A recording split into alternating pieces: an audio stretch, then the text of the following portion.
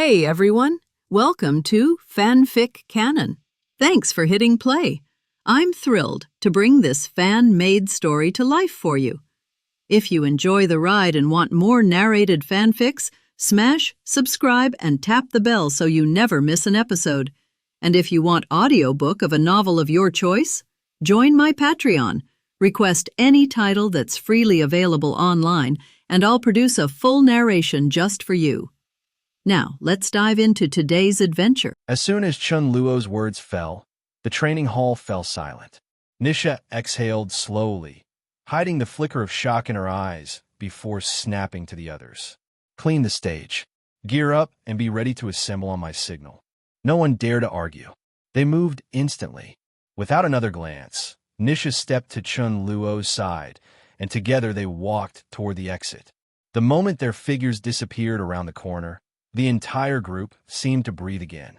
The earlier disdain they'd held toward Chen Luo had evaporated, replaced with an unspoken, suffocating fear. His mere presence just now had frozen the air. No one had dared to breathe too loudly while he stood among them. Now that he was gone, the relief was almost dizzying. Chupa, who had once doubted him, broke the silence first. So, that's the strength of the legendary butcher. I believe it now. Neither Guang Fu nor Lois Hart, both formerly dismissive, said a word in protest. Their eyes lingered on the unconscious priest lying in a heap on the ring, and a chill crawled up their spines. They were lucky they hadn't been the ones to provoke him first. The snowman, however, didn't join their murmurs. He stood quietly, gaze locked on Chen Luo's departing back, and something like fire lit in his eyes. A short walk later, Chen Luo glanced at Nisha's expression and chuckled. Nervous? Don't be. I wouldn't normally hit that hard, but that priest was about to pull a gun on me. I just acted first. A gun? Nisha blinked. Yeah, Chen Luo said, nodding. When I moved in, I saw it on his waist. Guy knew he couldn't win straight up, so he was planning to let technology do the work. For Chen Luo, the gun itself wasn't a real threat. But he had no intention of exposing his steel body so soon, so eliminating the threat outright had been the safest play. A flash of cold light passed through Nisha's eyes. That bastard. If you hadn't killed him, I would've. Letting him live would have been an insult to the Moschino's family. Chen Luo let her words pass without comment and instead steered the conversation. Speaking of threats, tell me about that mutant you mentioned. Nisha's expression hardened as she began. 2 weeks ago, in the city of the Moschino's family headquarters, they operated a humanitarian rescue station. Publicly, it was to feed and shelter the homeless. Privately, it was a convenient way to draw blood under the guise of free medical exams, sustenance for the family's vampires. One night, without warning, every vampire station there was slaughtered. When the family sent an investigative team, they discovered something horrifying, a creature that fed on blood, like a vampire, but wasn't one. Its skin was ghostly pale, its pupils an icy blue, and its jaw split open like a grotesque flower, lined with hooked mouthparts. The thing attacked on sight. One investigator went down in seconds, blood draining from his neck. The others opened fire, but their bullets seemed useless. The creature shrugged off the hits like nothing. Under heavy fire, the monster eventually retreated, only for the dead investigator to convulse violently on the ground moments later. He stood back up, transformed into the same pale, calyx-jawed horror, and immediately lunged at his former comrades. The team, unprepared, barely escaped with their lives. The news spread like wildfire. Vampires had always been the ones who infected and transformed others. But now there was a predator that could do the same to them in minutes. No one knew where the mutants hid, nor what their weaknesses were. Every failed search deepened the fear, and no one dared act recklessly. Chunluo nodded slowly. This matched the story he knew. So the mutant was exactly who he suspected, which meant it was time to find him. Chunluo leaned closer to Nisha. Nisha, since these things share so many traits with vampires, why not try their weaknesses against them? Her eyes lit up in sudden realization. You mean test sunlight or silver? Exactly, Chunluo said. Rig the guns with UV lamps, carry silver bullets. Once we confirm their weakness, we'll have a real plan of attack. I'll handle it. Nisha's voice was almost eager. By tomorrow, the gear will be ready. Good. We move tomorrow night. The next night, weeks of tracking hadn't revealed the mutant's nest, but patterns had emerged. Whenever a vampire rescue station gathered too many homeless, one of the creatures inevitably appeared. Tonight, only one station was open. The bait was set. Dark alleys around the building hid Chunluo's team in shadow. Outside, the crowd was restless. Quiet. Line up. You'll all get your turn, a young man at the door barked. The promise of $100 nutrition fee had worked like magic. Word spread, drawing every drifter within miles. The gate was now a wall of bodies. Hours passed before Chunluo caught sight of movement. A staggering figure in a hood. Even in the gloom, its pale skin and faint blue pupils glowed like coals. There, Chunluo murmured into his calm, his body blurred. And in the next breath, he stood in the creature's path. Up close, the split in its jaw was clear. So you're the mutant, he muttered, almost curious. The thing hesitated only a second before its jaw peeled open like a nightmare blossom, lunging at him. Chunluo's right hand snapped up, clamping its throat. The mutant kicked and writhed, jaw flailing like a nest of tentacles. Ugly as hell, Chunluo said flatly. From his pocket, he drew a UV lamp and flicked it on. The mutant's scream was instant. Its skin blistered, flesh peeling to ash. Thought so, Chunluo said, eyes narrowing. Sunlight burns you too. With a flick, he hurled the creature across the alley. It hit the ground hard, scrambled up, and, choosing survival over pride, bolted. Chunluo was already following. The chase ended at a manhole. The mutant yanked it open and dropped in. Chunluo's lips curved. Found your hole. He descended into the sewer, the stench closing in. Minutes later, guttural roars echoed above him. He looked up. Dozens of pale forms clung to the ceiling, blue eyes shining. Chunluo's pulse quickened, not with fear, but anticipation. The nest had to be close. Most of these weren't like the one he'd chased. They were mindless beasts. Only the original infection had a will of its own. Chunluo raised his voice, letting it roll through the tunnels like thunder. Jared Nomak, I hear you want vengeance for your father. Let's talk. Maybe I can help you get it. Silence. The ceiling brood didn't move, as if frozen by command. Then, at last, a figure emerged from the shadows ahead. What can you do for me? Nomak's voice was cold, edged with suspicion. Chunluo smiled. Simple, he said. I'm going to make you an offer you can't refuse. After a while, Chunluo returned to the ground again and walked in the direction he came from. Back in the aisle when he came back, Chunluo happened to meet Nisha and a group of people walking towards him. After seeing him, Nisha showed a gleam of joy on her face and hurried to his side, asking with some expectation. Chunluo, what's the matter? Have you found their lair? Chunluo shook his head slowly and said with some regret, the other party is running too fast, and he seems to be very familiar with the terrain here. I just chased him for a while, and the other party took a chance to escape. After saying this, Chunluo glanced at everyone and asked, what about you? Just now I heard from you that there are also mutants passing by on your side. How is it? Did you find anything? Hearing this, Nisha couldn't help showing a hint of annoyance on her face and said, I have already found a mutant here, and I have already injured the opponent with ultraviolet light.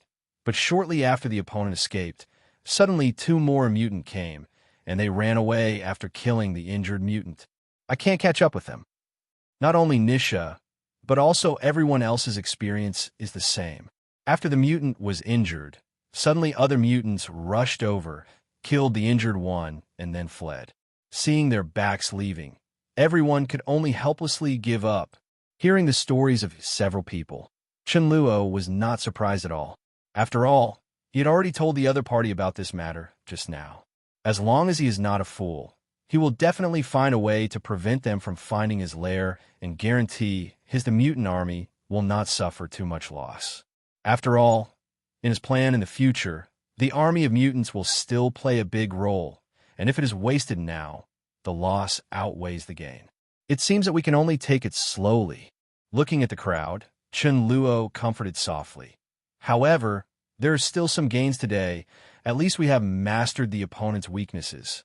As long as we have enough weapons, the mutants should not be able to another threat. Hearing this, Nisha nodded. Her face looked better, and then said, "Then we can only find it slowly. We will act after we find the opponent's lair." In this regard, other people have no opinion. After discussing briefly for a while, several people turned and left one after another. When the others left, only Chun and Luo were left here. Looking up at Chunluo's face, Nisha's eyes flickered slightly. She thought about it, and then said with a smile, "Chunluo, do you remember when we first met?" "Definitely." Chunluo nodded. "I remember I treated you to a Bloody Mary, but after a few days, I regretted it." "Huh? Why is that?" Nisha was taken aback. "Oh, don't mention it." Chunluo sighed softly and said, "I thought I would meet again later, and then asked you to buy me a drink back. I didn't expect that I would never see you again in that bar since then. I should have asked you for your contact information if I knew earlier. So you regret it because of this." Hearing this, Nisha showed a bright smile on her face, then lightly touched Chunluo's shoulder, blinked her eyes, and said softly, "Then, it just so happens that we are free now. How about going for a drink together?" Chunluo was stunned for a moment. With a smile on his face, nodded and said, "Then I will not be polite." Next morning, the sun rose slowly, and the warm sunlight fell on the earth, bringing a little warmth to the city. However, under the sunlight, in a huge, luxuriously decorated apartment, under the cover of a dark curtain, there is not a single ray of light that can penetrate into the apartment. In the bedroom of the apartment, Chunluo slowly opened his eyes. Just as he was about to get up, he felt as if something was pressing on him. When he looked down, he saw an arm as clean as white jade. Turning his head to look beside him, Nissa's charming face suddenly appeared in front of him. With a blush on her face, even though she was still sleeping, the corners of her mouth still had a slight curvature, as if she had done something good like a dream. In addition, on the floor beside the two of them, pieces of clothing were randomly scattered everywhere. Recalling the battle last night, Chunluo also secretly had some aftertaste.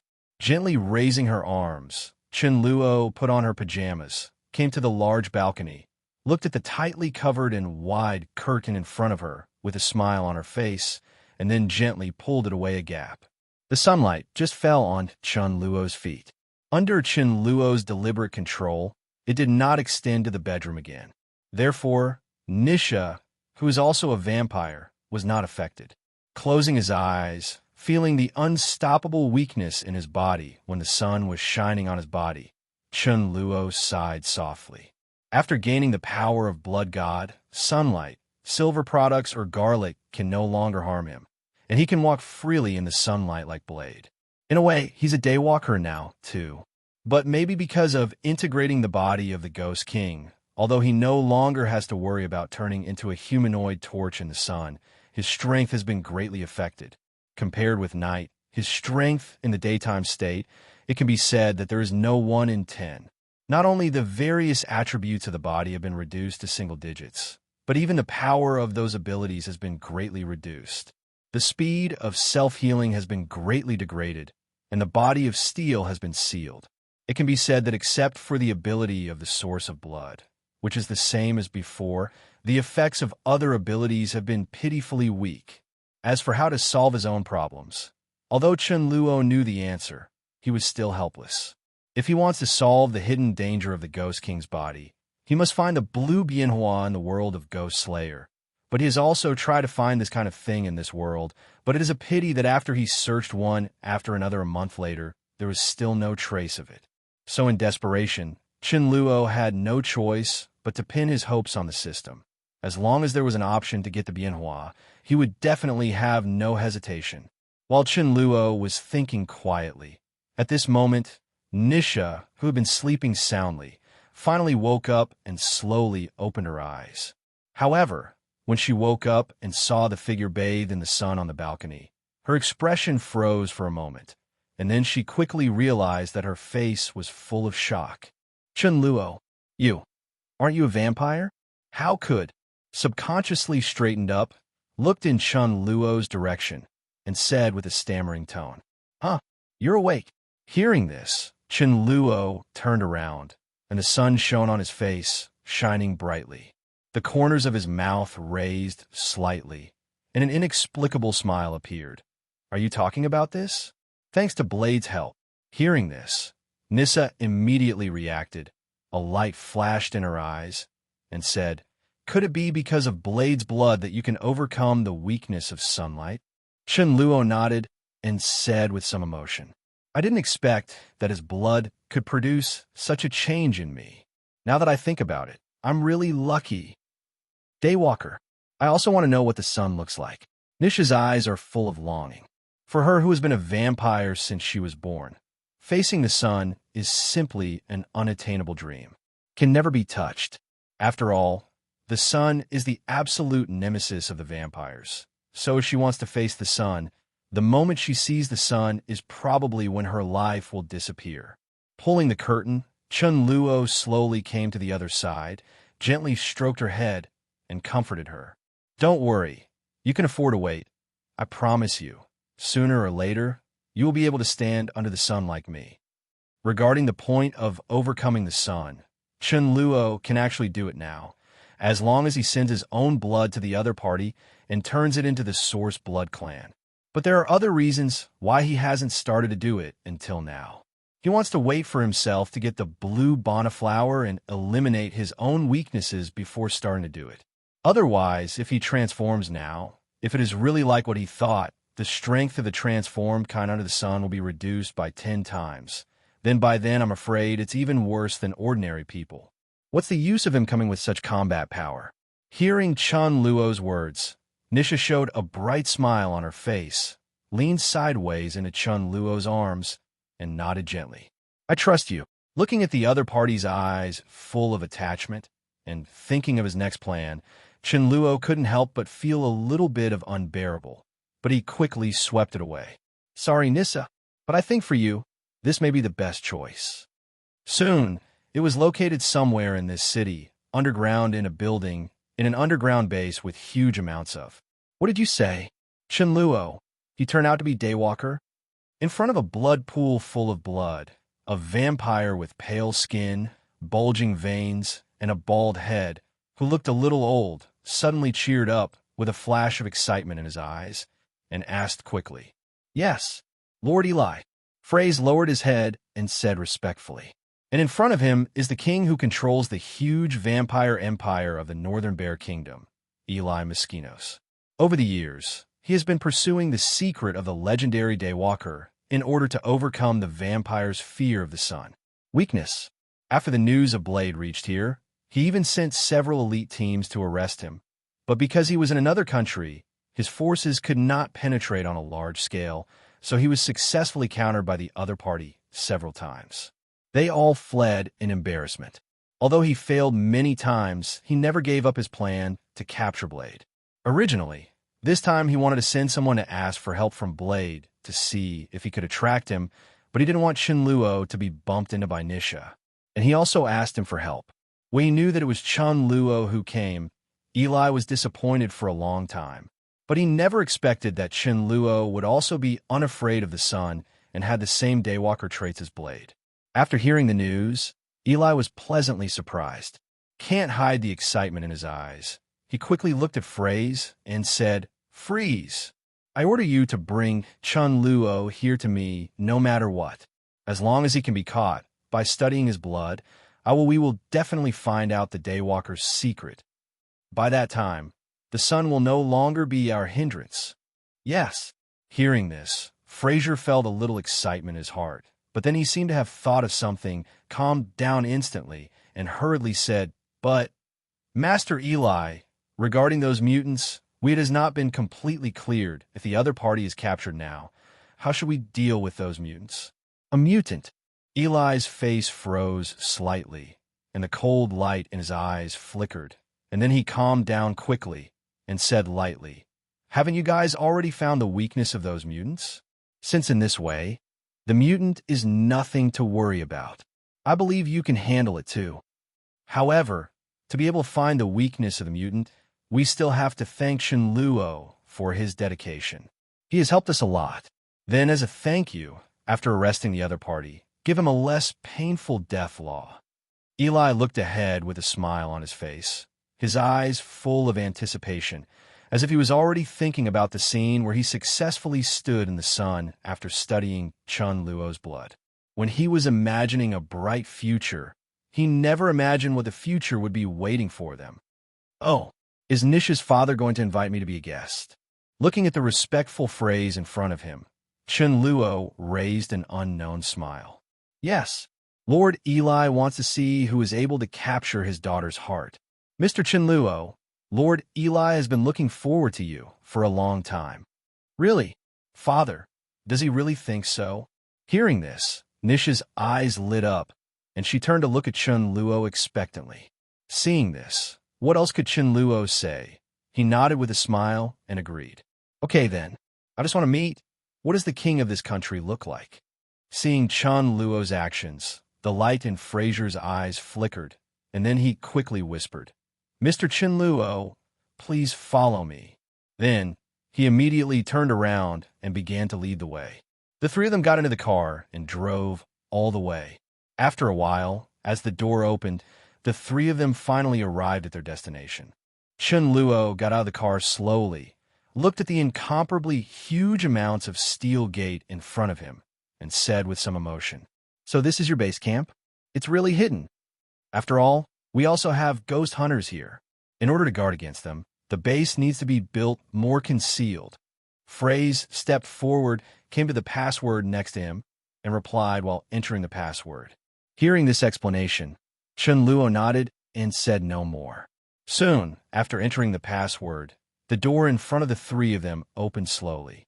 After the three of them entered the door, they looked at another door in front of them. Chen Luo was silent for a moment, and then said, "It seems that Mr. Eli is really cautious. The protection is so thoughtful." Although he knew the plot a long time ago, when he actually saw the appearance of the base, he still couldn't help feeling a little bit emotional in his heart. The other party's character of fear of death really opened his eyes. Nisha and the two on the side were a little embarrassed, but they couldn't say much. They just quickened their pace again and hurried forward. After a while, when the three of them passed through 5 gates, they finally formally stepped into the base. Led by Fraser, Chunluo and Chunluo came to a metal-colored gate, as if they had sensed something. Suddenly, the gate slowly opened. "Mr. Chunluo, please follow me." After all, Fraser took the lead and stepped into the gate. Chunluo didn't do much hesitation either, and followed closely behind. When he came to the room, what caught his eyes was an extremely wide metal secret room, which was divided into upper and lower floors. Huge amounts of the blood pools stood tall, and in the blood pool, there was a very old-looking figure with its back facing them. "Master Eli, Mr. Chunluo is here." Hearing this, the figure paused, and a hoarse voice sounded. "Understood. You go out first." "Yes."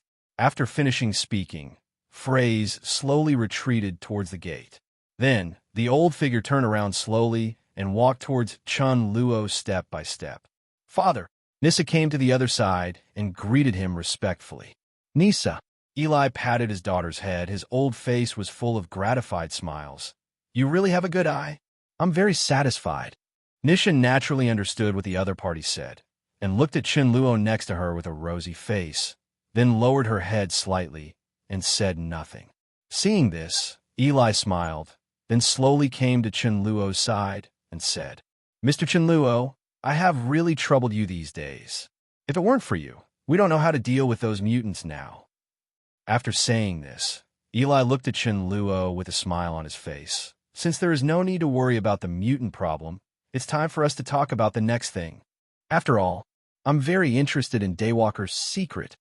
As soon as these words came out, Chunluo sneered in his heart. This old guy can't bear it so soon? Although he already had guesses in his mind, Chunluo still pretended to look at the other party with a puzzled look on his face and asked, "Mr. Eli, what do you mean?" While the two were talking, Eli returned to Nisha's side and then lightly clapped his hands. "Come out."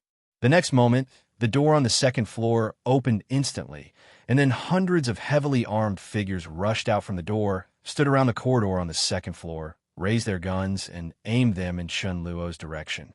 And among the hundreds of figures, the members of the Blood Alliance team, headed by Frazier, stood out. Seeing this scene, Nisha's face changed drastically. She looked at her father beside her in disbelief and said in panic, "Father, what are you going to do? Chunluo, isn't he a distinguished guest? Could it be that the reason why you invited him here is to arrest him?" "That's right." Eli turned to look at his daughter. His face instantly turned indifferent. "Nisha, you should understand how important the ability to be immune to the sun's influence on us vampires is to us.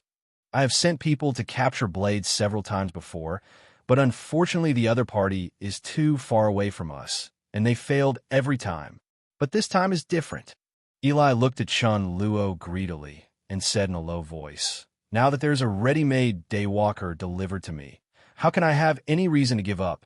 As long as I can capture him and study every organ in his body, even every bone, I will learn the secrets of Daywalker sooner or later. At that time, I will be able to create an army of vampires who are not afraid of the sun. With such an army, whether it is a mutant or something else, it will no longer be my opponent, and I will build an unprecedented vampire empire in this world. The whole world will surrender at our feet." After all, Eli could no longer restrain the excitement in his heart and let out a piercing laugh like a night owl. "Nisha, my good daughter, I still want to thank you this time. If it weren't for you, he wouldn't have agreed to come here so easily. I've raised you for so many years, and now I've finally seen the rewards." Hearing this, Nisha's heart was ashamed immediately. Her face was terribly pale, as if she had been hit by some serious blow. She stood aside in a daze, motionless. However, at this moment, Chunluo, who had been silent before, finally took action. Looking at Eli, who was laughing endlessly in front of him, he sneered and said, "You can even use your own children like this. It seems that you're really a good father." Eli. Afterwards, Chunluo took out a ring with a special imprint on the ring's surface from his pocket, threw it at the opponent's feet, and said slowly, "I think you don't know this ring, do you? Jerry Normark, the original mutant that you transformed into what it is now. Even your own son can do such a thing. I really have to say admiration." Seeing the familiar ring under his feet, Eli stopped laughing, and his face instantly became extremely gloomy. He raised his head, looked at Chunluo, and asked, "Where did you get this ring from?" Seeing Chunluo smile in front of him, for some reason, he suddenly felt uneasy. Sure enough, the next moment, when he heard what Chunluo said, a trace of panic finally flashed uncontrollably in his eyes. "I think you already have the answer in your heart." Looking at the other party, Chunluo said with a half-smile on his face, "This ring was definitely handed over to me by him, and after handing it over to me, he specifically told me to send it to his dear father. Now it seems that I should have fulfilled his entrustment, right?" Hearing this, there was an uncontrollable panic on Eli's face, but then he seemed to have thought of something, calmed down quickly, and said with a sneer, "So what? As my son, being able to contribute a little to my experiment is the only role he can play in his pathetic life. For the glory of the future of the entire vampire, his sacrifice is worth it." Seeing this scene, Nisha at the side suddenly woke up from her bewilderment and looked at the other party in disbelief. "What? Could it be that those mutants outside are also your masterpiece? He but your son. How can you bear to do this? For my great cause, there is nothing that cannot be sacrificed. Even you, my daughter." Facing Nisha's questioning, Eli looked at him indifferently. His eyes were cold and cruel. Staring blankly at her father, whom she had known from before, Nisha felt ashamed. With a sad smile on her face, she slowly came to Chunluo's side and said softly, "Father, I know I can't change your decision. Since you want to kill Chunluo, then take my life too."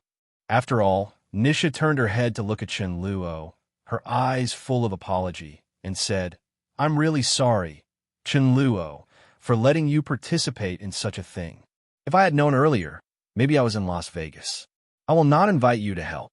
Seeing Nisha's choice, Chen Luo's eyes softened slightly. He sighed softly, and then comforted him softly. "Don't say sorry to me. You don't owe me anything. I chose to come here because of it is my own will." After a pause, Chen Luo turned to look at Eli with a smile on his face and said, "Besides, if I hadn't come here, how would I know the location of this base?" Hearing this, Eli's pupils shrank instantly, and he subconsciously asked, "What do you mean?" Chen Luo smiled, pointed to the ring at the other party's feet, and said, "Thanks to it, Norma must have received the location of this base now." "What did you say?" Hearing this, Eli's expression changed dramatically, just as Chen Luo and his group were speaking. On the outskirts of this base, unconsciously in the dark night, a large group of humanoid creatures had already surrounded the place. Their pale skin, blue pupils, and the jawline extending to their throats all showed their identities. At this moment, there are thousands of mutants gathered here, and at the front of these mutants is a tall and slender young man wearing a hooded costume with a face full of hatred. And this man was transformed by his biological father, and finally became the original mutant Norma. Looking at the base in front of her, Norma's eyes were full of excitement that couldn't be concealed. Her eyes were flickering with blue flames, and her voice was like 9 hells, which made people shudder. "Father, here I come." At this moment, the huge iron gate in front of everyone was closed tightly together. Norma knew that it would be a waste of effort to break in from here. Therefore, after some thought, he slowly turned his gaze to the building above the base. Building. Knowing the habits of vampires, he knows that this building is also the lair of vampires. Although Eli usually does not come here, there must be a secret passage between here and the underground base, so as to ensure that both parties can enter and exit. Thinking of this, Norma immediately made a decision and roared behind her, pointing at the building behind her, and shouted, "Go! Destroy everything here! Don't let anyone go! Roar!" All the mutants behind them raised their heads to the sky and screamed loudly, then ran towards the building in front without looking back.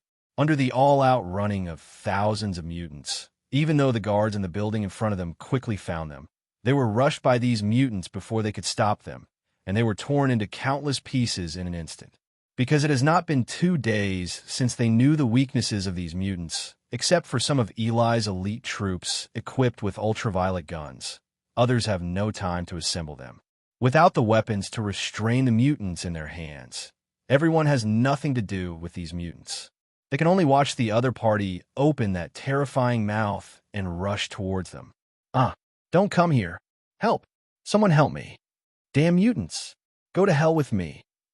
Hurry up and inform Master Eli. Mutants are coming. Wails, roars, and roars are intertwined to form a cruel and gorgeous symphony. Countless mutants are like ferocious and brutal beasts, madly rushing towards every life they see. Remnants of limbs and broken arms were flying in front of her eyes, blood splattered everywhere, rendering the surrounding buildings bright red. Looking at the scene in front of her, the corners of Norma's mouth raised slightly, and the blue flames in her eyes instantly became more vigorous. Ignoring the bloody massacre of all the mutants in the building, Norma focused on looking for the entrance to the base.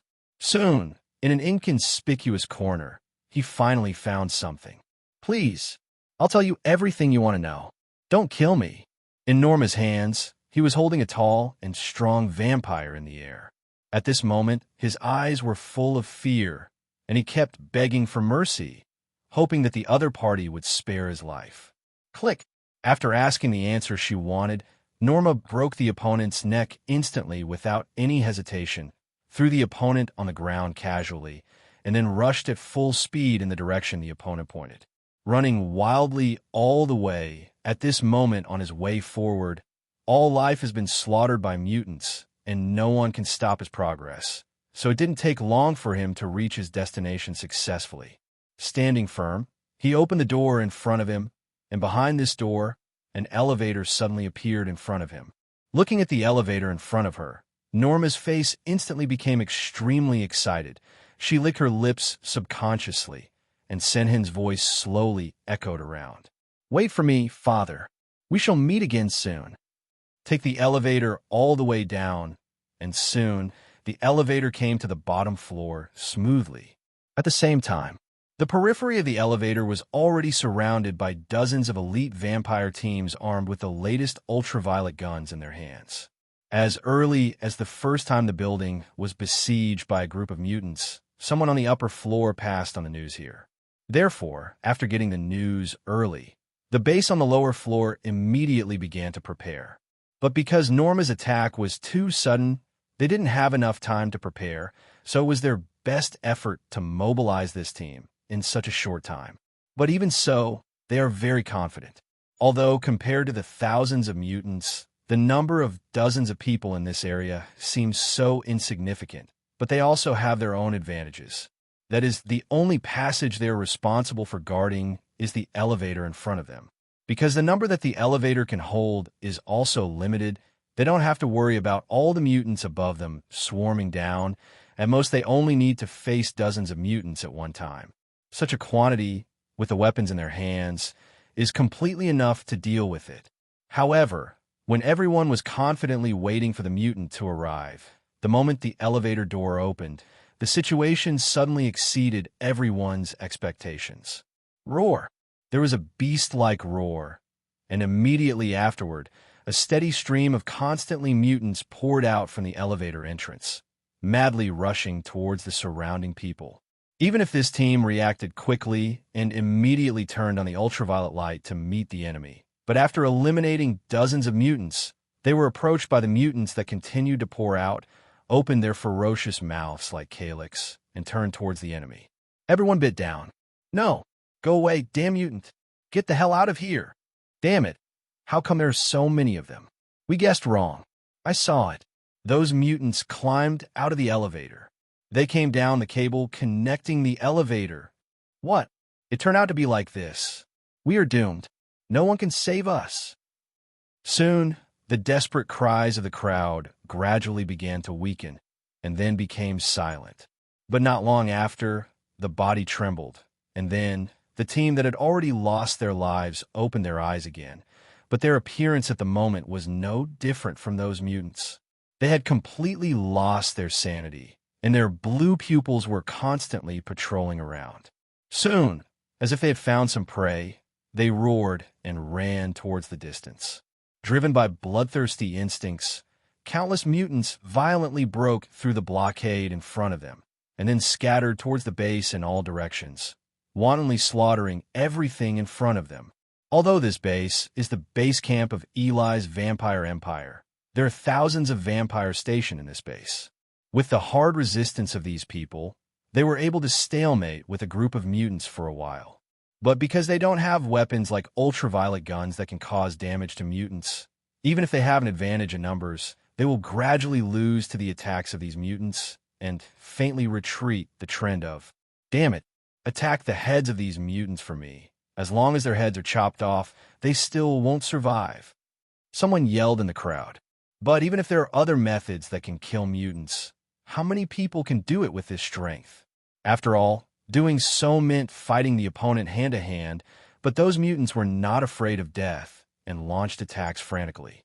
Some people were bitten right away without noticing it. Under the terrifying, infectious power of mutants, a vampire version of Resident Evil is being staged. In just a few minutes, the bitten vampire quickly transformed into a mutant. His skin gradually turned pale, his pupils glowed with a faint blue light. His sanity had completely disappeared. He roared and turned his head toward his comrades behind him, launched an attack. "No! Get out of here! I was bitten. It's over, I'm dead. Let me go, don't kill me." The same scene reappeared, under the mutants' risk-taking style of play, coupled with their terrifying, contagious power. In less than 20 minutes, the people who were still resisting began to collapse in an instant, with faces full of blood, scattered and fled in fear. Countless people screamed and wanted to escape from the base, but the gates in front of them that were originally used to resist a mutant blocked their only way of life. Facing the pursuit of the mutants behind them, they didn't even have time to open the gate. No, he was immediately surrounded by countless mutants, and then he was bitten into pieces. Not paying much attention to the hell-like scene around her, Norma kept searching for something.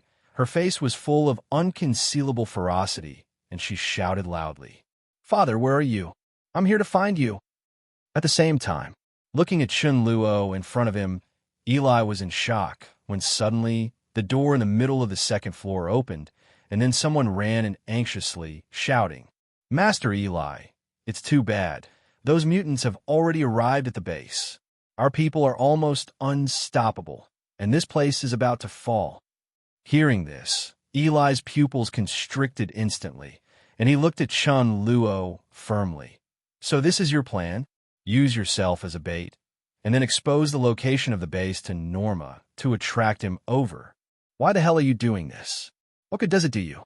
Do you think Norma will let you go because of this? Stop dreaming.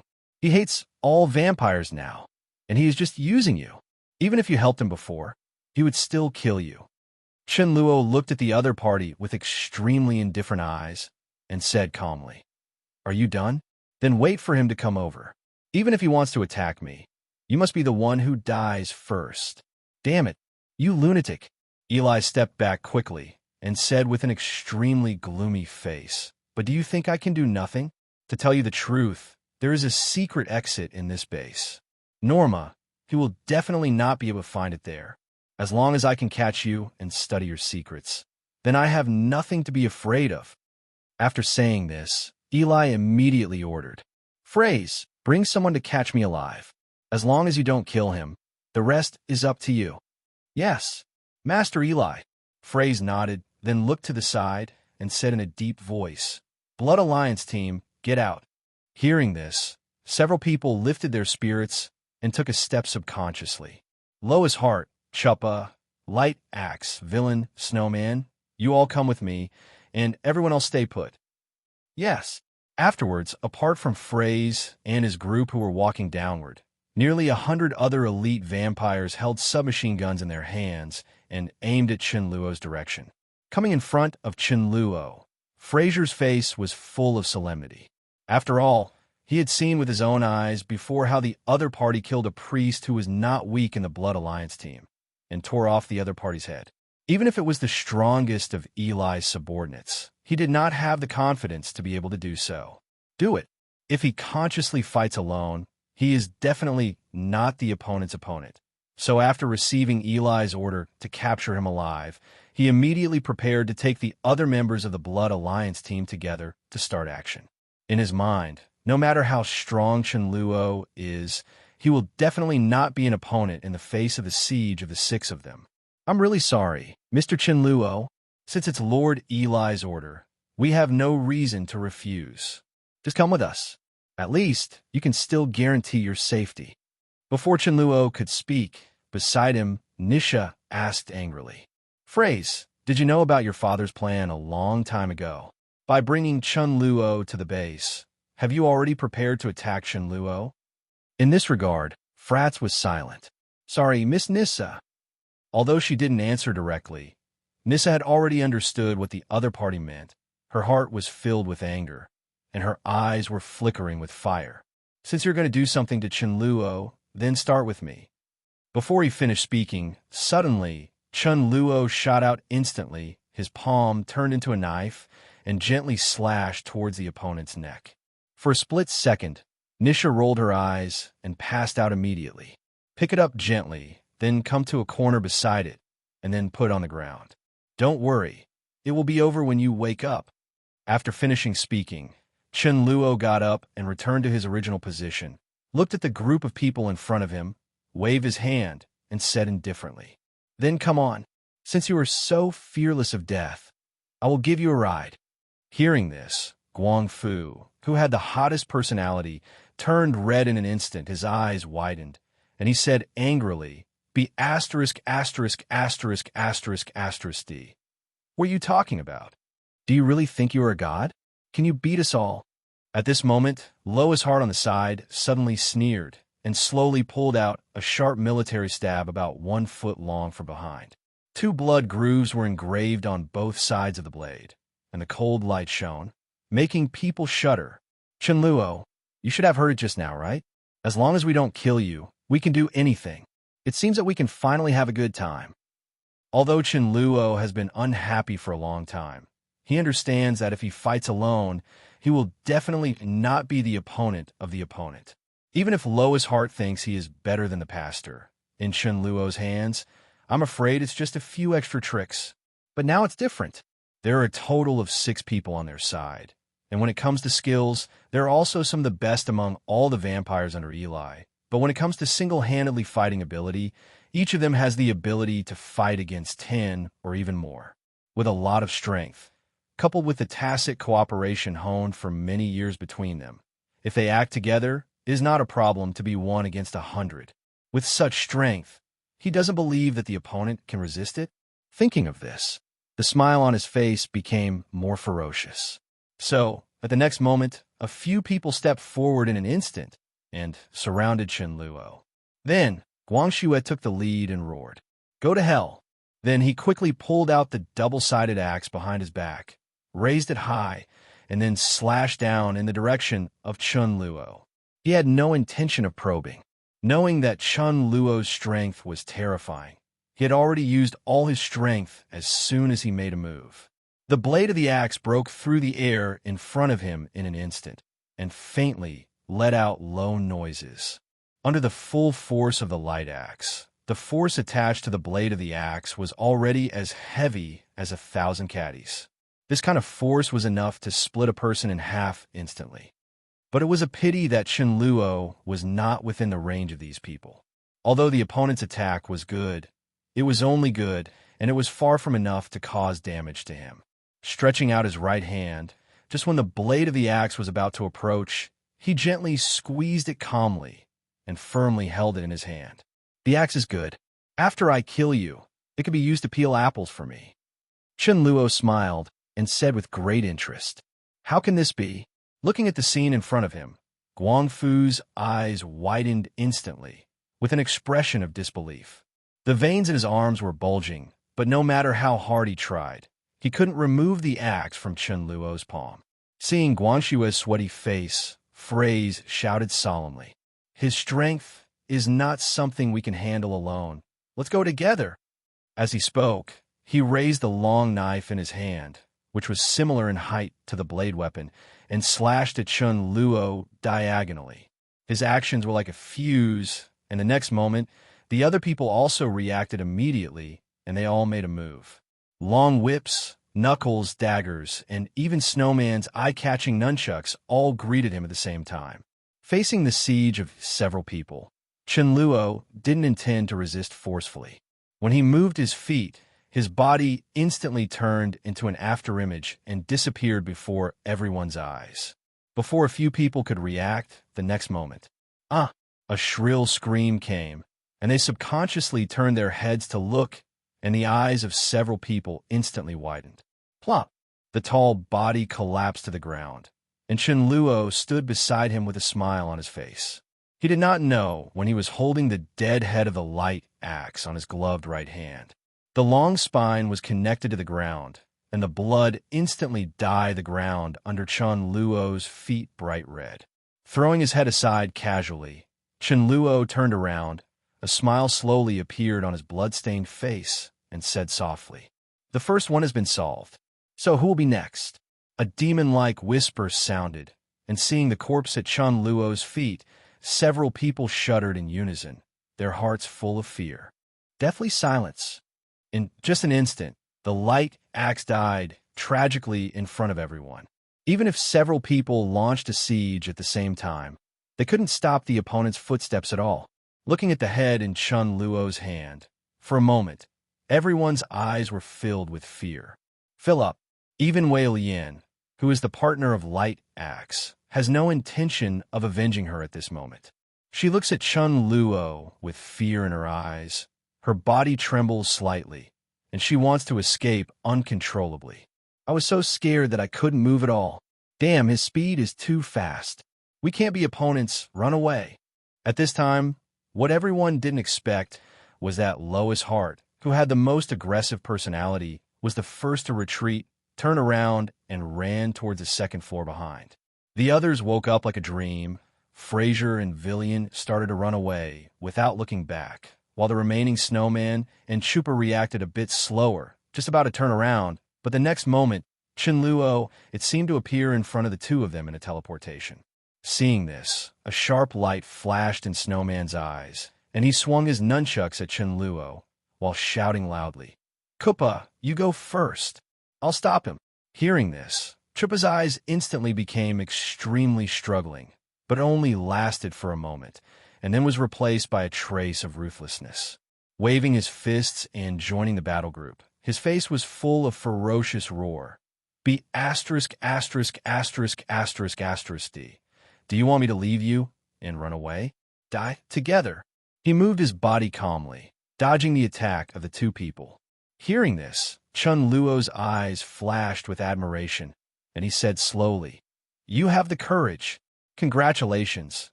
You have obtained the qualification to live." A trace of doubt flashed in the eyes of the two of them, but before they could speak, Chunluo moved his feet, and his speed skyrocketed again. The next moment, he appeared behind the two of them. The knife went down with two hands. The two of them rolled their eyes and fell unconscious on the ground instantly. After dealing with these two people, Chunluo slowly turned around and looked forward. After being blocked by the two, the three of Frazee had fled to the second floor at this moment, tightly surrounding Eli to protect his safety. "Master Eli, Chunluo's strength is completely beyond our imagination. We can't see his speed clearly, and it is too difficult to capture him alive. What should we do now?" Facing Fraze's question, Eli just thought for a while and immediately had an answer.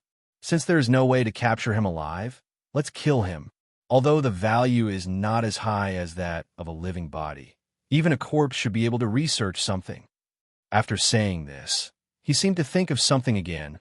A trace of uneasiness flashed in his eyes, and he said hastily, "Hurry up. We are running out of time. We must leave with the corpse as soon as possible." "Yes," Fraze replied in a deep voice. Then he turned around, holding the gun in his hand, and pointed it directly at Chunluo. Beside him, Lois Hart and Villian, who had just escaped successfully, were also on the list. "Be asterisk asterisk asterisk asterisk asterisk D. So what about the speed? I don't believe that you can still dodge bullets." There was a sneer on his face. Lois Hart looked down with complacency in his eyes, as if he had seen Chunluo's next tragedy. "I will avenge Light Axe, you demon." Finally regaining consciousness, Wei Lian gritted her teeth tightly. Her lips were bitten, and she didn't feel it. Her hands tightly gripped the gun in her hand. Her knuckles were faintly whitish due to too much force.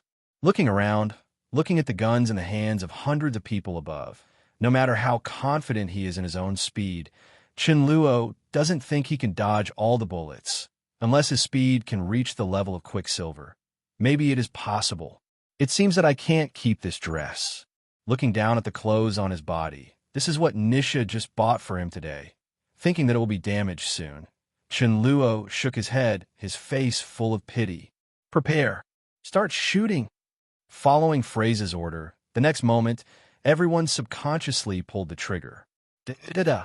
Numerous bright yellow flames emerged from the muzzle of the gun, and immediately afterward, a constant stream of bullets poured out, hitting Chunluo in the direction below. Among the crowd, Lois Hart pulled the trigger and shouted with a ferocious expression on his face, "Die, Chunluo, die for me. What kind of butcher shit? Go to hell for me. Chunluo, you devil. I want you to be buried with Light Axe." Countless bullets hit Chunluo's body, just when everyone thought that Chunluo would be killed instantly by countless bullets. But the next moment, when everyone saw the changes in Chunluo's body below, they were all in unison. His countenance changed. Countless bullets poured down, trapping Chunluo in an instant. In just an instant, Chunluo's delicate-looking outfit suddenly became tattered, and through the countless holes, one could faintly see the strong body inside that was like a knife-carved body. When the bullet touched Chunluo's muscle, As everyone expected, the scene of the bullet piercing through Chunluo's body did not appear. Instead, there were only countless crisp sounds, followed by countless bullets falling feebly to the ground, as if it had been hit on a super hard alloy steel plate. Not only did the bullet not penetrate the flesh and blood, but it shrank into a ball like a flattened soda can in an instant, without being able to penetrate an inch. In front of the ability of Chunluo's steel body, this level of firepower can no longer cause him the slightest harm.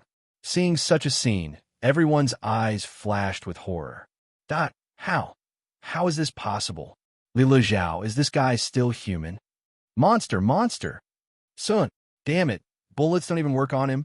Lois Hart's face was extremely ugly, and a trace of fear flashed uncontrollably in his eyes. He tore off the broken clothes casually, revealing his perfect figure like a sculpture. His tall and strong body is like a god in ancient mythology.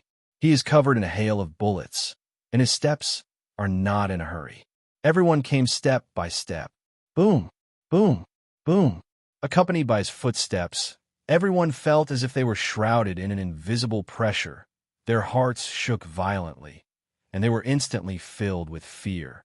Driven by unparalleled fear, everyone's bodies gradually became stiff, and they couldn't even maintain the action of pulling the trigger. The original dense firepower became only sporadic, and finally, it gradually disappeared into invisible. Seeing Chunluo approaching step by step, everyone's eyes were filled with fear, and their bodies began to tremble slightly, as if they were about to get up and flee at any time. Fraser noticed this situation for the first time, and he is indeed the best fighter under Eli's command. Although he was also horrified by Chunluo's performance just now, he forcibly suppressed the fear in his heart just for a moment. Down! A sharp light flashed in his eyes, and then he said loudly, "Give me a grenade. I can't believe he can still block it." As soon as these words came out, everyone woke up in an instant. As if grasping at the last straw, they hurriedly took out the grenade from their waists, and once again there was a glimmer of hope on their faces. That's right, we still have this. I can't believe it. This monster isn't even afraid of grenades. It will definitely work this time. This monster is sure to die. What are you waiting for? If you don't do anything, this monster will come up. Lois Hart yelled, and then he was the first to release the safety and threw the grenade in the direction of Chunluo. Seeing this, the others did not hesitate at all and immediately prepared to attack. Seeing this, Chunluo smiled coldly and said, "You have no chance." As soon as the voice fell, the next moment, Chunluo disappeared in place in an instant. Now his speed has greatly increased compared to Dickens' time, and it is already 35 times that of ordinary people. This speed has truly reached the speed of sound. However, if such a terrifying speed is to be fully displayed, it also requires a considerable degree of physical strength to support it. If the body is not strong enough, as soon as it steps into the field of sonic speed, the body will gradually collapse due to being unable to support it, resulting in death. Fortunately, with Chunluo's physical attributes as high as 50 points, coupled with the passive blessing of his steel body, it is very easy to support the speed to the limit. Finally, coupled with his huge strength of about several tons, today's Chunluo, it could be said to be a humanoid killing weapon in the true sense. If it was said that he had to spend a lot of time dealing with these hundreds of people before, then now, with the number of this mere 100 people, if he wants to solve them all, it will be completely exhausting in less than a few seconds. In fact, Chunluo want to play with him for a while, but it would be different if the other party took out a grenade. Although he is very confident in his physical strength, he is not confident enough to defend against grenades. On this point, he had done some tests as early as a month ago. Even if he has the passive ability of super speed regeneration, even if he is attacked by hundreds of grenades at the same time, he will not die, but behind him, there is Nisha. If he is attacked by so many grenades, there is no doubt that the opponent will definitely can't escape. Thinking of this, Chunluo didn't have the intention to play anymore. A cold light flashed in his eyes, and then, just for a moment, he came to the second floor in front of everyone. A silver-white flash of light quickly began to emerge, then quickly circled around the corridor on the second floor, and finally gradually dissipated. After Chen Luo finished this series of actions, the grenade was also picked up by Chunluo, who returned to the place with one hand, and then he threw it upwards and exploded above Chen Luo's head. Bang! Immediately afterwards, there was a huge amount of explosion sound, and the air wave was billowing, and the momentum was astonishing, but such an astonishing momentum did not have any impact on Chen Luo, and he was still standing intact. Looking up at the crowd in front of him, Chen Luo curled up a smile and waved his hand gently. "Goodbye, Tubit." Seeing Chen Luo's movements, everyone's eyes showed a trace of doubt, but in the next second, accompanied by a sharp pain from the neck, they finally came to their senses. "Am I dying?" Everyone's eyes were suddenly filled with fear, and they waved their hands subconsciously. Their eyes were fixed on Chen Luo's direction, and their faces were full of prayers, as if they were begging Chen Luo to spare their lives. "Please, let me go." Luo's heart's eyes were full of longing for life, and at the same time, his heart was constantly filled with regret. If he had met Chen Luo for the first time, he should be more respectful and don't think about going against the other party. He shouldn't be so active in the siege of Chunluo this time. But no matter how it thinks, it's too late now. Faced with Chen Luo's indiscriminate attack, their heads were cut off by Chen Luo in less than 2 seconds. As for Flowers, the reason why he is still able to speak now is also because Chen Luo's speed is too fast. No matter how hard everyone struggles, they cannot escape their fate of imminent death. "I don't want to die. Help me." Wei Lian waved her hands full of fear and turned to escape, but because of her movement, the speed of her death was instantly accelerated. A crack slowly appeared on the neck, and before she could react, the head and body were separated instantly, and then 2 flames burst out and instantly burned it to a mass of ashes. "We lost this battle." 0. Different from the two, Fraze's expression was very calm, and he was not surprised at their ending at all. In the face of Chen Luo's overwhelming strength, the strength they are proud of is like a joke, and they can't pose the slightest threat to him. Even if they try their best, they can't escape the end of death. In this battle, he lost convincingly. "Master Eli, I'm sorry, I can no longer serve you." A trace of regret flashed in Fraze's eyes, and then flames rose from his body, and his body instantly turned into ashes and dissipated. Immediately afterwards, no matter how painfully the crowd wailed, they could only watch their bodies burn out in clusters of bright flames, and their consciousness fell into darkness. In just a few seconds, the elite force that Eli brought to arrest Chunluo was wiped out.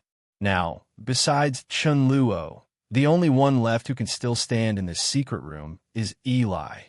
Looking around, looking at the patches of black ashes under his feet, Eli's already pale face suddenly became even paler. His originally confident eyes were instantly filled with fear, and he looked at Chun, who was walking towards him step by step. "Luo." There was even a hint of fear on his face. Chunluo, you can't kill me. Nisha is my daughter. If you do anything to her biological father, then she will never forgive you." Hearing this, Chunluo stopped in his tracks instantly. Seeing Chunluo's actions, Eli was overjoyed and quickly said, "Chunluo, I assure you, as long as you let me go, I will never attack you again. Even my kingdom can be shared with you." "Sound great." Chunluo looked at him with a half-smile. "I can accept this proposal." However, before the other party was happy, Chunluo's voice sounded again. But whether he accepts it or not is not certain. Hearing this, Eli's heart skipped a beat for an instant, and he subconsciously followed Chunluo's line of sight. Then his body instantly became stiff. His pupils constricted, his face couldn't stop turning pale, without a trace of blood. His lips parted slightly, and he said in a trembling voice, "Oh, Norma." At the gate behind him, Norma walked towards the 910 people without any haste, and came to Eli. Looking at the face of the other party that was engraved in his soul, the corners of her mouth gradually widened, with an unconcealable smile on his face. "Father, I finally found you. Looking at each other, Eli couldn't help taking a few steps back. With a stiff smile on his face, he explained tremblingly, "My child, what has happened to you is a dreadful tragedy, a dreadful mistake." Speaking of this, he seemed to have a burst of courage in his heart, walked forward slowly, stretched out his hand and gently stroked his son's face, and said firmly in his eyes, "Don't worry, my child. I will find the antidote to cure you. At that time, when you recover, I will give you the status you deserve. My kingdom will be shared with you." Afterwards, he gently hugged his son, hugged him tightly, and whispered to Norma's ear, "You are my son and the prince of this kingdom.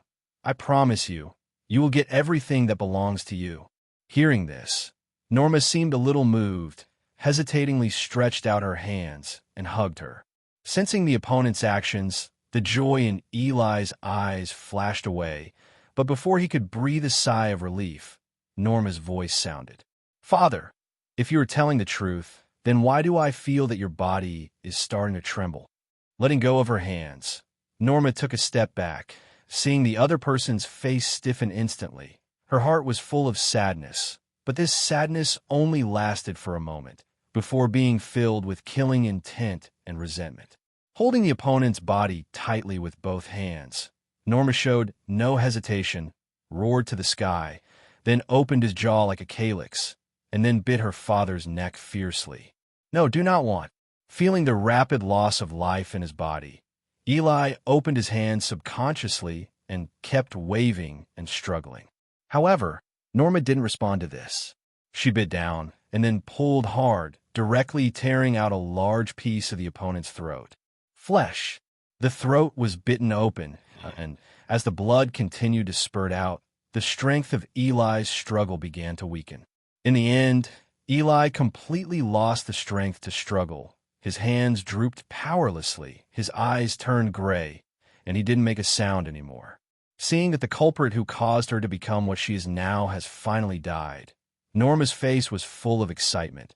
She couldn't help raised her head to the sky and screamed, and matched with her blood-soaked face, she looked very special.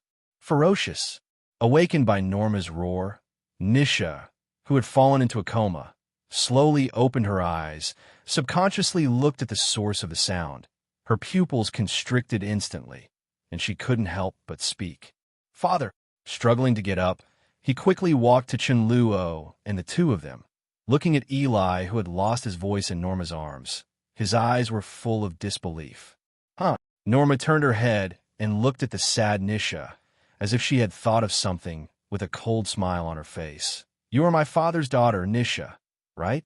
Don't feel sad right now. I will send you to meet your father. This is the only thing I can do for him as a son." As she spoke, Norma casually threw Eli's body on the ground and slowly walked towards Nisha. "Wait a moment." At this time, Chunluo, who was still watching the play, finally stopped being silent and interrupted. Looking up at the other party, Chunluo had a vague smile on his face and said, "Norma, since Eli has been settled by you, the deal between us has been concluded. Now, I will trouble you to leave. This base is now mine."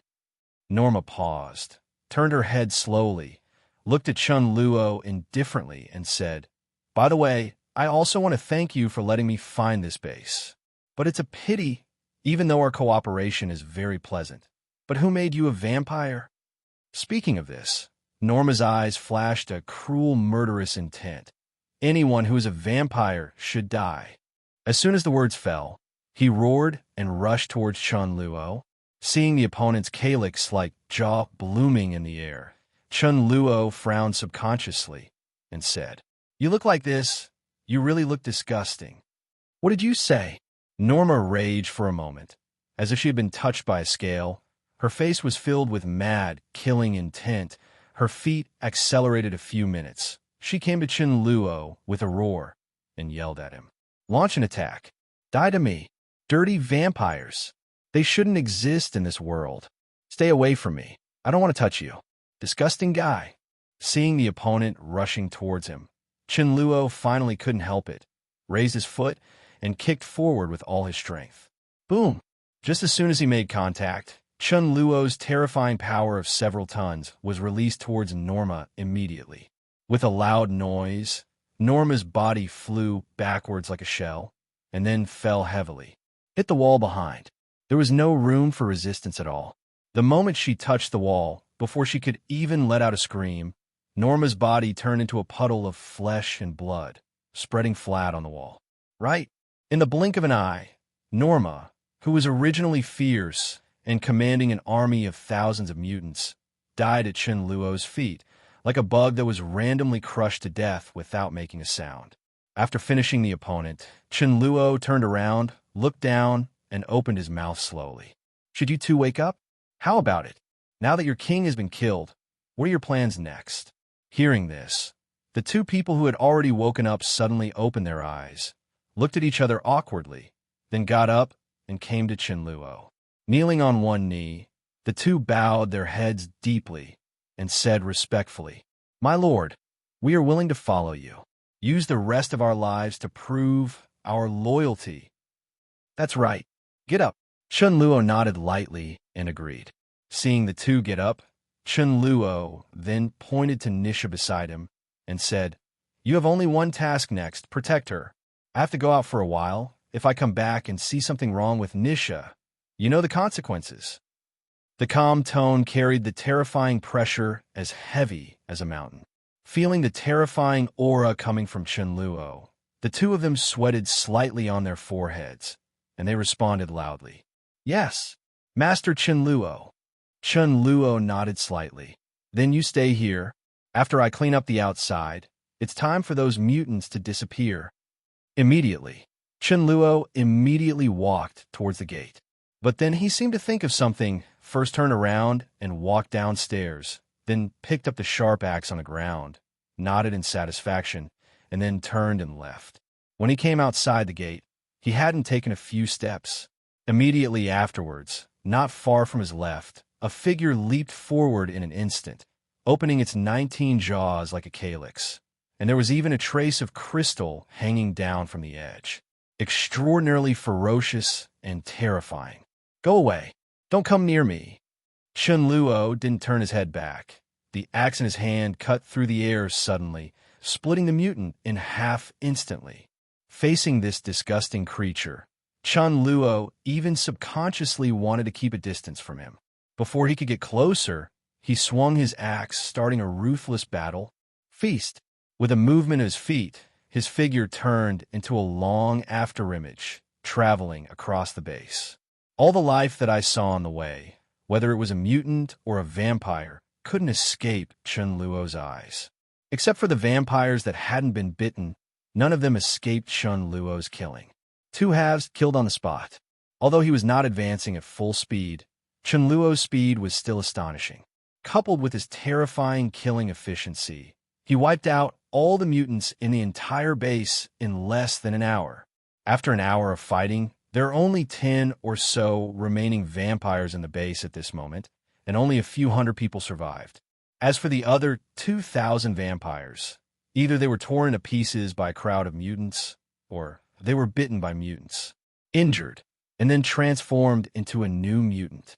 Including the original thousands of mutants, a total of more than 3,000 mutants all died in Chunluo's hands. A mountain of corpses and a sea of blood gathered at his feet, making his figure even more stunning. Because it was not burned with ultraviolet rays, these corpses did not turn into ashes and dissipated. Countless corpses that were divided into two parts covered the entire ground, and blood flowed wantonly on the ground, dyeing the entire base into a sea of blood. Holding the axe that was dripping blood continuously, Chunluo looked at the red-stained ground under his feet. Chunluo frowned, then raised his head and looked at the group of surviving vampires in front of him. "Come here, all of you." Hearing this, everyone trembled subconsciously, raised their heads cautiously, looked at Chunluo's demon-like figure, and said tremblingly, "My lord, what can I do for you? The ground is too dirty. Clean it up for me. I want to see him back to his original state, understand?" "Yes, my lord, we understand." Hearing this, everyone was relieved and nodded their heads in agreement. Seeing this, Chunluo nodded slowly, then turned and disappeared in place. Seeing Chunluo's back gradually going away, everyone swallowed subconsciously, their eyes full of fear. Is this the strength of the butcher in the legend? It is said that this lord once slaughtered thousands of people by himself. I thought it was just a legend. Now it seems that Jianzhong really can't be true anymore. Now, in the entire base, except for us, everyone else has been killed by Mr. Chen Luo. That's more than 3,000 people. It's really scary. Master Chen Luo's strength should be regarded as the strongest among us vampires, right? And he seems to be a daywalker like that blade. I really can't think of anyone else who can compete with such power. Just as everyone was feeling emotional, suddenly, a stern voice sounded. What are you waiting for? Didn't you hear what Lord Chunluo said just now? If you don't clean it up quickly, if you make the Lord unhappy, the next 10 dead will be you. As soon as these words came out, everyone woke up in an instant. A trace of fear flashed in their eyes, and they didn't dare to neglect any more and quickly started to act. At the same time, Chen Luo has already returned to the secret room where Nisha was. Grown-ups, seeing Chen Luo approaching, Snowman Zhuangpa and the two hurried over. Good job, you guys go out first. I have something to talk to Nisha alone. In addition, the mutants outside have been cleaned up, but it's a bit messy outside. So go and help clean it up. Yes. After the two left, only Chun and Loanissa were left here. Slowly coming to Nisha's side, looking at her sad face, Chun Luo sighed softly and then said, Nisha, I'm sorry.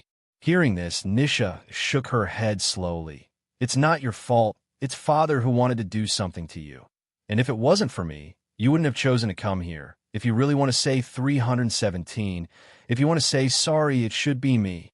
After saying this, Nisha lowered her head and looked at Eli's body beside her, her body trembling slightly. It's just that I didn't expect that Father is such a person. He actually did that to my elder brother. Maybe in his heart, Norma and I are just his pawns from beginning to end. Just after saying this, Nisha suddenly felt her body warm up, and then she was embraced by Chunluo into Huaichen. Gently stroking her hair, Chunluo's voice became softer. Don't be sad. You still have me. Although it was only a short sentence, it seemed to break Nisha's heart in an instant.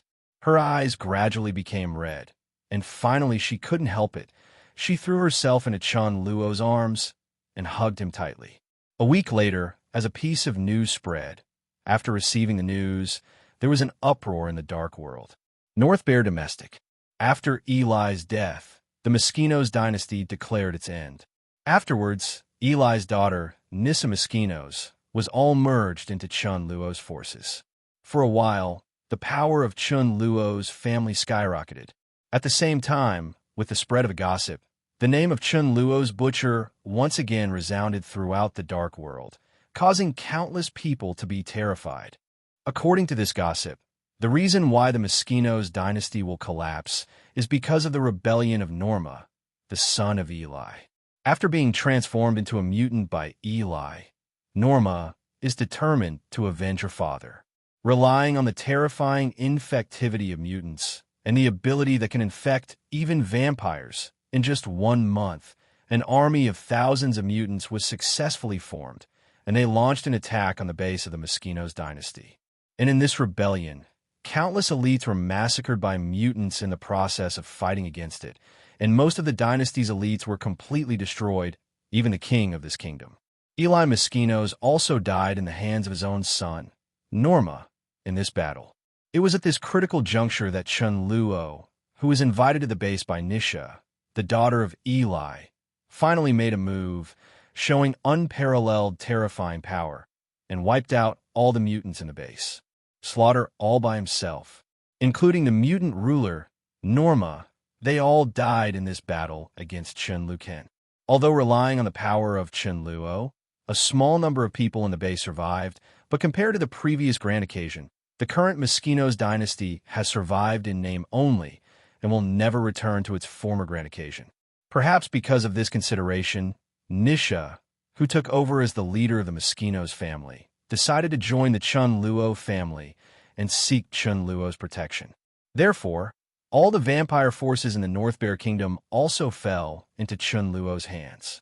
After this news came out, it can be said that it shocked the attention of countless people, making them even more afraid of Chunluo. If the previous rumors about Chunluo slaughtering thousands of people in one night are still to be confirmed, then today's news is much easier to judge. After all, in the North Bear Kingdom, there is only one vampire force, the Moschino's dynasty, that controls it. There are countless industries. To judge whether it is really a big loss in strength, you only need to launch a test on several of the major industries and see the reaction of the other party. It must mean that the previous rumors are indeed true, and the result was just as they expected. Facing the temptation of other forces, the Moschino's family only sent 2 vampires to solve it. Seeing this, the other forces immediately understood that the current Moschino's family might have really lost their strength and would never be the same again. But with their current strength, they are in charge of wealth worth tens of billions, which can't help but make countless forces greedy. However, just as they were about to do something, Snowman and Chupa, the 2 vampires sent by Moschino's, announced at this time that the Moschino's family has now joined Mr. Chunluo. For those who want to do something to them, Chunluo will come to them personally to talk to them. Hearing this, they also remembered that the Moschino's family has already joined Chunluo's command. If they want to take action against them, they must consider Chunluo's subsequent deterrence. Reminiscent of Chunluo's terrifying record, for a while, many forces retreated one after another. But there are also a few who are not afraid of death. Facing the dialect of the Snowman and the others, not only did they not pay attention to it at all, but they also seemed to be provocative. Taking advantage of Nisha's inability to send people to guard the property, they directly occupied the magpie's nest and forcibly take it for yourself. Faced with such behavior, Chunluo will definitely not be indifferent to them. After finding out the base camp of these forces, Chunluo even came to the door alone. After finding the other party's base camp, he immediately picked up the butcher knife. For 3 days in a row, Chunluo launched a bloody massacre again, and after destroying all these forces, he shocked countless forces even more. Under the absolute force displayed by Chunluo, everyone did not dare to act rashly, and no longer had any thoughts about the properties under the Moschino's family. And after Chunluo slaughtered several small forces, although he also knew that there must be shadows of other forces behind these forces, but these forces are not easy to mess with, so Chunluo has no plans to settle accounts with them for the time being, but after frightening the opponent severely, he gave up. After all, the current strength of the Moschino's family has been greatly damaged, and the top priority is to recover as soon as possible and recuperate.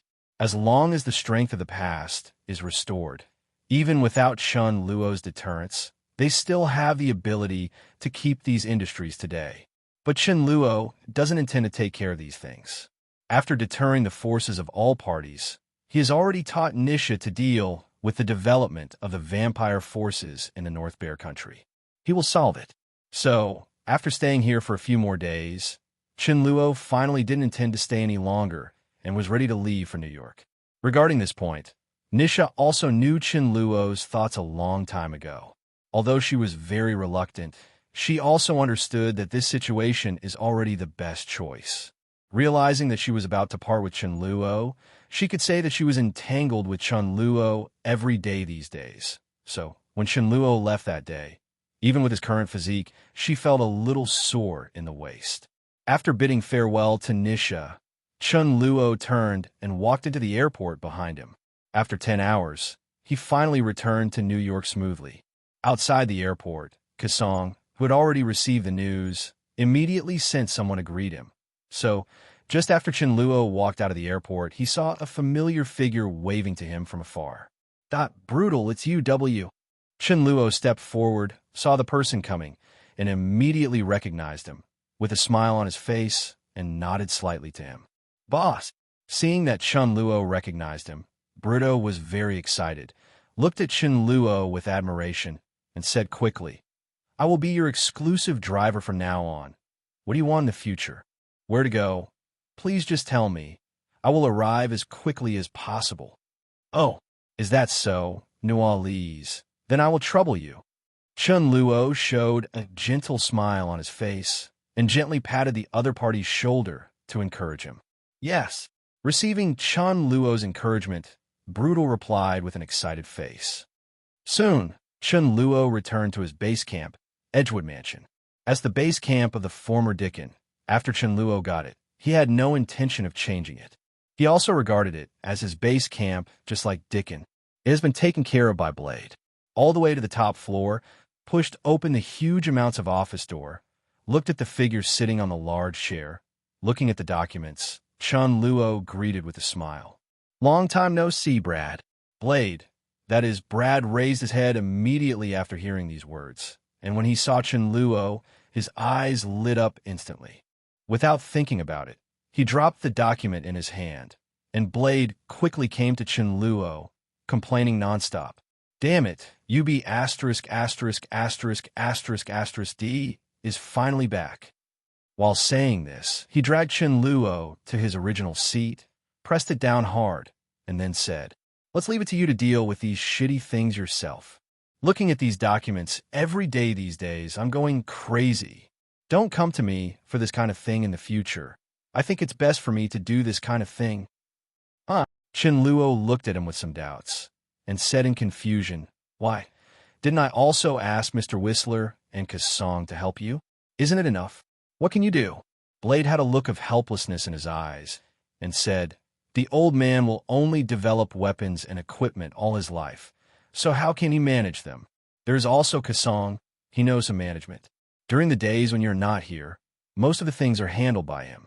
However, our power is expanding too fast, and there are too many things now, and he can't handle alone. And I can't play any role here. I still need you to sit in the town. Before Chunluo left, he also had his own considerations about who would hand over the power here to 037. Among the vampires, strength is the most respected, and in the family created by Chunluo, apart from himself, Blade must be the most powerful. Having him sit in charge can also play a great deterrent effect, making his base camp unstoppable. As for the turmoil, as for other management tasks, Chunluo also asked Whistler and Kasong to share the pressure of Blade, because Chunluo wiped out many small vampire forces a while ago, so the industries they left behind also need someone to take care of them. Not only the industry, but also those newly joined vampires also need a certain amount of education, so the burden on the master is also very heavy. And because the three of them are not very proficient in management, the busyness these days has also made them burn out. Now that Chunluo is back, it is understandable that Blade would be so eager to throw these things to him. After Blade left, looking at the documents on the table, Chunluo also rubbed his head with some headaches and said to himself, It seems that I need to find someone to help me share it. In the blink of an eye, 2 weeks passed. BJDB.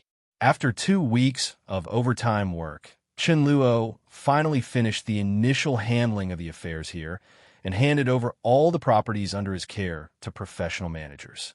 As for the thousands of vampires in his family, they were handed over to Kasong. Manage. As for Blade, because he is not very interested in these things, Chunluo also arranged a special task for him.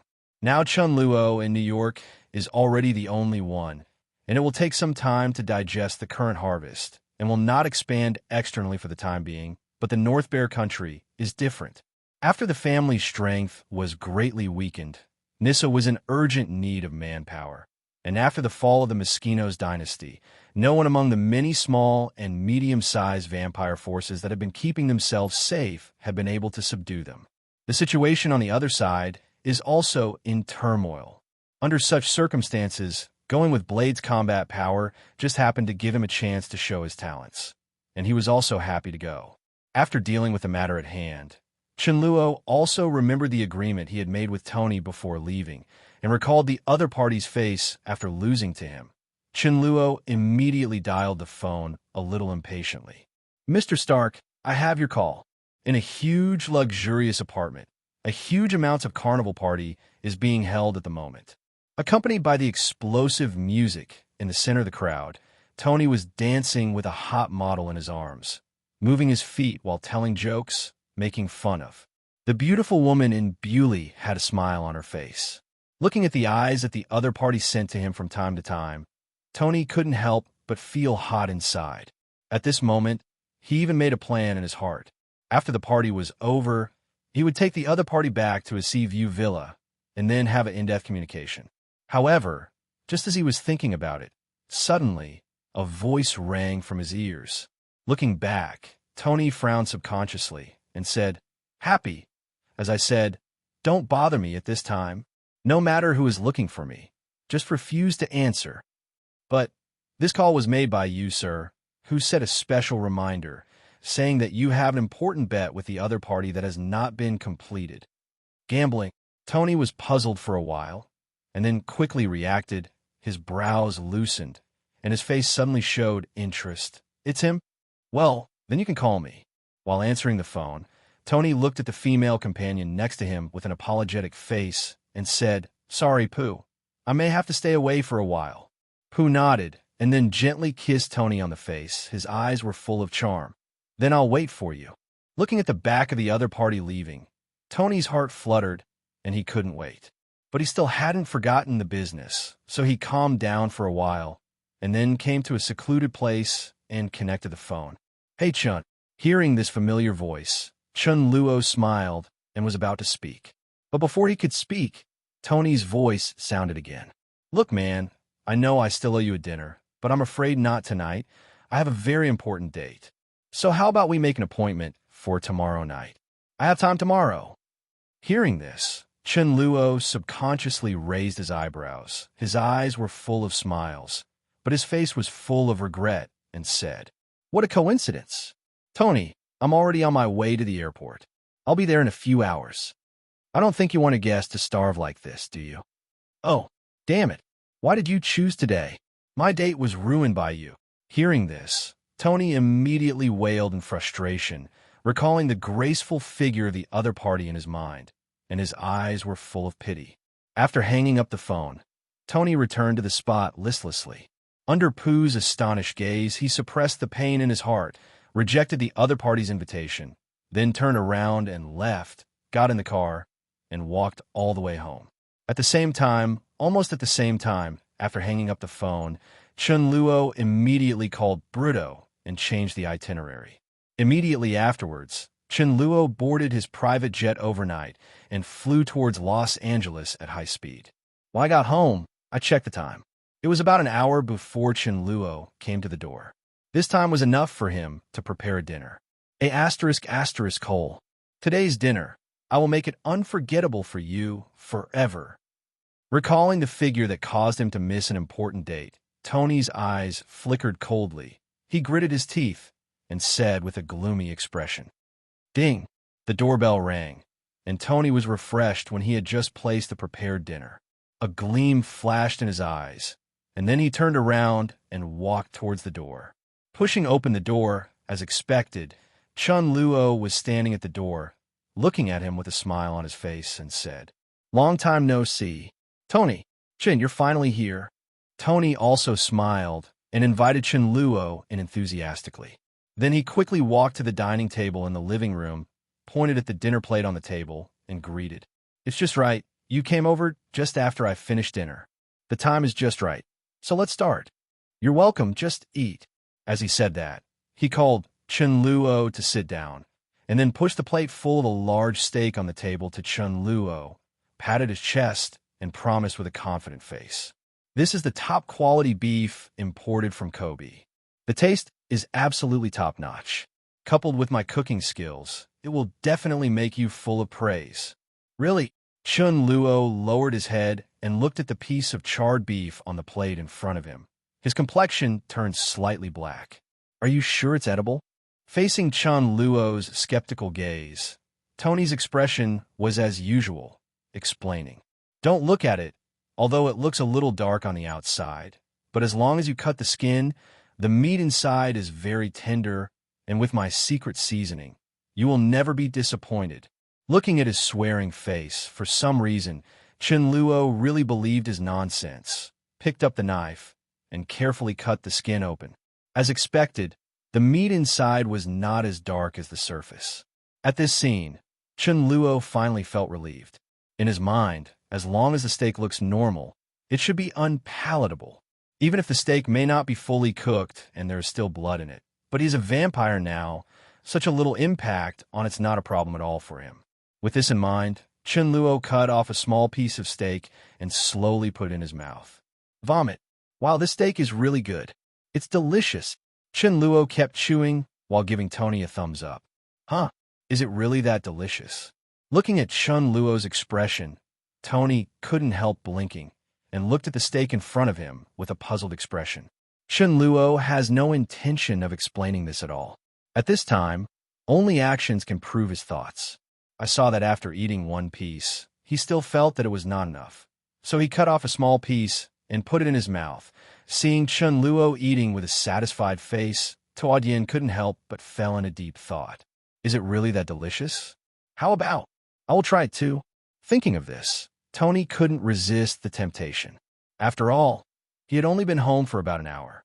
He was busy drinking at the party before, and now he didn't have time to eat. He was already hungry.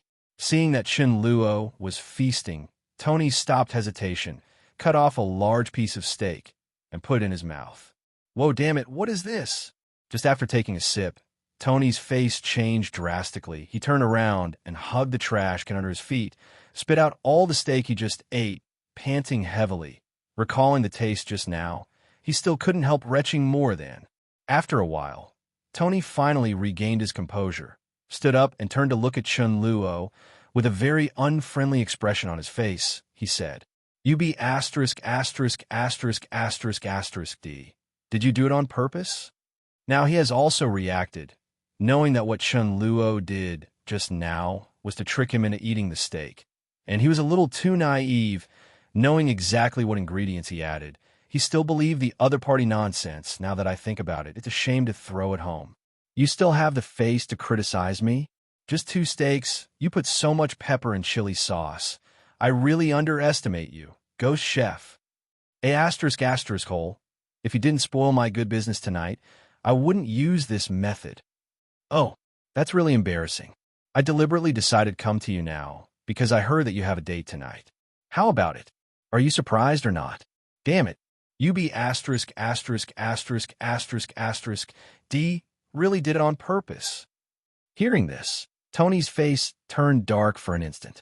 Looking at the other party, his fists gradually clenched.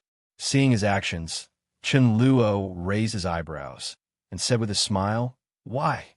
Don't you agree?" Hearing this, Tony couldn't bear it anymore and jumped forward. A asterisk asterisk hole. Don't think that I can't beat you if you train like a bodybuilder. To tell you the truth, I have been practicing boxing every day these days. See if I can teach you a lesson. Let you know how powerful I am. It hurts, let go. Wrote. Before he finished speaking, Chunluo, who had been waiting impatiently for a long time, didn't want to listen to his nonsense immediately, reached out his hand, grasped the right hand of the other party in his hand for a moment, and then swept it lightly. Tony immediately screamed out. Letting go of the other party casually, Chunluo looked at him with a half-smile and said, "What? Do you still want to try? Please, I'm not a fool. Why do you try something you know you can't win?" Tony stretched his wrist, gave Chunluo a blank look, and said angrily.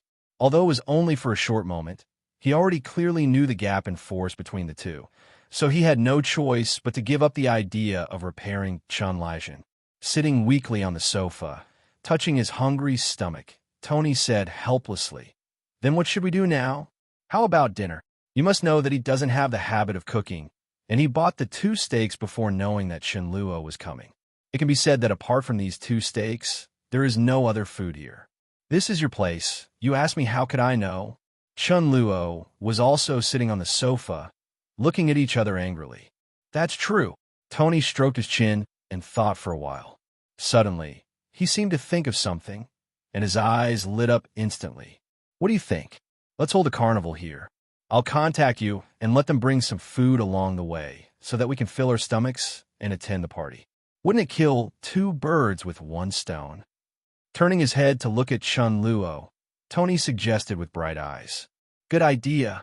Chunluo immediately clapped his hands in agreement, and then suggested, "But for this party, only the two of us are enough. What do you think?" "Then definitely. How can I invite men to my party?" Tony immediately understood, raised his eyebrows at Chunluo with a smile on the corner of his mouth, and slowly said, "Damn it, Chun. I found that I seem to like you a little bit." "Me too, Tony." The two looked at each other and smiled. The smiles were full of different meanings. Noon the next day, inside Tony's seaside villa, in a large and luxurious bedroom, Chunluo, who was soundly asleep, was suddenly awakened by the sound of arguing and opened his eyes. "On what sound?" Slowly got up, then opened the door and walked towards the living room.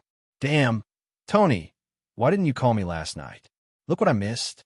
2 parties in a row. B asterisk asterisk asterisk asterisk asterisk D. Can you handle it by yourself?" Tony lay on the sofa, half closed his eyes, looked at his friend in front of him with some difficulty, waved his hands lazily, and said, "Rod, can you say a few words less? I had so much fun last night. I'm still a little dizzy." "Damn it." Hearing this, Rod's eyes turned green, and his face was full of jealousy. "There are so many beauties at the party. Can you take care of them alone? Also, where did you put my good brother? I used to never forget to call you every time I held a party, but now you are treating me like this." Okay, stop complaining." Hearing his friend's words, Tony felt a little apologetic in his heart and was about to open his mouth to apologize, but at this moment, his peripheral vision suddenly caught the Chunluo walked out of the bedroom. After seeing him, Tony lifted his spirits and quickly changed his words. "Brother, I actually wanted to ask you to come and see me last night too, but Chen told me that he didn't want to see other men at the party. After all, he was my guest, and I couldn't refuse this request, so I can say sorry to you." "What?" Rode stared, subconsciously turned his head and looked over. But when he saw Chunluo, his eyes couldn't help showing a hint of wonder, his handsome face, and his sculpted figure that could be seen clearly even in pajamas. As a man, he also had to admit that the man in front of him was simply outmatched by the external conditions alone. Shinluo walked towards the two of them. After hearing Tony's words, he spread his hands helplessly, looked at the future war machine, and explained, "Friend, I think you should know about Tony. If he agrees with himself, how could he listen to me? And I saw it all last night. Tony was having so much fun. At the end of the party, he even walked into the bedroom with 2 big beauties. I think I didn't have you as a good friend in my heart at that time, Bar." "What? 2? As soon as he said this, Rhodes' eyes turned green with envy, and he stared straight at Tony. But before he could jump, Tony was the first one who couldn't sit still and pointed Chunluo, with an indignant look on his face, said, "Damn it, Chun, you still have a nerve to call me? If I count 2 too many, what about you? I saw them all last night. You be asterisk asterisk asterisk asterisk asterisk D actually brought 5 back. I could hear you all night last night. Damn it. If I knew, I shouldn't have let you stay in my house. And I can't even sleep well." Hearing Tony's words, Rhodes on the side was completely dumbfounded and looked at Chunluo with a look of astonishment. His face was full of admiration. Facing the gazes of the two, Chunluo waved his hands and said with a profound expression, "This is actually nothing. After all, we are of different races. If you are vampires like me, you can have such good physical strength." The two were stunned, and a question mark slowly appeared above their heads. "What did you say? A vampire?" Tony rolled his eyes and sneered. "Do you think we are 3-year-olds? Do you still believe this? You are more reliable than a vampire, even if you say you are a mutant." After saying this, Tony then pointed out the window and asked, "Rod, what time is it?" 12 o'clock at noon." Rhodes subconsciously replied, "That's right. It's daytime now." Tony snapped his fingers, then pointed at Chunluo, who was bathing in the sun, and said, "Since you are a vampire, why do you still appear during the daytime like us? I remember, right? If so, vampires should be afraid of the sun, right?" After Tony's explanation, Rhodes also seemed to react and also looked at Chunluo with disbelief. "Since you don't believe it, then I can't help it." Seeing this, Chunluo shrugged and did not explain. After all, He had already told them the truth. Whether they believed it or not was their business, not his own. Okay, Chun, you have eaten dinner now. Shouldn't you leave today? Tony looked at Chunluo impatiently and asked. Although Chunluo's personality suits his liking, and the two can be regarded as friends now, after the party last night, he also understood another thing. That is, if there is Chunluo at the party, his limelight will probably be overshadowed by Chunluo, but this kind of situation makes him, who has always been in the limelight, unacceptable anyway. As if seeing what the other person was thinking, Chunluo slumped lazily on the sofa and said, "No, I've changed my mind. Next, I plan to play here for a few days, but I don't have a place to live in Los Angeles, so let me just live here." "What? No way." Tony jumped up in protest. However, before he could speak his objection, Chunluo's voice sounded again. "Then in exchange, I will pay for the cost of our next party. What do you think of this proposal?" Before Tony could speak, Rhodes immediately covered his mouth with his hand, nodded repeatedly, with an unconcealable smile on his face, and said excitedly, "No problem. Chun, I sure did misread you. You this friend, I made it up."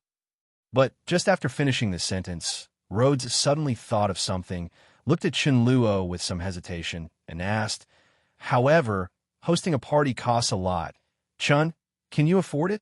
At this time, Tony, who finally broke free from Rhodes' hands, rolled his eyes angrily when he heard this, and said, "Don't worry about 5.9. This guy has the same wealth as me, and he has to pay for a few parties. It's no problem at all. Today, Tony has just taken over Star Group, and there is still a long way to go before he will become a behemoth with a market value of trillions. Therefore, his current net worth is only around 100 billion, which is not much different from Shinluo."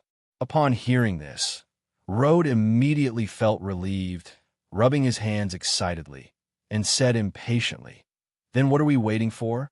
How about starting today?" To this, Chunluo and Tony definitely had no reason to object, and they all nodded in agreement.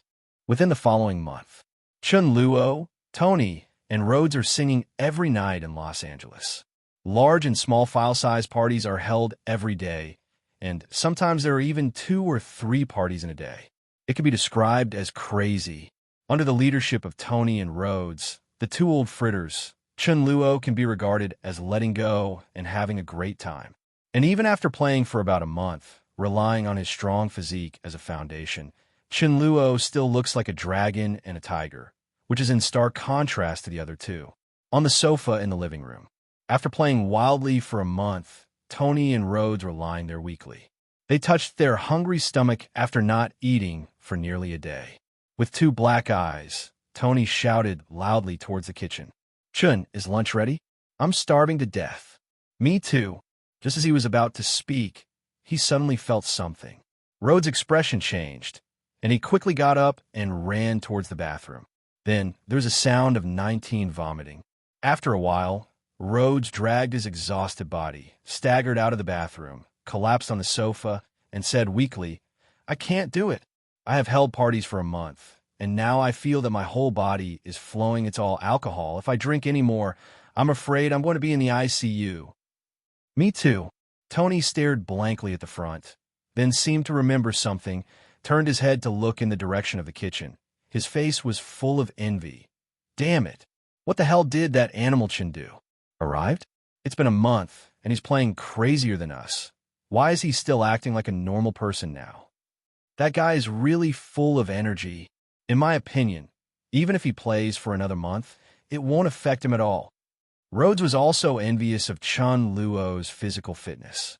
If they saw Chunluo's inhuman performance of 1-on-5 at the beginning, they still suspected that Chunluo had such fighting power because of some knocks. But after nearly a month, if he took drugs, it would be impossible for him to behave like he is now, so in the end they could only blame it on personal physical problems. For Chunluo's inhuman physique, the 2 could only shaking his head helplessly. At this moment, suddenly, a burst of aroma came from the kitchen and floated in front of the 2 of them. Subconsciously taking a deep breath, both of them lifted their spirits, got up quickly, and turned their heads to look at the kitchen. "Okay, it's done. Come and eat." Chunluo's voice sounded, and immediately after, he came to the two of them with 2 golden fried rice plates and put them on the dining table. Gudon subconsciously swallowed. The eyes of the two of them were a little straight. It smells so good. It looks good. Looking at the food in front of them, the two of them, who were already hungry, didn't care about being reserved. They picked up the plate, scooped up a large spoonful, and then put in their mouths. Tasty.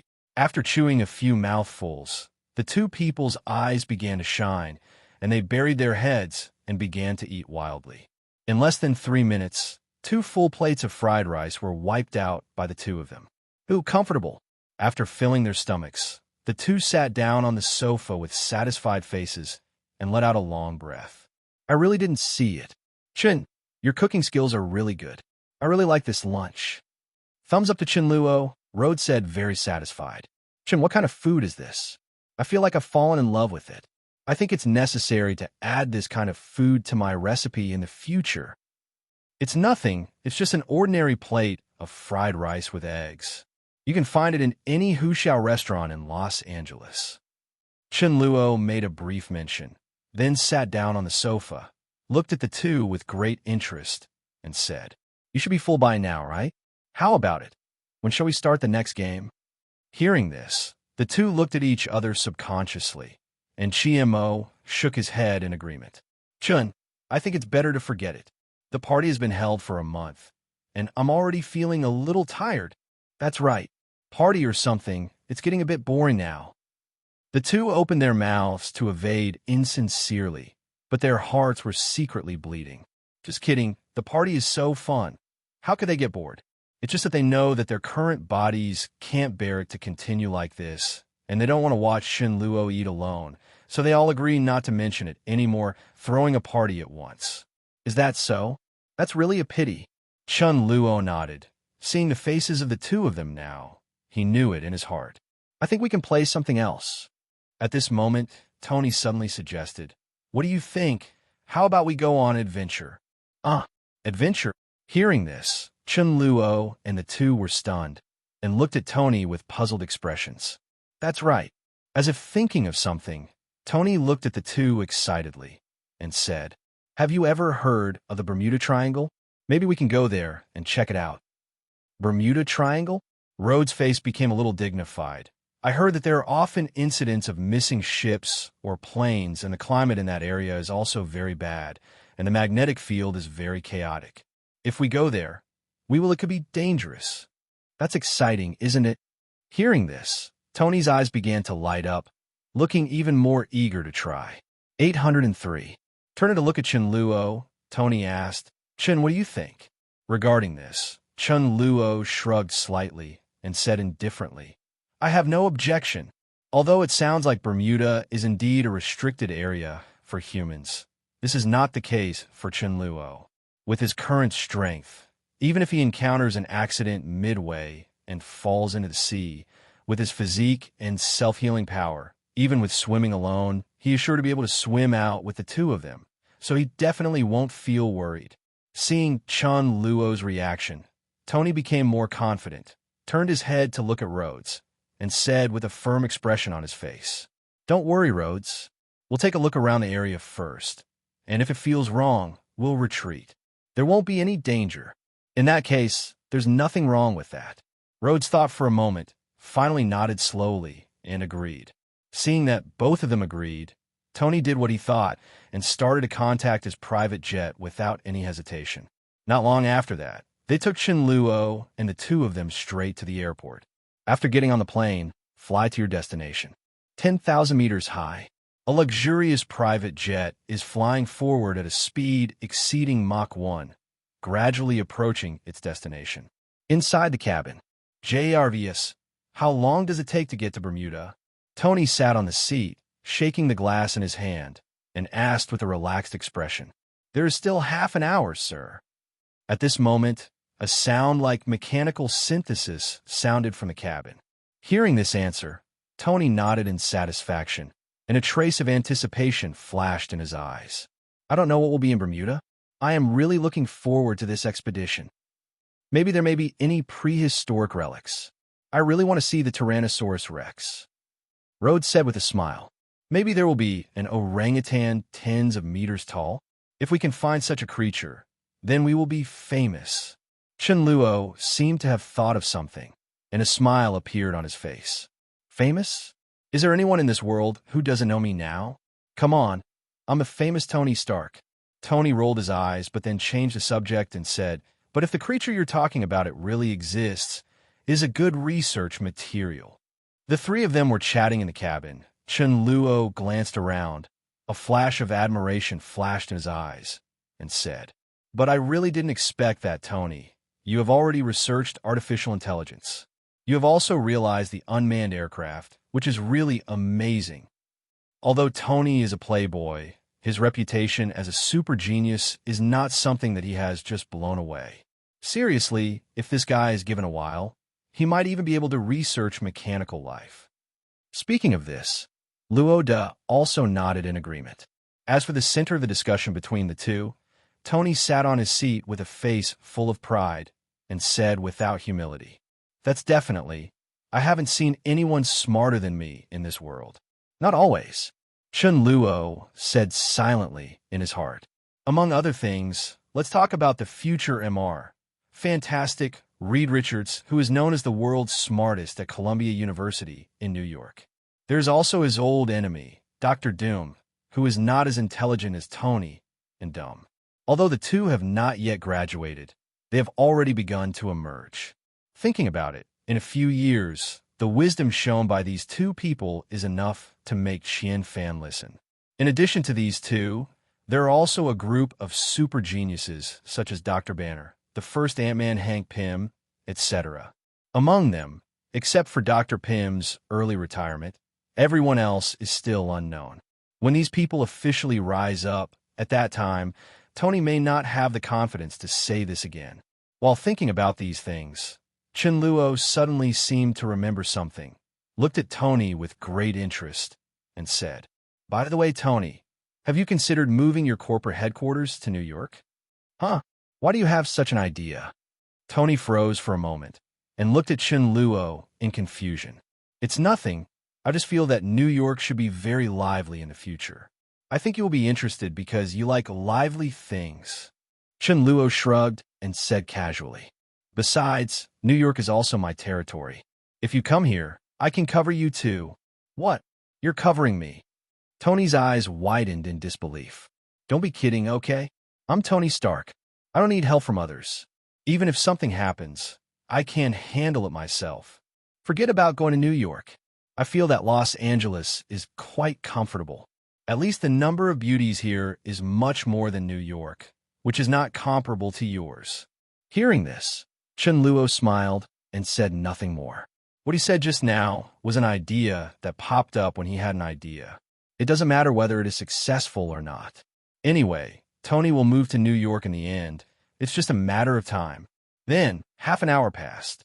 While the three were chatting, suddenly, the voice of JRVS sounded. Gentlemen, the Bermuda Triangle has arrived. Hearing this, the three of them instantly lifted their spirits and hurriedly looked out the window. The location of the three of them at this moment is on the edge of Bermuda, about 1,000 meters above sea level.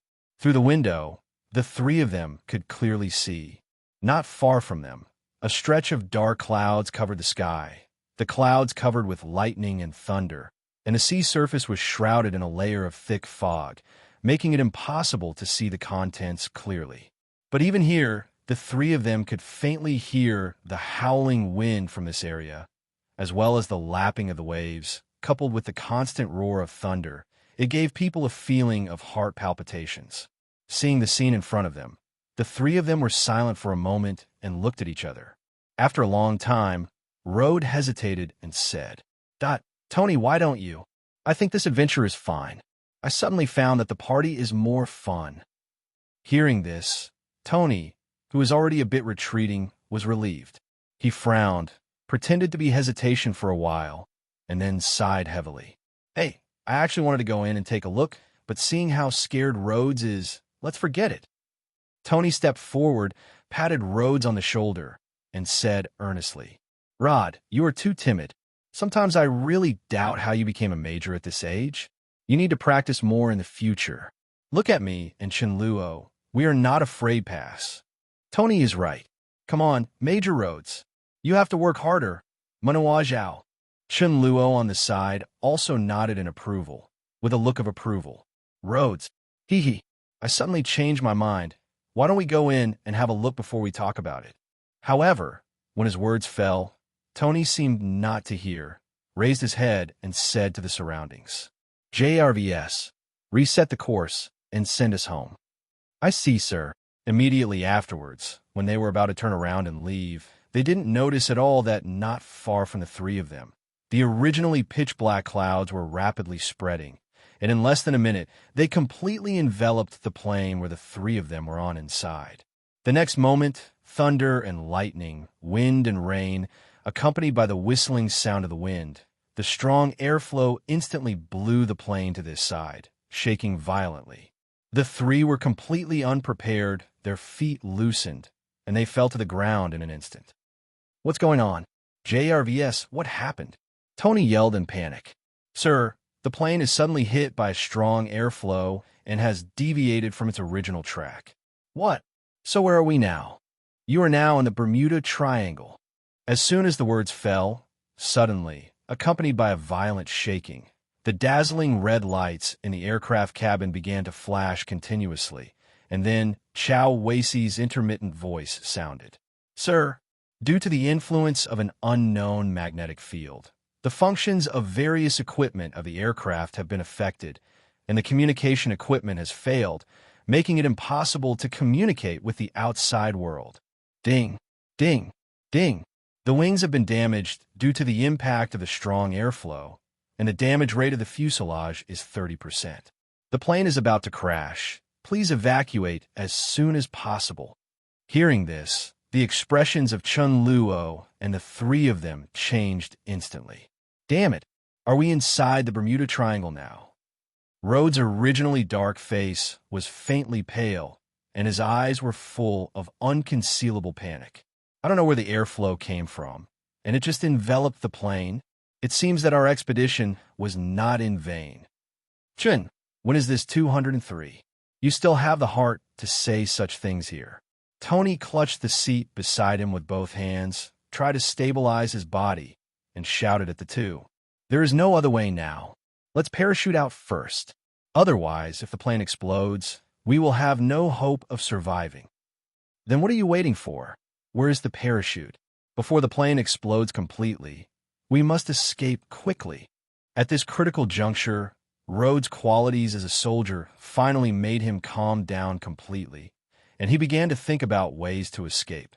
As a member of the Air Force, he is absolutely familiar with parachutes. So if he finds the parachute as soon as possible, with his skills, he also has a certain degree of confidence that the three of them can land safely. Tony also understood that the situation was urgent, but before he could speak, the fuselage shook violently again, as if it had been hit again. A moment later, when the fuselage stabilized again, the voice of JRVS sounded again. Sir, due to the impact of the airflow just now, the fuselage was further damaged. Sorry, just now, all the parachutes stored in the plane have been lost. What? Hearing this, Tony Rhodes' faces turned pale. Their eyes could not stop showing panic, and their hearts were full of despair. Damn it. Then how do we get out?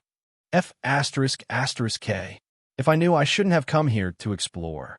Tony shouted angrily. If he could travel back in time, he would have to stop his idiot idea, but it is too late to say these things now.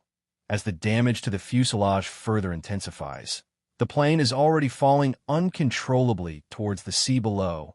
At the current speed, it is afraid that it will touch the sea within a minute at most, falling into the sea from a height of several thousand meters. With his wisdom, he can already imagine what will happen to them at that time. Thinking of the scene where they were about to be smashed to pieces, Tony, who had always been cynical, finally felt the fear of death. Boom! Just when the two were panicking, suddenly, a loud noise came from their ears. Immediately afterwards, before the two of them could react, the cabin door not far away had disappeared. Without the obstruction of the cabin door, the violent airflow from the outside surged madly into the cabin, instantly sweeping Tony and the two into midair and then along the way. Flew out the cabin door with the air current. Faced with such a scene, their brains completely went blank, and they had no time to think. They just subconsciously waved their hands and let out panic cries, but they were quickly submerged in the storm. In the moment the two of them were about to be swept away from the cabin by the airflow at the door of the cabin, Chunluo stretched out his hand quickly and then clamped the two of them in his arms, one on the left and the other on the right. Crunch!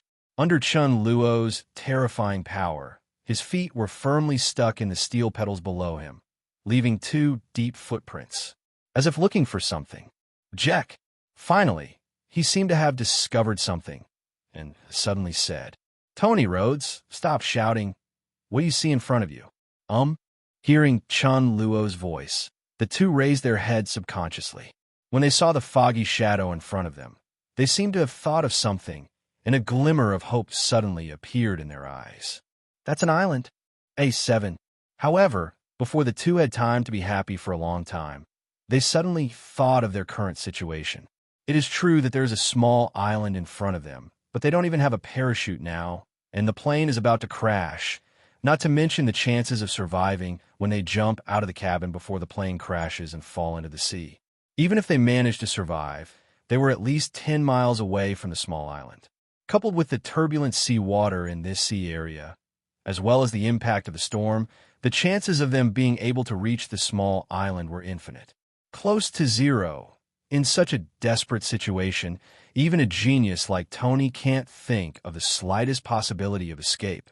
Thinking of this, the hope that the two people had originally surged suddenly became dim again. "Hold me tight. All of you later. I'm about to jump." At this moment, Chunluo's voice sounded, looking at the sea surface which was less than a kilometer away from them at this moment. His face was calmer than ever, waiting quietly for the plane to fall further. Finally, when it reached a height of about 100 meters above the sea surface, Chunluo's eyes flashed, and he made a move immediately. "I'm going to jump." The next moment, Chunluo moved his foot and kicked back violently. Under the huge amounts of force, the bodies of the three people quickly began to move away from the fuselage, and then quickly fell toward the sea.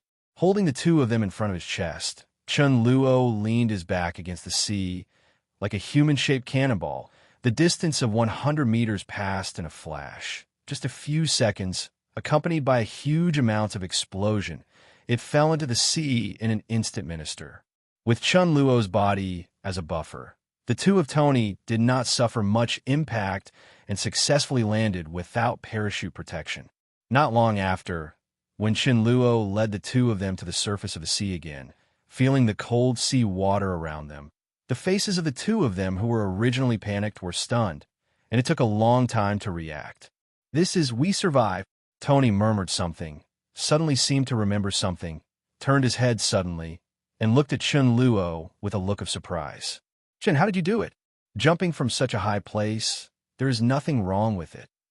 Hearing this, Rhodes also reacted, recalling Chunluo's inhuman performance just now, and he was also surprised in his heart. "Didn't I tell you a long time ago, we are of different races, and this little distance has no effect on me at all?" Looking at the two, Chunluo twitched the corners of his mouth and grinned, two sharp fangs gleaming coldly, appearing in front of the two of them. Seeing this, Tony finally came to his senses. What Chunluo said back then came to his mind, and his face gradually became horrified. He couldn't help shouting, "Mom F******, you really are a vampire. Chunluo, you be ******** D. You really didn't joke with us back then?" Hearing Tony's shout, Rhodes also reacted, turned his head, and looked at Chunluo in disbelief. Chunluo rolled his eyes helplessly, looked at the two, and said, "Nonsense. If I were just an ordinary person, do you think I could jump from such a height and be safe?" The fact was before the two of them. No matter how hard they dared to believe it, they could only accept the fact. It has to be said that a legendary creature like a vampire actually appeared in front of the two of them, and the impact on them was undoubtedly huge amounts of, but before the two of them could say anything more, The next moment, the turbulent waves in an instant, the giant was swallowed into the sea again. But within a few seconds, Chunluo brought the two of them to the surface of the sea again. Looking at the endless pitch-black sea all around, violent storms and heavy rains were raging in this sea area. The waves were turbulent and tumbling, and the sea surface was filled with thick fog. At this moment, beneath the three of them, there seemed to be a huge, bottomless abyss, which could engulf them at any time. Looking straight ahead, looking at the black shadow looming in the thick fog ahead, Chunluo knew that if the three of them wanted to survive now, the only way out was the small island in front of them. As long as they can successfully reach the small island, then Shinluo believes that with Tony's wisdom, he will be able to figure out a way for them to leave this sea area successfully. With this in mind, Chunluo immediately stopped hesitation, turned to look at the two of them and said, "Tony, Rhodes, I'm going to swim to the small island in front of me later. Hold my leg. Don't let go, you hear me?"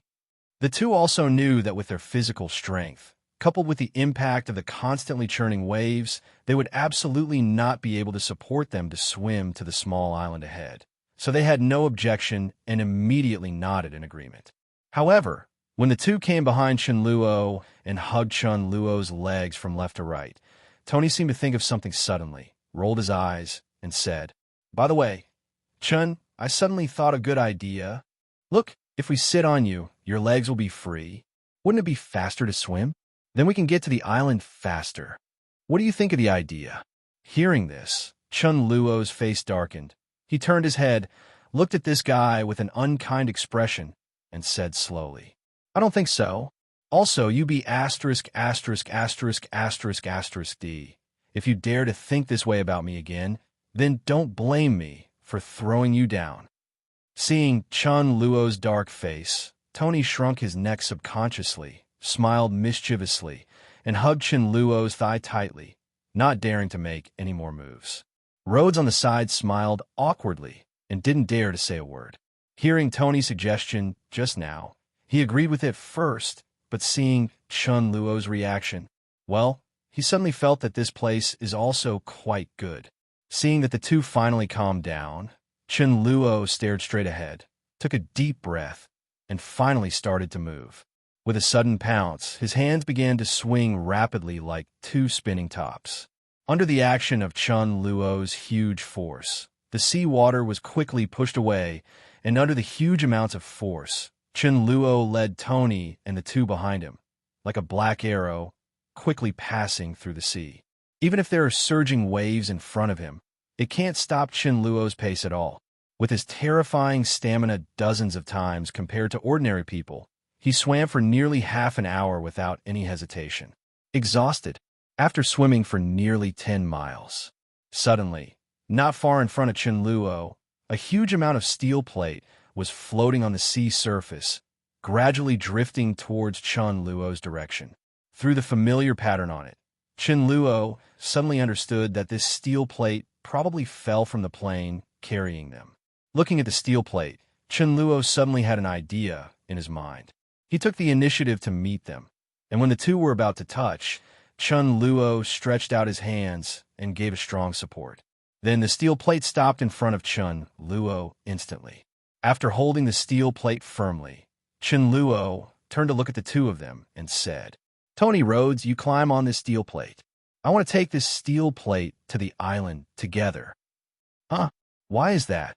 A trace of doubt flashed in Rhodes' eyes. But Tony reacted quickly, without saying a word.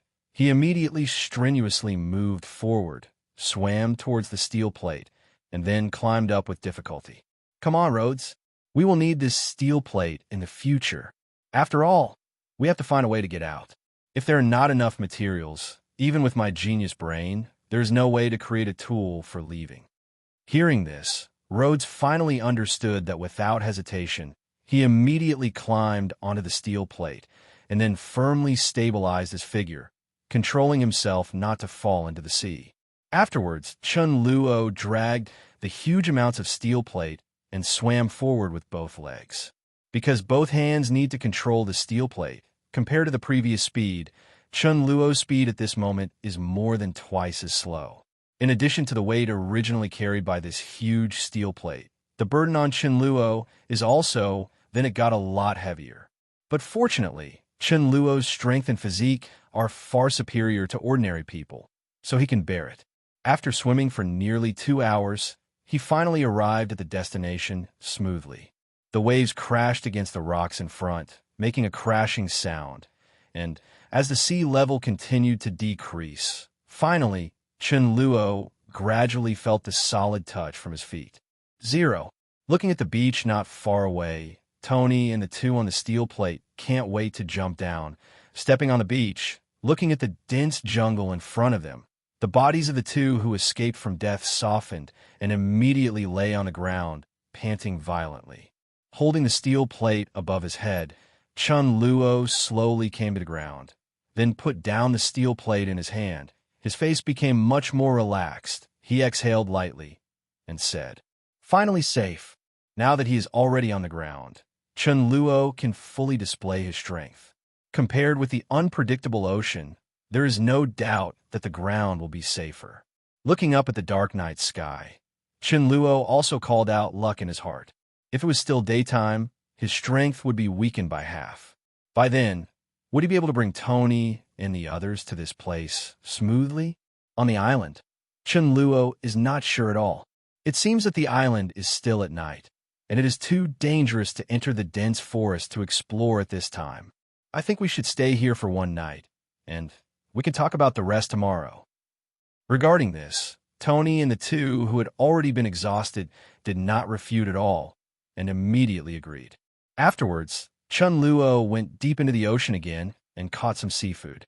After the three of them simply filled their stomachs, they could no longer bear the exhaustion pouring out of their bodies and fell asleep. Definitely, in the face of this completely unfamiliar environment, Chunluo did not dare to sleep to death completely and kept vigilant at all times. Fortunately, as the night passed, there was no danger here, and the three of them were able to pass through the door smoothly this night. The next day, with a ray of warm sunshine shining on the beach, feeling the warmth from their bodies, after sleeping soundly for more than 10 hours, the two of Tony finally opened their eyes slowly. "Are you awake?" At this time, Chunluo's voice came from not far away. Hearing this voice, the two of them were refreshed and woke up instantly. Looking around, Tony lowered his head and sighed deeply. "Damn it, I thought it was a dream before, but I didn't expect it to be real. So we are living on a desert island now. This is really a nightmare." Rhodes' expression on the side was also a little ugly, but it didn't take long for him to quickly accept this fact because of his military qualities. Bracing himself, Rhodes stood up and was about to observe the surrounding environment. At this moment, he seemed to have discovered something. His eyes widened instantly, and he subconsciously let out 580 and exclaimed, "Look, Tony, what is this?" Hearing this, Tony subconsciously looked in the direction he pointed, but when he saw the scene on the sea not far away, his expression froze for an instant. "Are you kidding? There is such an environment." Within his field of vision, about a few miles away from the island, it was like a clear boundary line. Inside the boundary line, the sun was shining and the sky was blue. Outside the boundary line, the sky was shrouded in pitch-black clouds, with howling winds, lightning and thunder, and violent waves churning, like the end of the world. This was the first time he had seen such a strange scene. Looking at the boundary line in front of him, Chunluo couldn't help but have an absurd guess. Such a scene, can it be that island? Thinking of this, Chunluo turned to look at the dense forest behind him, and then said softly, "It's time, Tony, Rhodes. Let's go and have a look inside." The two came back to their senses. Since there is no way to leave now, it seems that going to this island to explore has become the only choice. Therefore, neither of them refused, and they nodded in unison. Afterwards, the three of them walked together and walked towards the depths of the dense forest together.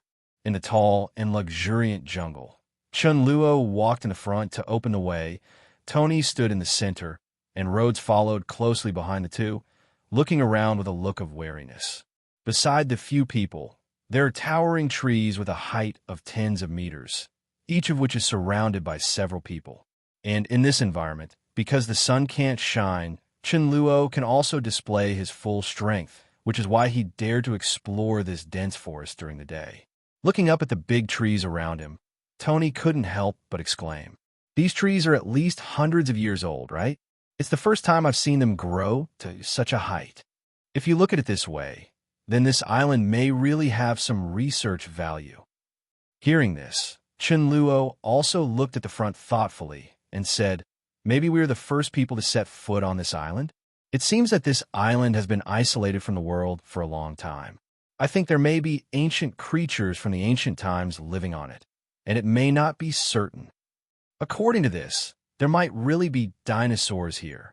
Tony's eyes lit up, and a gleam of anticipation flashed in his heart. If there really are dinosaurs, then the value of this island may be immeasurable. Just as he was feeling emotional, suddenly, Chunluo's face in front of him changed, and he immediately turned around, pulling Tony to move a few meters away. Just as Tony was wondering, the next moment a long bamboo pole suddenly fell from the sky and plunged straight into him. In the original standing position. "Chet, what is this?" Following the bamboo pole, Rode looked up slowly, but when he saw the true face of the bamboo pole, his face changed drastically immediately, and he couldn't help but roared. Hearing this, Tony and Shinluo also looked up at the same time, only to see a giant yellowish-brown creature more than 10 meters long along the bamboo pole, nearly 100 meters up. This creature is slender, and its whole body is covered by a layer of hard yellow-brown armor. Its 8 limbs, which are about 20 meters long, are like extremely sharp spears, covering a range of 100 meters around.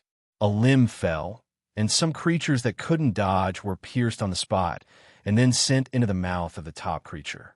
And if Chunluo hadn't discovered the opponent's attack in advance and pulled Tony to dodge it, I'm afraid it would be Tony himself who was treated as food at this time. Damn it, what kind of creature is this? How can it grow so big? Tony stared blankly at the figure with huge amounts of above his head, his face full of fear. It looks like a stick insect, magnified many times.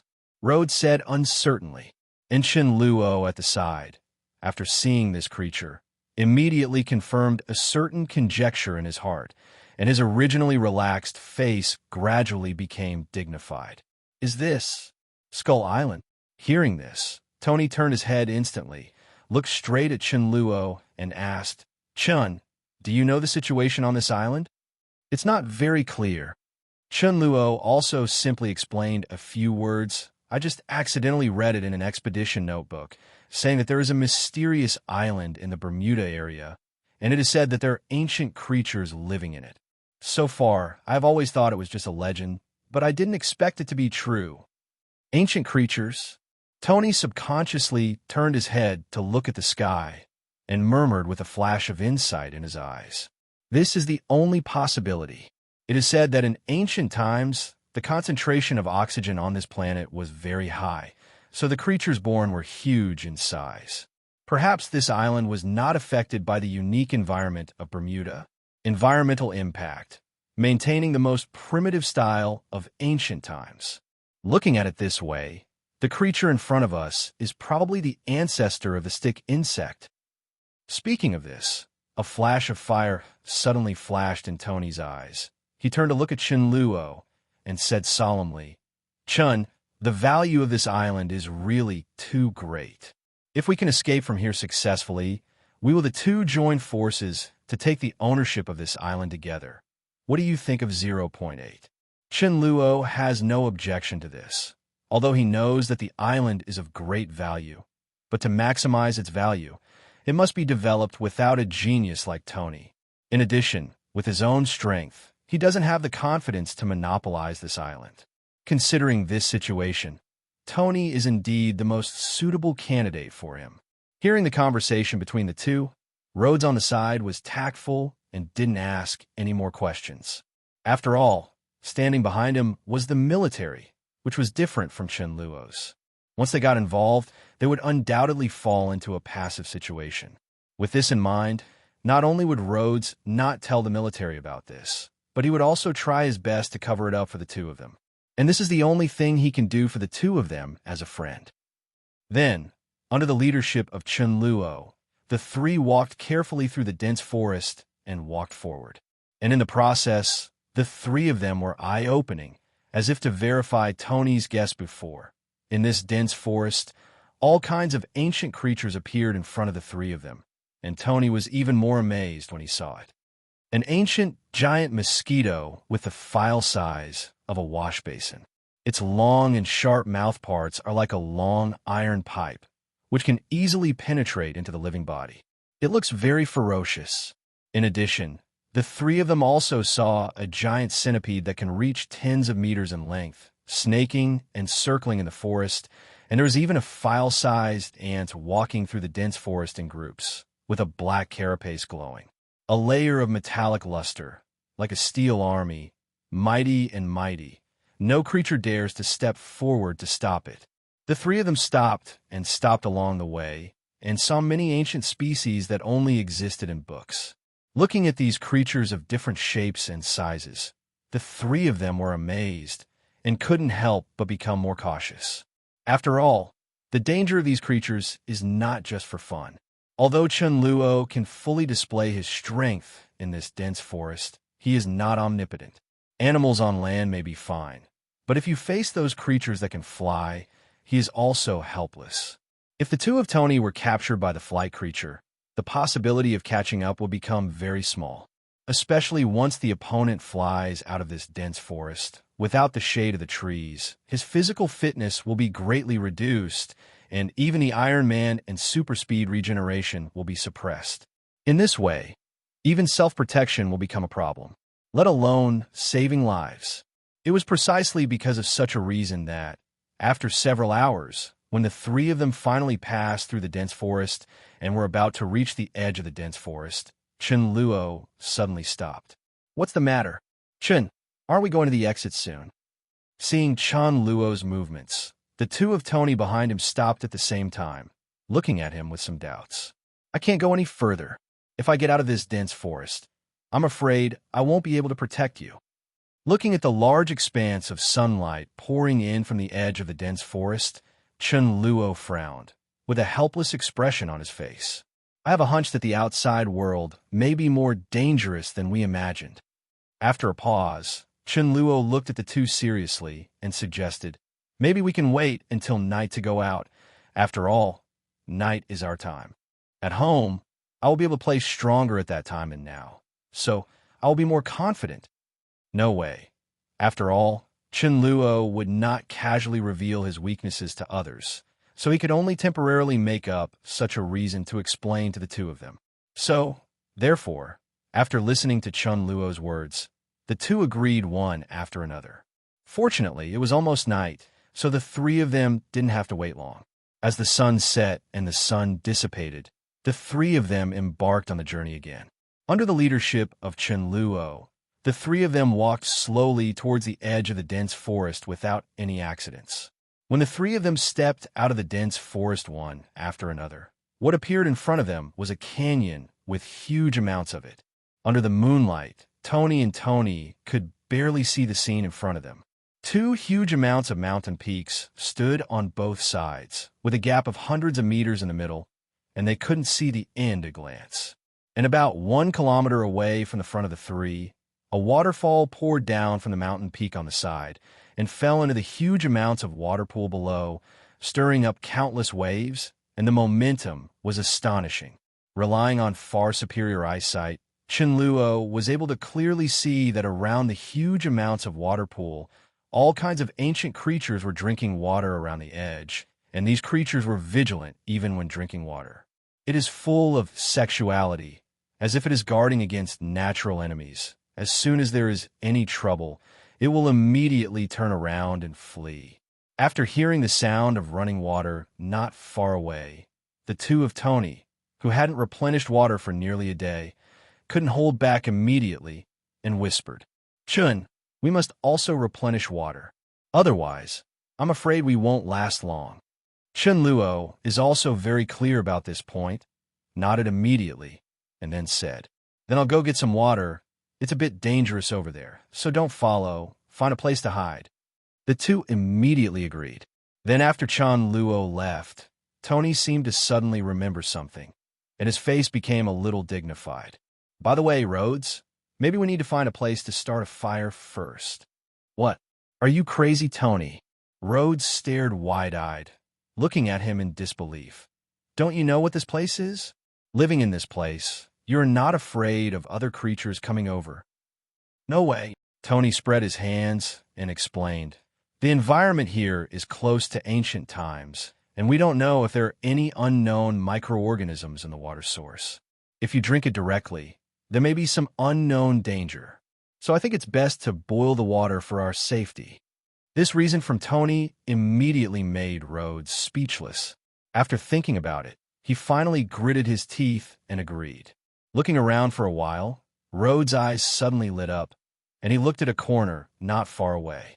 Surrounded by boulders on 3 sides, there is just a space in the middle that can accommodate several people, and the only entrance is less than 1 meter away, which would be a good defense against the huge amounts of creatures outside, no matter from the concealment or the safety of 337, sexually speaking, is a top choice. Pointing at the naturally formed cave, Rhodes whispered, "Then let's go over there.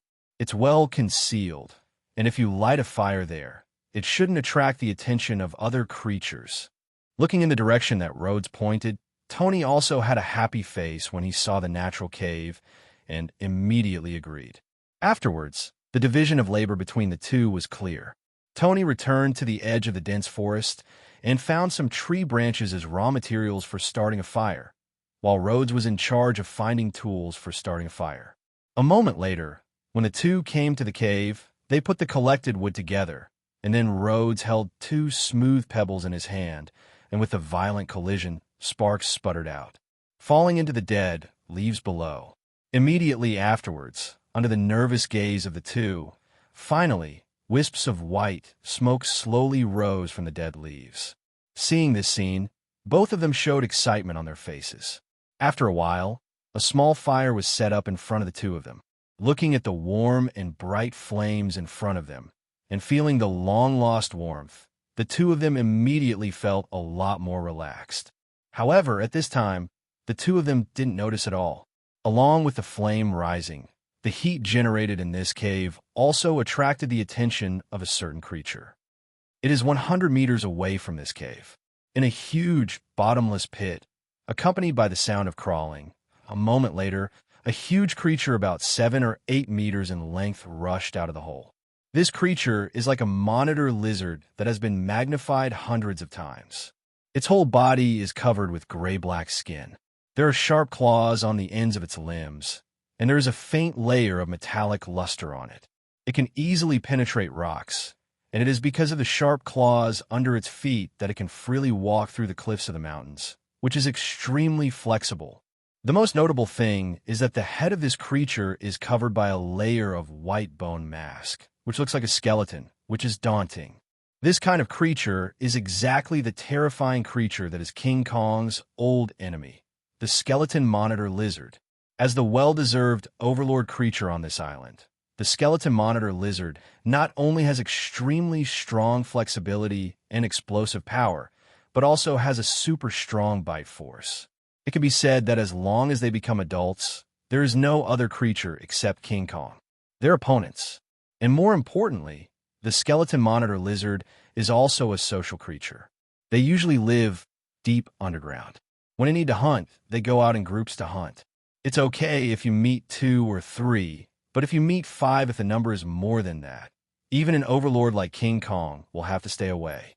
Unfortunately, it was such a terrifying creature that had already quietly followed them without Tony and the two of them realizing it. Because of living underground all year round, the eyesight of the skeleton monitor lizards has been severely degraded, but correspondingly, they have also evolved another perception method, thermal energy perception. It is precisely because of this perception method that they are extremely sensitive to heat. Therefore, when Tony and the two lit a fire, they immediately attracted the attention of the skeleton monitor lizard. although its body length has reached about 7 or 8 meters, but such a body is still young in this group, and it is far from the age to go out to hunt. But perhaps because it has no parents to take care of it, it has been underground for several days after not eating. It finally couldn't stand it anymore and crawled out of the ground on its own initiative. The cold and cruel eyes turned to the cave where the two were. The skeleton monitor slowly crawled forward, like a natural hunter, without causing the slightest movement, and gradually approached the entrance of the cave. As a shadow gradually came in, covering the light of the flame, the two finally became alert, turned their heads subconsciously, and looked out of the cave. However, just looking at it like this, the hairs of the two stood on end. Their scalps felt a little numb. They stood up subconsciously and quickly moved toward the stone wall behind them. Chet, what the hell is this? Looking at the huge and hideous figure that poked its head into the cave and struggled to get in, the eyes of the two couldn't help but be filled with panic. Because of Chunluo's protection during the day, the two of them haven't encountered any danger. But the situation is different now. Without Shinluo's side, it's the first time for them to face this terrifying creature. Looking at the hideous skull mass that was less than 2 meters away from them, the two of them were once again shrouded in the shadow of death. At this critical juncture, the two no longer cared about hiding and started calling for help loudly without even thinking about it. "Help, Chun! Come back soon! Chun, if you don't come back, we will be eaten by this damn monster! Chunluo, help me!" Seeing the monster in front of them keep opening its mouth and roaring, the two couldn't help feeling cold all over their bodies and subconsciously wanted to escape, but at this moment the only exit was tightly blocked by this monster, and there was no escape at all. Space. Just when the two were extremely desperate, the next moment, the roar of the monster suddenly stopped, and then, under the shocked gaze of the two, the monster was quickly pulled out of the hole and disappeared in front of the two. Seeing this scene, the two people's cries for help stopped instantly, and at the same time they immediately reacted, realizing something, and came to the entrance of the cave to check. Sure enough, on the way back, Chunluo was attracted by the cries of the two for help. As soon as he came to the entrance of the cave, he found a skeleton monitor lizard in front of the cave. Knowing that the two were in danger, Chunluo went to the cave immediately. Rescue ahead. Dragging the monitor lizard's slender tail, the muscles all over his body tightened, and he exerted his strength suddenly. Under his enormous strength dozens of times that of ordinary people, this young skeleton monitor lizard had no room to resist at all, and was instantly dragged out by Chunluo and thrown aside. Chunluo, who knew the other party's habits, did not dare to let the other party go. If the other party brought more skeleton monitor lizards here, they would be really in danger. As soon as he thought of this, Chunluo suddenly had a killing intent in his heart. A cold light flashed in his eyes. Chunluo moved his feet and disappeared instantly. The next moment, when Chunluo appeared again, he landed on the opponent's back, aimed at the opponent's neck, and threw out a punch with all his strength. Roar! Accompanied by the monitor lizard roaring with huge amounts of, under Chunluo's full force, a huge amount of blood hole exploded in the opponent's neck instantly. Blood continued to flow out of the blood hole, and the severe pain instantly spread throughout the monitor lizard's body. Stimulated by the pain, the monitor lizard became more and more crazy, jumping and shaking its head constantly, as if trying to throw Chunluo off its body. But its performance like this was completely painless to Chunluo. The sharp nails of both hands stretched out instantly, piercing deeply into the opponent's body and firmly attached to it, without any sign of being thrown off. At the same time, Chunluo kept moving. One hand fixed his body, and the other hand kept waving, throwing toward the opponent's wound. Punch after punch. With each punch, the wound on the opponent's neck became bigger and bigger, and the speed of blood flow continued to accelerate. With the continuous loss of blood in the body, the monitor lizard finally lost its previous vitality, and the powerless, he collapsed on the ground, gradually losing his breath. Well done. After confirming that the other party was completely dead, Chunluo finally felt relieved, jumped off the other party's body, took a large piece of flesh and blood from the other party's body, and then walked towards the cave where Tony and the two were. Coming into the cave, Chen Luo looked at the two people whose faces were still pale and said with some amusement, I said, "Aren't you all scared, stupid?" Hearing this, the two couldn't help rolling their eyes immediately. "Do you think we are all like you? Please, we're just ordinary people. Can we not be afraid when we encounter such monsters?" "That's true." Chen Luo nodded in agreement, then changed the topic and said, "Then, if I transform you into vampires, what do you think?" Hearing this, the two of them froze in place for an instant. After a long while, the two finally came to their senses, looked at Chen Luo uncertainly, and said, "Are you serious?" "If you want," Chen Luo said with a smile. Hearing Chen Luo's answer, and recalling Chen Luo's previous performance, the two of them had a look of excitement in their eyes. But after that, they didn't know what they thought of, and finally shook their heads slowly and refused. This tempting proposition. Forget it. I think it's good to be an ordinary human being.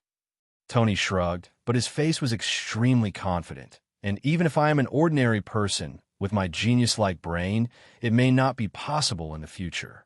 I will lose to you, Chun. I never doubted that. Chen Luo nodded slightly, his face full of approval. I'm quite interested, but you all know who I am. If I become a vampire, I will definitely be questioned by the people above. I don't want to cause such trouble, but if one day I don't want to work there, maybe I will consider this proposal at that time. Rhodes also stated his reasons, and Chunluo also expressed his understanding. Then the three of them roasted the piece of flesh brought by Chunluo on the fire. After eating and drinking enough, seeing that the two had recovered most of their physical strength, Chunluo spoke again, talking about what he had just said. What I learned when fetching water 590.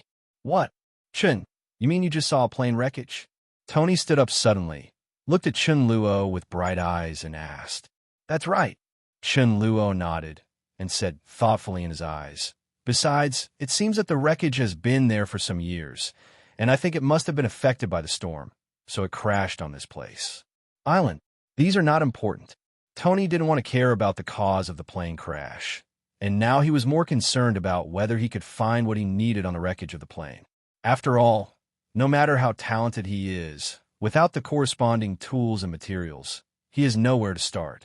Therefore, after hearing the news from Chunluo, he will appear so urgent.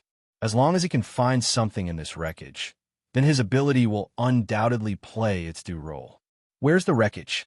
Take me there. I'll find out if there's anything useful inside. Seeing Tony's eager face, Chunluo immediately nodded in agreement without any hesitation. Then, under the leadership of Chunluo, the three of them walked all the way, taking advantage of the cover of the night, Jedge, and after walking for about an hour, Chunluo finally stopped. It's here. Chunluo stepped forward, pointed to the huge figure not far away that had already been entwined by vines, and then turned to look at Tony. It's up to you, Tony. Tony nodded solemnly, then came to the front of the fuselage, reached out, and gently stroked the wreckage in front of him. A glint of hope flashed in his eyes. Soon, half an hour passed. Just as Chunluo and Rhodes were guarding around, suddenly, Tony's voice full of excitement came. Great! The plane's engine is still there. Excitedly, Tony came to Chunluo and asked Chunluo to help him disassemble the engine on the plane. Then he went to the console, disassembled some instruments with different shapes, and then greeted him and planned to leave. Is it enough to bring these things? Rhodes asked curiously. This is the only thing that can be used here. Tony nodded and replied, but as long as we have this engine, our trip will be worthwhile. Looking at the rust-stained engine beside him, Tony showed a sincere smile on his face. After some thinking, Tony finally decided on a way for the three of them to leave the island. That is to build another plane and fly out of the sea.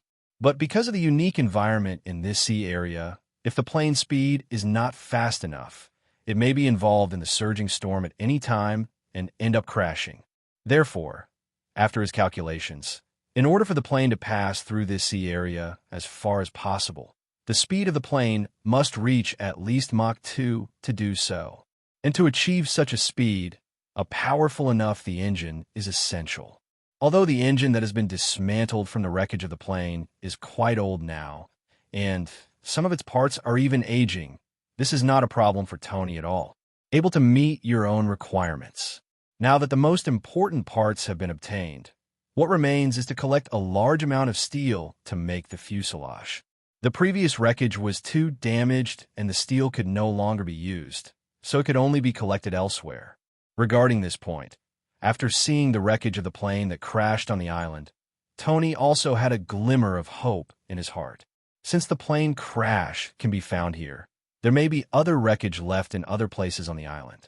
Uncertain if he really can't find it, then he can only try to find or to make steel by himself. But it will undoubtedly take more time to do so, and he will not try that method unless it is absolutely necessary. Although the road ahead is still a bit bumpy. But anyway, at least there is a little hope. After realizing that he might leave the island, Tony instantly became full of energy and his brain began to work rapidly. Soon, he had a new idea. When the three returned to the cave again, Tony immediately said to the two, "Next, I plan to open up and expand this cave. In addition to being used for rest, I also plan to expand a workshop. In addition to modifying the engine, I also want to make some weapons to deal with those monsters. So it can be expected that we will probably stay here for quite a long time in the future. However, in order to successfully produce what I want, I still need a lot of materials. So regarding the collection of materials, Chun, I will trouble you." Chen Luo had no objection to this and nodded immediately. "What about me?" Seeing this, Rhodes asked unwillingly. "Rod, you are responsible for guarding outside. Oh, and if I need it, you can also come down and help me do chores," Tony said with a relaxed face. "What?" Rhodes complained with some displeasure. "You asked me, a majestic major, to watch the door for you, and also work part-time as a miscellaneous? Are you underestimating me?" "Huh? Then you mean you want to change with Chun?" Rhodes' face froze, and he immediately said righteously, "I suddenly found that the job of guarding the door is quite suitable for me. There is no need to change it. Now that it has been decided to station here temporarily, it is time to get back the steel plate that was placed on the beach." Then, taking advantage of the darkness, Chunluo walked through the dense forest behind him alone. Under his full speed running, it took less than an hour to drag huge amounts of steel plates back to the original place. Immediately afterwards, because of Chunluo, a strong and enduring perfect labor force, Tony also unceremoniously entrusted him with the task of digging the cave, and Chunluo had no choice but to accept it. Fortunately, Chunluo possesses the strength of several tons. With just one punch, a big hole explodes in the stone wall in front of him. Relying on the passivity of the steel body, there is no need to worry about the risk of injury. As Chunluo keeps moving forward with punches, the space in front of him is getting bigger and bigger. Relying on such a simple and direct excavation method, Chunluo successfully expanded a huge space of about 200 square meters in about 2 hours. The space is divided into two places, one for rest and the other for his Tony's workplace. Looking at the fruits of Chunluo's labor, the two couldn't help but be amazed. "Chen, I can swear, if you go to work as a construction worker, I'm afraid everyone else will lose their jobs." Facing Tony's ridicule, Chunluo couldn't help but rolled his eyes and said, "I'm really regretting it now. If I transform you all into vampires, won't I be required to do the hard work?" Hearing this, Tony's smile faltered, and then he pretended not to hear it and changed the subject naturally. "By the way, Chun, don't bother you to help me deal with it. I need to do some madness first." Shinluo. For some reason, he suddenly had a premonition that he might have to wear this tool man for quite a while. Although he was cursing and cursing, but facing Tony's request, Chunluo still completed. Time passed by, and before he knew it, the sky was getting brighter. And after working all night, the results are very gratifying. At least the various tools Tony needs are finally successfully built with the help of Chunluo, a tool man. In addition to the tools, Chunluo and Rod are even more excited about the fact that Tony did not know what changes Tony made to the engine removed from the wreckage of the plane.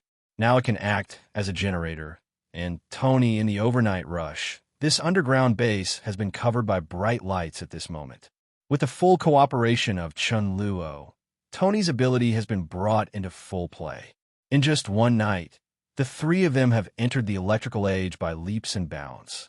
Now in this base, we can faintly see the modern society, some shadows.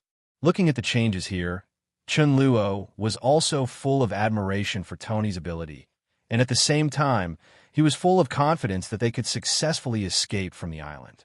And Tony didn't let him down. In the following 2 days, as the materials brought by Chunluo were gradually consumed, Tony also transformed these materials into weapons one by one and placed them in front of Chunluo. This is individual bazooka. Looking at the things on the ground, Rhodes subconsciously opened his eyes wide. Looking over one by one, his eyes became brighter and brighter. Submachine guns, grenades, good guys, even mortars. Pick it up and look at it carefully for a moment. As a soldier, Rhodes caressed the gun in his hand a little fondly and looked at the gun with excitement in his eyes. Tony said, "Can I take these out and try them out? Let me see how powerful they are. If they are really the same as the original version, we won't be powerless to fight back against the previous creatures." Facing Rhodes' inquiry, Tony shrugged, shook his head, and said, "Not yet. Although these weapons have been produced, there is still a lack of corresponding ammunition. Regarding gunpowder, corresponding raw materials are also needed to make them, and I don't have them yet." After saying this, Tony then turned his head to look in Chen Luo's direction and said seriously, "So, regarding the matter of finding raw materials, I'll leave it to you." Rubbing the center of his brows with a slight headache, Chen Luo said helplessly, "That's the only way to go. Because Chen Luo will go out to look for raw materials for making airplanes in the future, it is absolutely necessary for Tony to have a certain amount of self-protection after he leaves. Therefore, Tony will take the lead in starting his old business.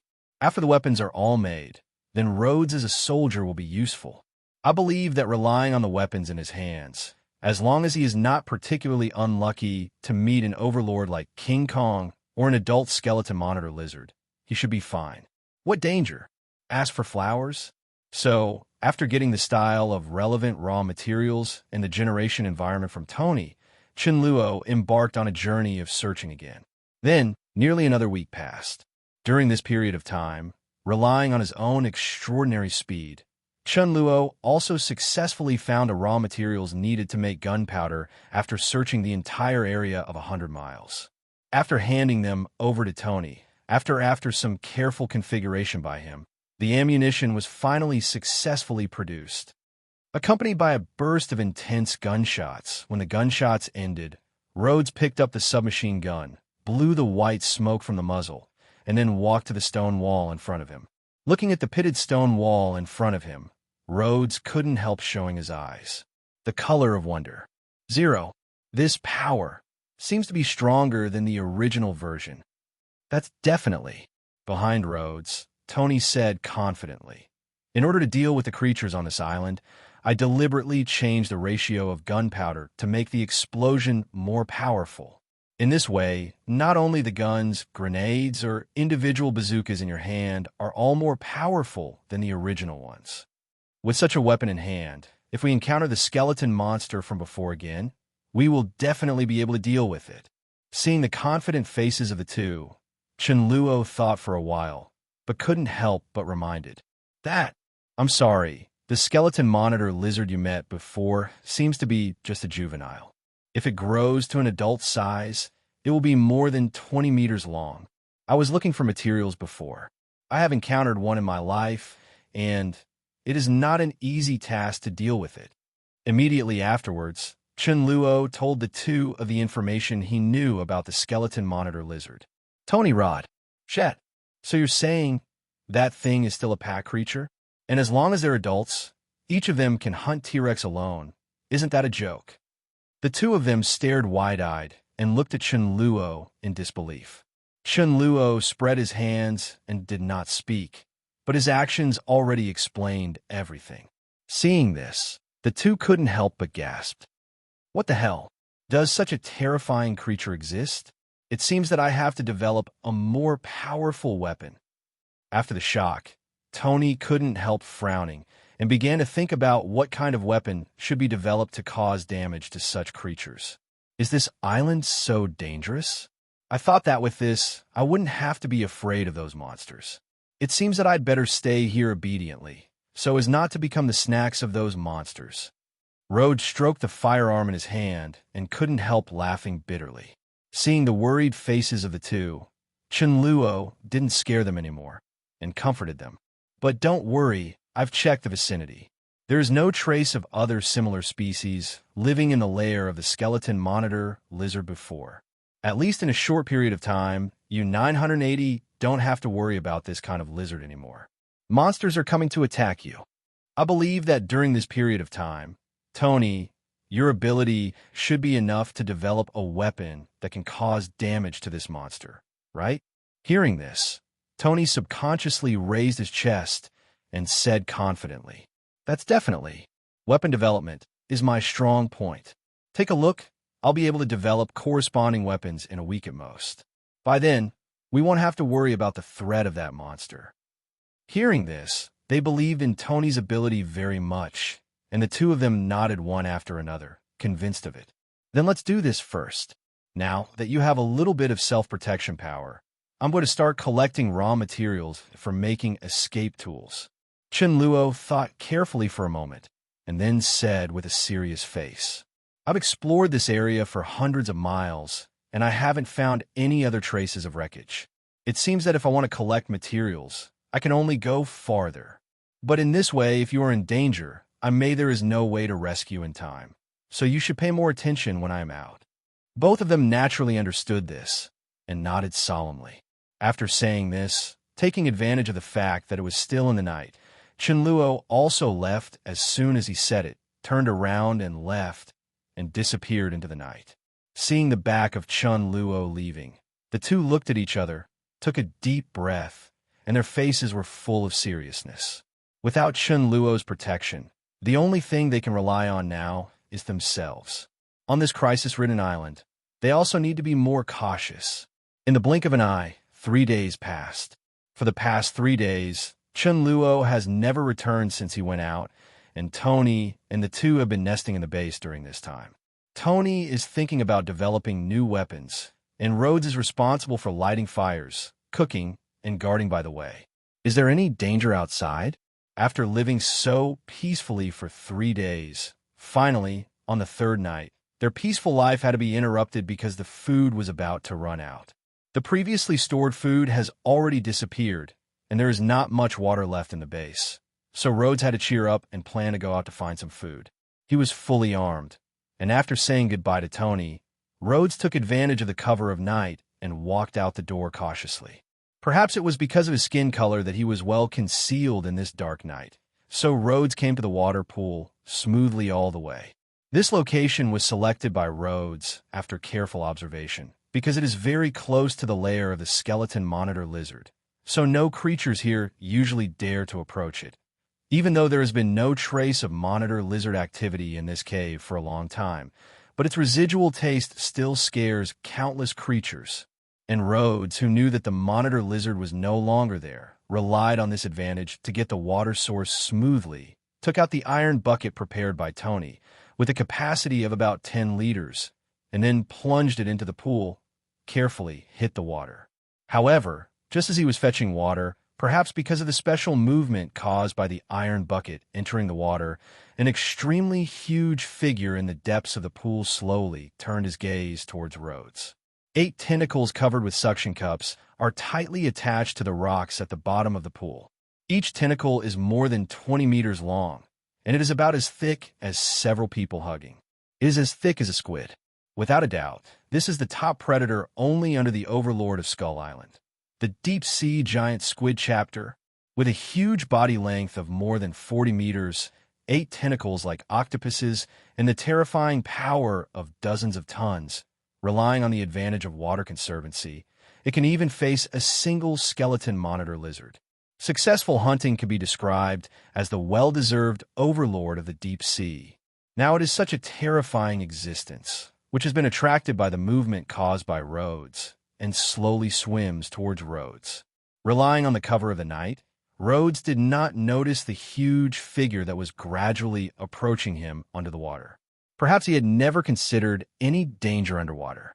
At this moment, his eyes were still on the ground, observing possible dangers around. Just as he was carefully observing his surroundings, suddenly, a black shadow suddenly sprang out from the side and passed by in a flash. What? Rhodes was taken aback and subconsciously wanted to make a move, but perhaps because he was too nervous, his feet became unsteady and he fell directly into the pool beside him. The sound of huge amounts of falling into the water came, and watching the waves constantly churning on the surface of the water, the deep-sea squid octopus under the water paused and stopped moving. In its long life, this is the first time it encounters a creature that will actively jump into the water to seek death. Maybe it has never seen such a situation in 1.6, and it makes it feel a little hesitation for a while. In the process of its hesitation, Rhodes, who fell into the water at this moment, called out unlucky, but just as he was about to swim back to the water, he inadvertently glanced down with his gaze. Immediately, the huge figure that suddenly appeared in the depths of the water almost scared him to pee. Chet, what is this? The moment he saw the deep-sea squid, Rhodes' soul suddenly froze, and it was only then that he noticed that there were such terrifying predators underwater. Looking at the other party's hideous and terrifying figure, Rhodes didn't even think about it. Using both hands and feet, he swam up desperately, wanting to return to the shore. While he was struggling desperately, the deep-sea squid finally came to his senses underwater and slowly started to move. The 8 long tentacles exerted force at the same time, and under the action of huge amounts of force, its body rushed towards the water surface rapidly. At the same time, the long tentacles protruded upwards, and its eyes gleamed coldly, cold and cruel. Although it paused for a moment because of Rhodes' abnormal behavior, as long as it gets serious, it will attack with all its strength, even if it is a skeleton. Even monitor lizards can't escape, let alone Rhodes, who is an ordinary human. However, the moment his tentacles were about to touch Rhodes, the next moment, a deafening roar came from the surface of the water. 03L.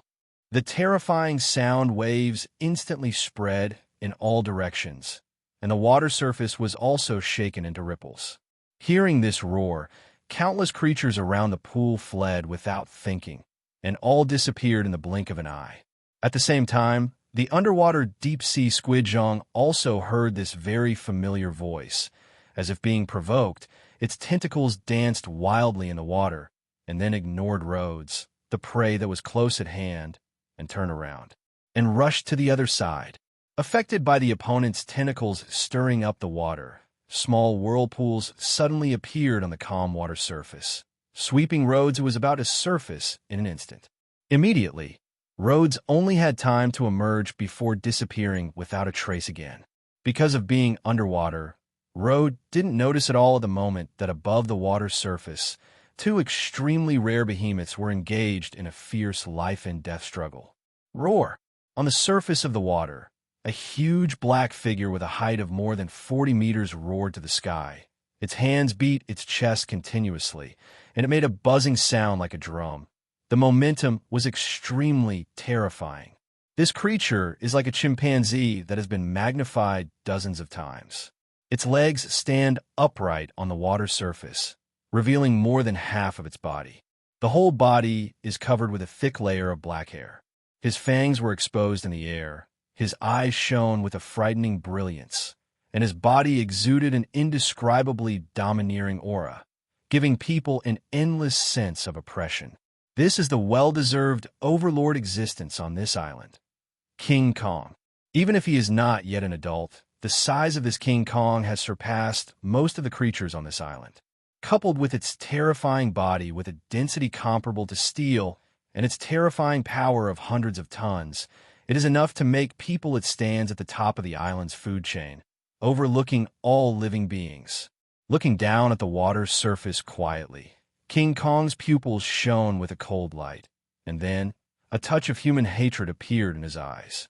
Obviously, There must have been some conflicts between the two before. Whoosh! While King Kong was waiting quietly, suddenly, a long tentacle jumped out of the water instantly and wrapped around King Kong's neck in the blink of an eye. Before King Kong could react, the deep-sea squid octopus quickly surfaced, and the other 7 tentacles came out together, tightly entangled King Kong's limbs, and then the whole body suddenly exerted force, and tens of tons of force burst out instantly, trying to drag him into the water. However, in the face of this huge force from the opponent, King Kong seemed to be completely unaffected. His body remained motionless, and he stood firmly on the spot. Looking at the tentacles wrapped around his neck, a trace of tyranny flashed in King Kong's eyes. His thick arms were slowly raised, and a terrifying power burst out suddenly. Under its terrifying power of hundreds of tons, the tentacles that were originally wrapped around its arms instantly collapsed straight, and then broke apart suddenly. Ignoring the ear-piercing howls from the other party, King Kong tightly held the tentacle wrapped around his neck with both hands and pulled it out forcefully, and his tentacle broke instantly. Grasping the broken tentacle in his hand, King Kong slowly stuffed it into his mouth. The tentacle, which was still alive, was constantly swaying at the corner of King Kong's mouth, looking extremely terrifying. Immediately afterwards, King Kong kept moving. Looking at the deep-sea squid that was about to escape, he reached down with his hands in an instant, grasping the opponent's tentacles tightly, and refused to let him go. Under its terrifying power, the opponent had no possibility of struggling to escape. As the body was pulled back by King Kong again, the long tentacles were torn off one by one, and then sent into the mouth. After a while, looking at the long-dead deep-sea squid with only one head left, King Kong looked up at the bright moon in the sky, roared loudly, and kept beating his chest with his hands, as if he was venting something. After a long time, when it finally regained its composure, it slowly opened its legs and was about to turn around and leave. However, at this moment, not far from it, a violent cough instantly attracted its attention.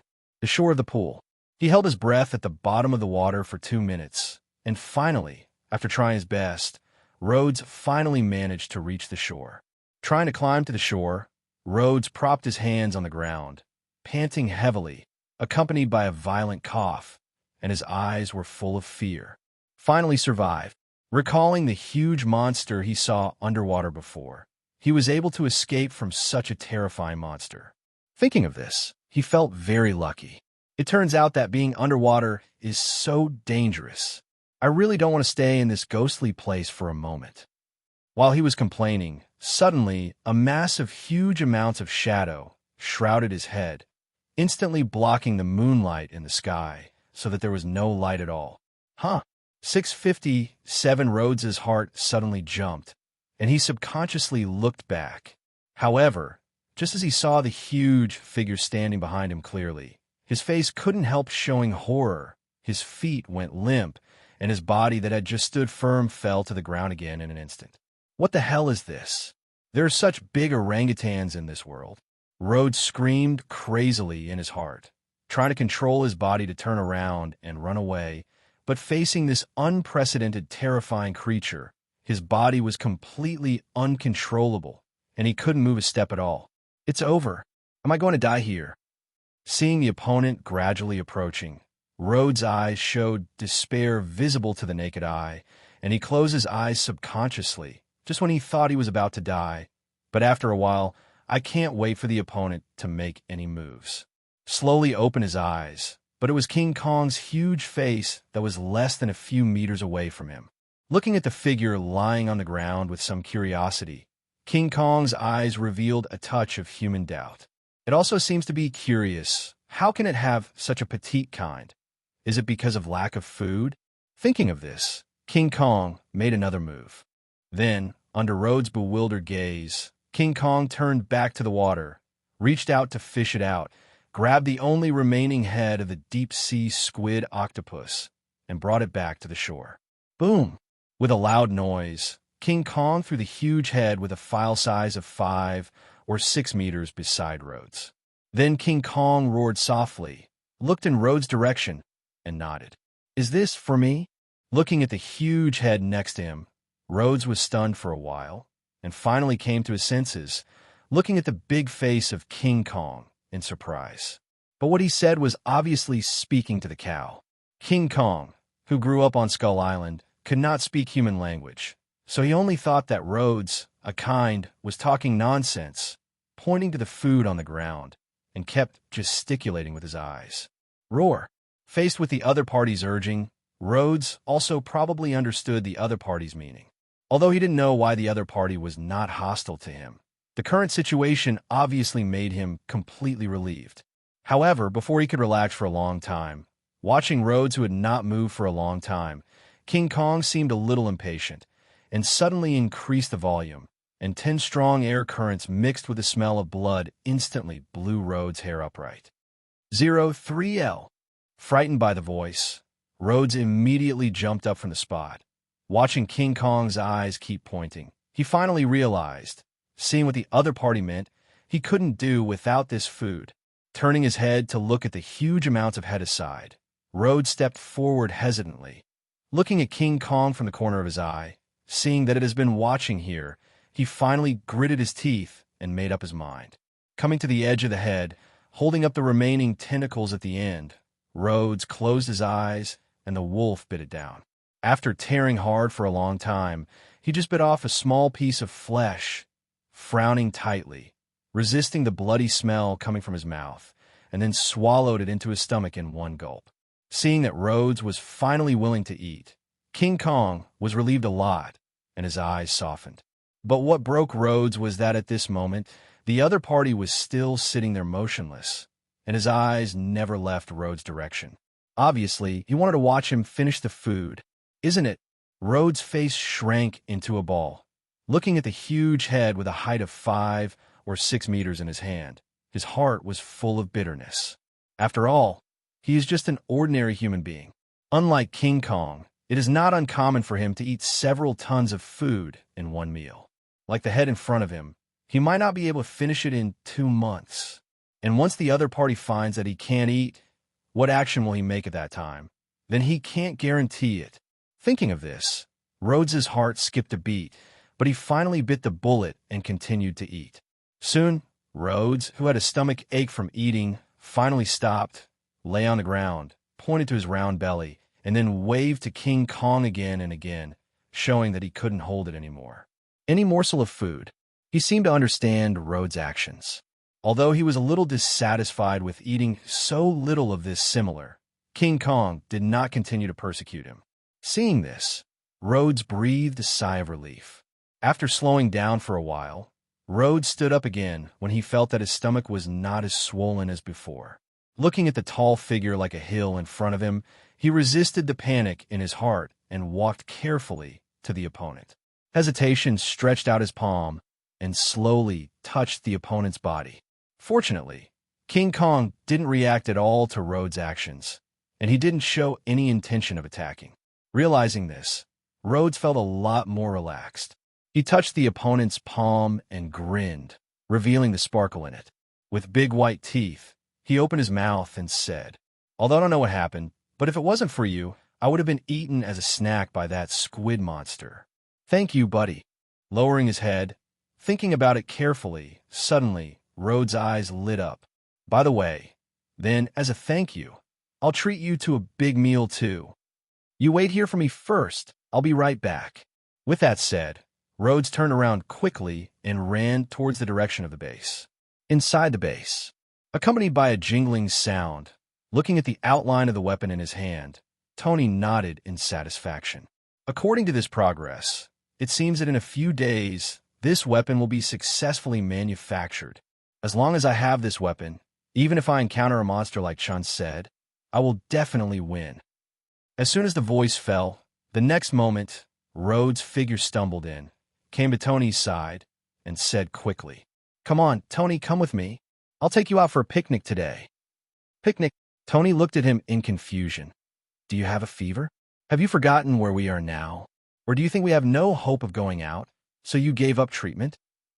Neither. Rhodes' face is full of excitement, said, "You know what I found when I went out? That the big guy. You've seen a chimpanzee before, right? I just met a gorilla that was magnified dozens of times. No hostility, my life was saved by it. Now I plan to go out and cook a barbecue for my savior. How about it? Do you want to come together? Huh? Tony's eyes widened, doubts written all over his face. Rod, are you kidding me? I don't have time to be crazy with you. I have to start making weapons. Regarding Tony's suspicion, Rhodes didn't have the time to argue with him, so he pulled him and ran towards the entrance of the cave. Following Rhodes to the entrance of the cave, when Tony saw the huge figure standing like a hill in front of him at that moment, the originally indifferent face was suddenly covered by shock, and his mouth opened wide subconsciously. Zhao Hao Hao. Turned out to be true. What a big gorilla. Roar. Watching Rhodes bring Tony over, a stern look flashed in King Kong's eyes, and he roared loudly. The terrifying roar shook the mountains and forests, and everything surrendered to him. Hearing this voice, Tony's expression changed immediately. It turns out that the roar just now came from it. Damn it, Rhodes. It's not going to attack us, is it? No. Rhodes hurriedly came to King Kong, gesticulating with both hands, as if explaining something. Seeing Rhodes' actions, King Kong seemed to understand what he meant, and under Tony's confused expression, he really gradually calmed down. His eyes subconsciously moved between King Kong and Rhodes. After a while, a flash of inspiration flashed in Tony's mind, and the eyes he looked at Rhodes instantly became weird. The reason why this big guy doesn't attack Rhodes is it because he is regarded as Zhou? Although he had made up his mind in his heart, Tony didn't express anything on the surface. Under Rhodes' greeting, he came to King Kong cautiously, imitating Rhodes' appearance, stroking the other party's soft yet tough hair with a look of admiration on his face. This island is really amazing. There are creatures of this size. Judging by the size of this big guy, I think even if we meet the adult skeleton monitor lizard Chen mentioned, he will definitely win, right? That's definitely. Rhodes nodded affirmatively, then pointed to the huge amounts of squid head next to him and said, "Look, judging by the file size of this head, this one was killed by this big guy the size of the creature, is probably 30 or 40 meters long. But even a monster of this size persisted for more than 10 years in the hands of the big guy before being killed. I think the power of this big guy is definitely much stronger than we imagined. So I figured if we could be friends with it, we wouldn't have to be so cautious." Being friends? Hearing this, Tony raised his eyebrows subconsciously and just wanted to refute, but soon he thought of something, and he glanced at Rhodes calmly and couldn't help but nodded, agreeing. "Well, if I want to be Rhodes, you should be able to do it." After saying this, Tony scratched his head and looked at the huge amounts of squid head. His eyes showed surprise. Just a head is so big. It seems that this creature is also a powerful predator on this island. I didn't expect it to be killed in such a short time. I really can't believe it. Tony stood where he was quietly thinking. With his wisdom, he can definitely imagine what kind of terrifying power this big guy behind him has. With his power, he might be a dominant existence on this perilous Skull Island. If it is possible to establish a friendly relationship with the other party, as Rhodes said, with the protection of this big guy, their living environment will undoubtedly be much easier, and he can devote himself to the production without having to worry about safety issues. Thinking of this, Tony immediately changed his attitude toward Rhodes' thought just now, and said enthusiastically, "Then what are we waiting for? Come on, Rhodes, let's serve this big guy a delicious special barbecue made by Tony." After saying this, he hurried back to the cave and began to move the firewood for the fire. Under the continuous transport of the two, a moment later, a large pile of firewood was placed on the open space outside the cave, and Tony came to the side of the squid head, holding the sharp knife that was sharpened a few days ago, cutting the food with difficulty. On the other side, Rhodes began to grow areas under King Kong's somewhat curious gaze. Boom! Accompanied by a cloud of green smoke rising, a group of small flames suddenly appeared and fell among the firewood, and began to burn rapidly. Seeing the sudden burst of flames, King Kong was not frightened at all. On the contrary, after seeing Rhodes lighting the fire, He followed suit to the depths of the pool, bending down to salvage for a while. He found 2 boulders about 1 meter high and held them in his palms. Then he imitated Rhodes' movement and started to let the 2 boulders collide with each other. Suddenly, there was a loud and crisp collision sound, spread all over the world. Seeing King Kong's actions, Tony Rhodes on the side dropped their jaws in shock and looked at each other with disbelief in their eyes. No, am I reading it wrong? That big guy, is it teaching me how to make a fire? Rhodes stammered a bit. It's an incredible creature. While having a huge body, does it also have a considerable degree of intelligence? Tony rubbed his chin, his eyes gradually brightened. Undoubtedly, after seeing King Kong's performance like this, Tony, BJFG, couldn't help but have huge amounts of interest in him. Although he has the urge to study it carefully, Tony is not a fool, and he naturally understands the dire consequences if he angers this big guy because of his actions. With the opponent's eyes, I'm afraid they will be smashed in a meatloaf by the opponent before they can react. Even with Chunluo's strength by his side, he still has no confidence in facing King Kong's hill-like body. So from the current point of view, they can only try their best to make friends with him. This is the most beneficial choice for them. Thinking of this, Tony couldn't help but move a little faster. With the tacit cooperation of the two, soon, hundreds of caddies of squid were roasted and sent to King Kong. Looking at the steaming food under his body, and then at Rodby's waving movements, King Kong also understood what the other party meant and grabbed the food on the ground curiously. All sent to the entrance turn. Although King Kong has quite good intelligence, it has no experience of intrigue in the human world, but it has no sense of guarding against similar and seems to trust it. Chew carefully for a moment. Then, under the expectant eyes of the two, King Kong's eyes lit up as if he was very satisfied with the food delivered. He stretched out his hand again and looked at the two expectantly, seeing each other's performance. The two people who had been busy for a long time finally couldn't help it. They smiled and looked at each other, and their hearts suddenly cheered up a lot. Obviously, King Kong was very satisfied with the barbecue they made, so King Kong also had a little more favorable opinion of Tony Rhodes. It may be due to the desire for the unique food, such as barbecue. In the next 3 days, King Kong will bring the prey carcass here after hunting every time, and let the two make some barbecue for the tooth-fighting sacrifice. Definitely, with King Kong's size, no matter how hard the two of them work, they can't cook out its terrifying amount of food. Therefore, most of the time, King Kong still eats raw food. After these 2 days, as the two became more and more familiar with King Kong, the relationship between the two parties was further drawn in. At the same time, as the exchanges between the two parties became more frequent, the actions of Tony Rhodes' gestures, King Kong can roughly understand what they mean. On this day, in the open space outside the cave, a huge amount of bonfire was burning in the night sky. Rhodes held food skewered with iron rods in his hand and roasted it on the bonfire. At the same time, he turned his head to look at King Kong from time to time, making gestures. King Kong on the side sat cross-legged quietly on the ground, watching Rhodes' movements without blinking, as if he was learning how to roast meat with a very focused expression. While Rhodes was teaching King Kong, there was a huge amount of movement in the dense forest not far away. Boom! King Kong was awakened instantly by the huge amounts of movement, stood up and looked forward, and roared loudly. Roar! The terrifying sound waves spread rapidly to the surroundings, causing a slight vibration in the nearby air, and the dense forest seemed to be trembling for it.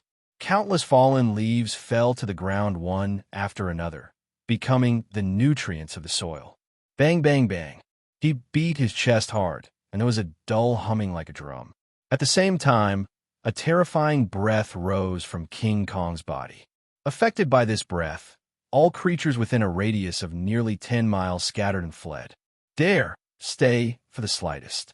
In just a short moment, with King Kong's position as the center within a radius of 10 miles, it suddenly became silent.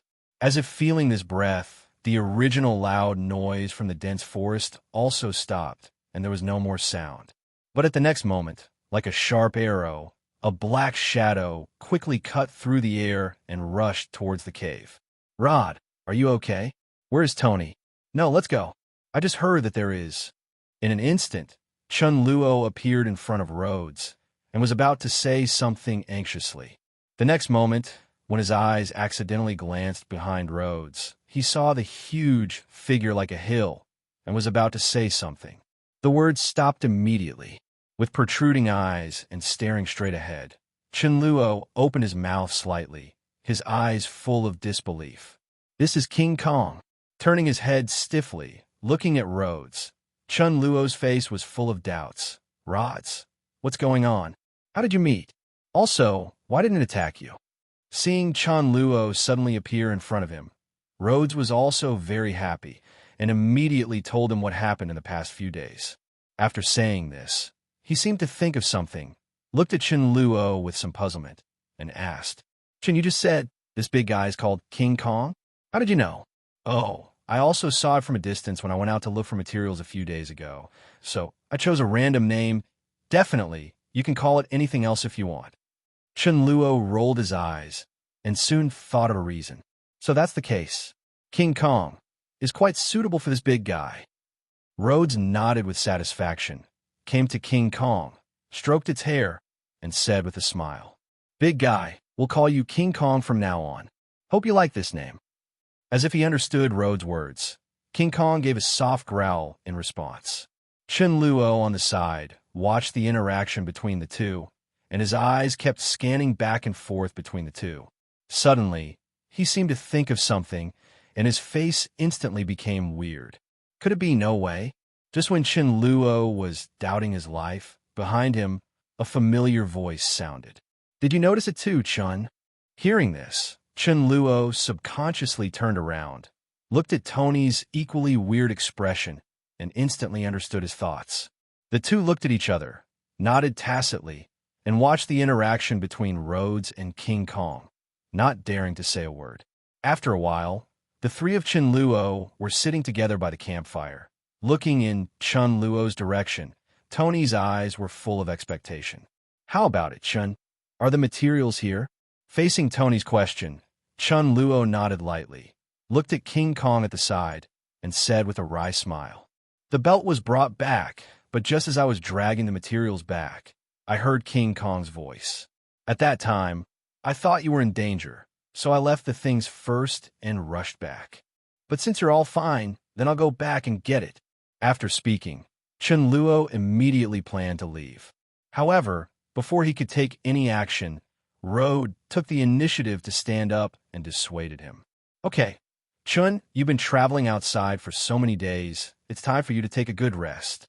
Leave the rest of the work to me and King Kong. Hearing this, Chunluo was stunned for a moment, turned his head to look at the other party, and said in surprise, You mean you can get King Kong to help you now? That definitely. Rhodes nodded, and then seemed to think of something, and said in amazement, You may not understand King Kong's ability to learn, but after only 2 days, it has been able to roughly understand most of my intentions, and with my relationship with King Kong, it's not a problem for it to help. Seeing that Rhodes was so confident, Chunluo was also a little curious about how far he could go. So after telling Rhodes where he put down the material, Chunluo sat aside, waiting for his performance. Seeking flowers, then, under the surprised gazes of Chun and Luo, Rhodes came to King Kong, and he didn't know what he was gesticulating. The next moment, King Kong stretched out his palm, put Rhodes in his palm, and then stood up, striding towards the distance. Is this really okay? Looking at the back of the other party leaving, Chunluo and the two couldn't help but widen their eyes and exclaimed. After a while, accompanied by a huge amount of noise, when King Kong appeared in front of the two of them again, he was holding 10 large plain wreckages in its hands. The moment he saw the wreckage, Tony's eyes lit up instantly, and he stepped forward to check it immediately. 0. Not long after, when he came back again, his expression was a little excited, and he said, Great, Chun, the wreckage you brought back contains a lot of things that can be used. Moreover, the fuselage is not too corroded. It seems that the year that it should have crashed here should not be too long. The steel materials are still intact, can be used. Hearing this, Chunluo also showed a smile on his face and asked impatiently, How about it? With these materials, Are you sure you can make what you want? Hearing this, Tony's smile faltered. He was silent for a moment and said in a deep voice, "No, it's not enough. According to my calculations, these materials are only enough to build about 1/3 of the fuselage, and there is still a lot of gaps to complete the construction." "Is that so?" Chen Luo sighed softly and said helplessly, "Then I can only run a few more times. I hope I'm lucky enough to discover something this time." It took Chen Luo a week to explore a range of thousands of miles before he found this little harvest. According to his understanding, the island has a file size of tens of thousands of square kilometers, and the area he explored is only a small part. It may take nearly a year to complete the exploration. It is hard to imagine how difficult it is to find what you want in such a huge amount of islands. Therefore, when Chen Luo thinks about the workload he is about to face, Chen Luo also feels his scalp tingling. Just as he was having a headache, the next moment, Rhodes' voice came. "Chen Tony." Rhodes trotted all the way to the two of them. His face couldn't hide his excitement, and he couldn't wait to say, "I just made a big discovery. Do you know that when I took King Kong to look for the plane wreckage you left behind, Sean, it seemed to recognize this thing. If I guessed correctly, it should know where there are these wreckages on this island." Hearing this, Chen Luo was stunned for a moment, then reacted immediately, with excitement reappearing on his face, and said, "That's right. I even forgot that King Kong has lived on this island for decades, so he must be more familiar with the situation here than we are. With its help, we can definitely find enough materials." Hearing Chen Luo's words, Tony's eyes lit up instantly. "Then what are we waiting for? Hurry up and ask King Kong to help us find the 207 materials. After staying on this broken island for so many days, I've had enough. How many beautiful ladies are waiting for me outside? I have to hurry out." Speaking of this, Tony seemed to think of something, and suddenly said with a bit of annoyance, "Damn it, I shouldn't have said that I was going to go on an adventure. After all, the party is the best for me. Don't worry, Tony. With the help of this big guy, we'll be out soon. Then you can play as long as you want." Rhodes turned his head and looked at the huge figure like a hill behind him. His eyes were full of love that couldn't be concealed. "By the way, Tony, when we leave this island, you must develop a means of transportation that can pass freely here as soon as possible. I will always come and see this big guy." Hearing this, Tony looked at Rhodes with an inexplicable smile in his eyes. "It seems you and King Kong have a very good relationship. Yeah, you look like brothers." Chunluo looked at Rhodes seriously and said. Rhodes didn't realize the meaning of Chunluo's words. On the contrary, he nodded seriously and said, "To be honest, I really like this big guy. It's a pity that it's too big. If it's as big as ours, I really want to take it back to the human world to see." Hearing these words, Chunluo and Chunluo looked at each other. The smiles on their faces gradually disappeared, and their expressions became much more serious. Tony shrugged and said helplessly, "Okay then. Originally, I wanted to go back and take a good rest, but it seems that I can only postpone it for a few months. Bermuda's climate may be a big problem for others, but for Tony, as long as he is serious, it is definitely not difficult to solve." Later, after some communication between Rhodes and King Kong, as expected, King Kong didn't know where there were related wreckages, just as they thought. After learning the news, the three of them deliberated and finally decided to set off at the same time and follow King Kong to search for it. The reason why Chunluo was allowed to go alone was because Tony and Tony didn't have the strength to protect themselves at that time, so they could only wait here. But it's different now, not to mention the protection of King Kong around them now. But the weapons they have now are enough for them to protect themselves. In the past few days, Tony has not been idle. After nearly a week of production, finally, after making large-scale changes to the individual bazooka, the power of this big killer has been improved by huge amounts of. Even if he encounters a monster like the skeleton lizard again, with this big killer in his hand, Tony still has enough confidence to kill him with one shot. Before Chunluo was lucky, he was able to find such a large piece of useful materials alone. Without Tony to identify it, if the materials were not usable, it would undoubtedly waste a lot of time. Therefore, Chunluo has no reason to refuse Tony's request to search together. As for Rhodes, not to mention, among the few of them, he had the best relationship with King Kong, and without him, Chunluo would not be as proficient as Rhodes in how to communicate with King Kong.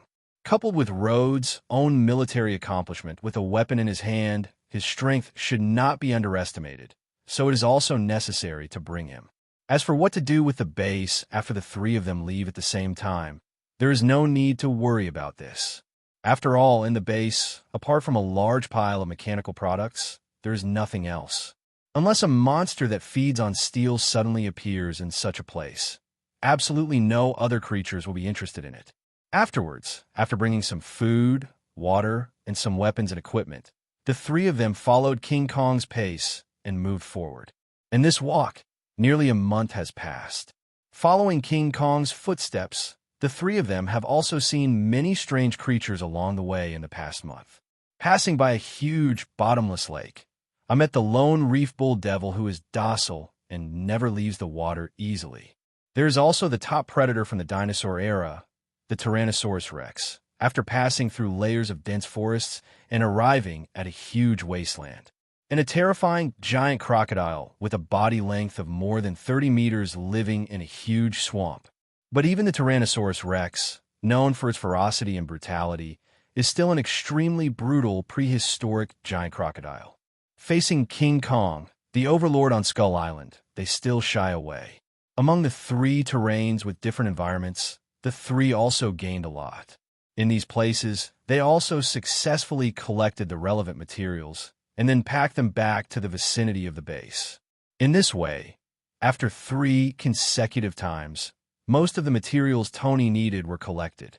Judging from this progress, perhaps they only need to collect the materials once more to meet Tony's request. After hearing the news, the three of them were also very excited. Under the temptation of going home soon, they couldn't wait to start the next journey.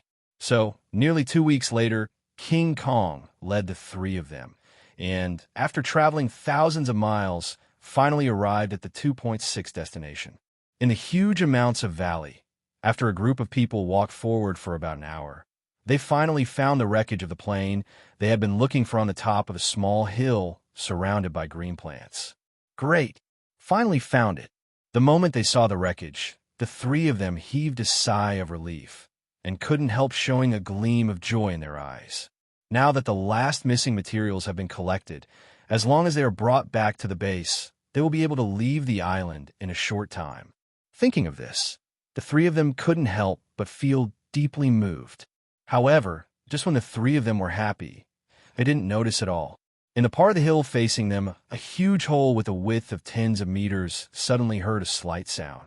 Accompanied by a rustling sound, a huge hideous head with a skull mask slowly poked out from the hole.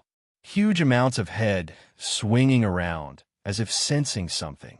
Soon, it seemed to sense something, and its head suddenly turned to the direction where Chunluo and his party were. A cold and cruel murderous intent flashed in the beast's pupils, and its body slowly crawled out of the hole. A huge body more than 20 meters long, with thick and slender limbs supporting the body, with extremely sharp claws at the end, and a flexible tail like a swimming snake. The head is covered by a white skull mask, and the mouth is open. Open, several rows of teeth shining with cold light are distributed among them. It looks ferocious and terrifying.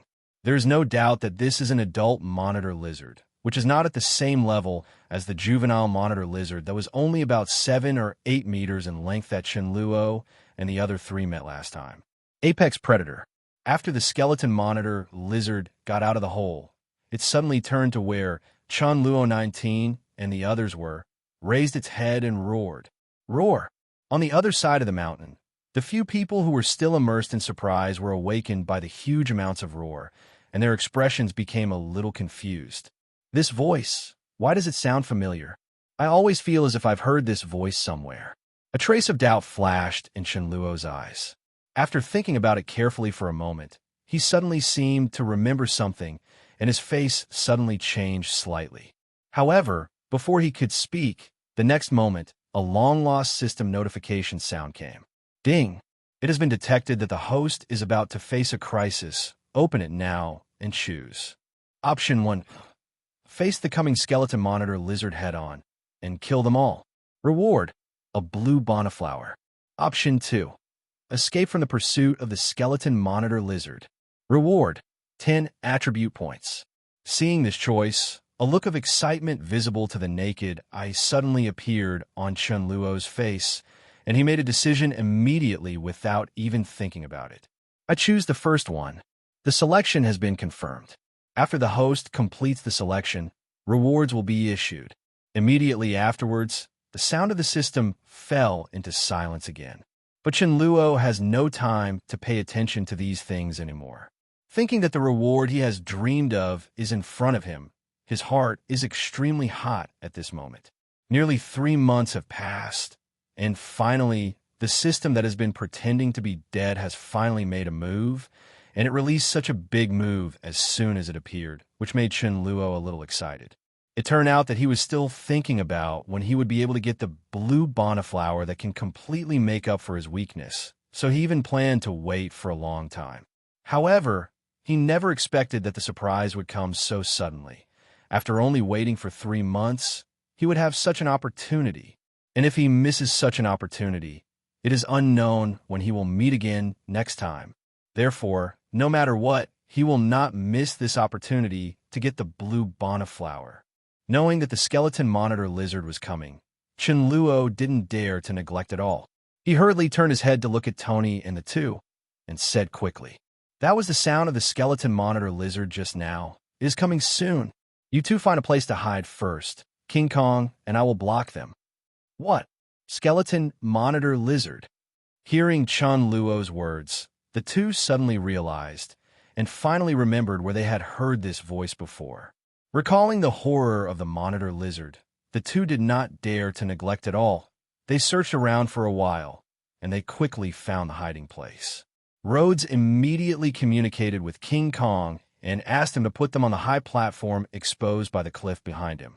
Although Tony Rhodes and the others don't have the strength to face that kind of monster head-on like Shinluo, they can't do anything. After all, they have a lot of weapons and ammunition at the moment.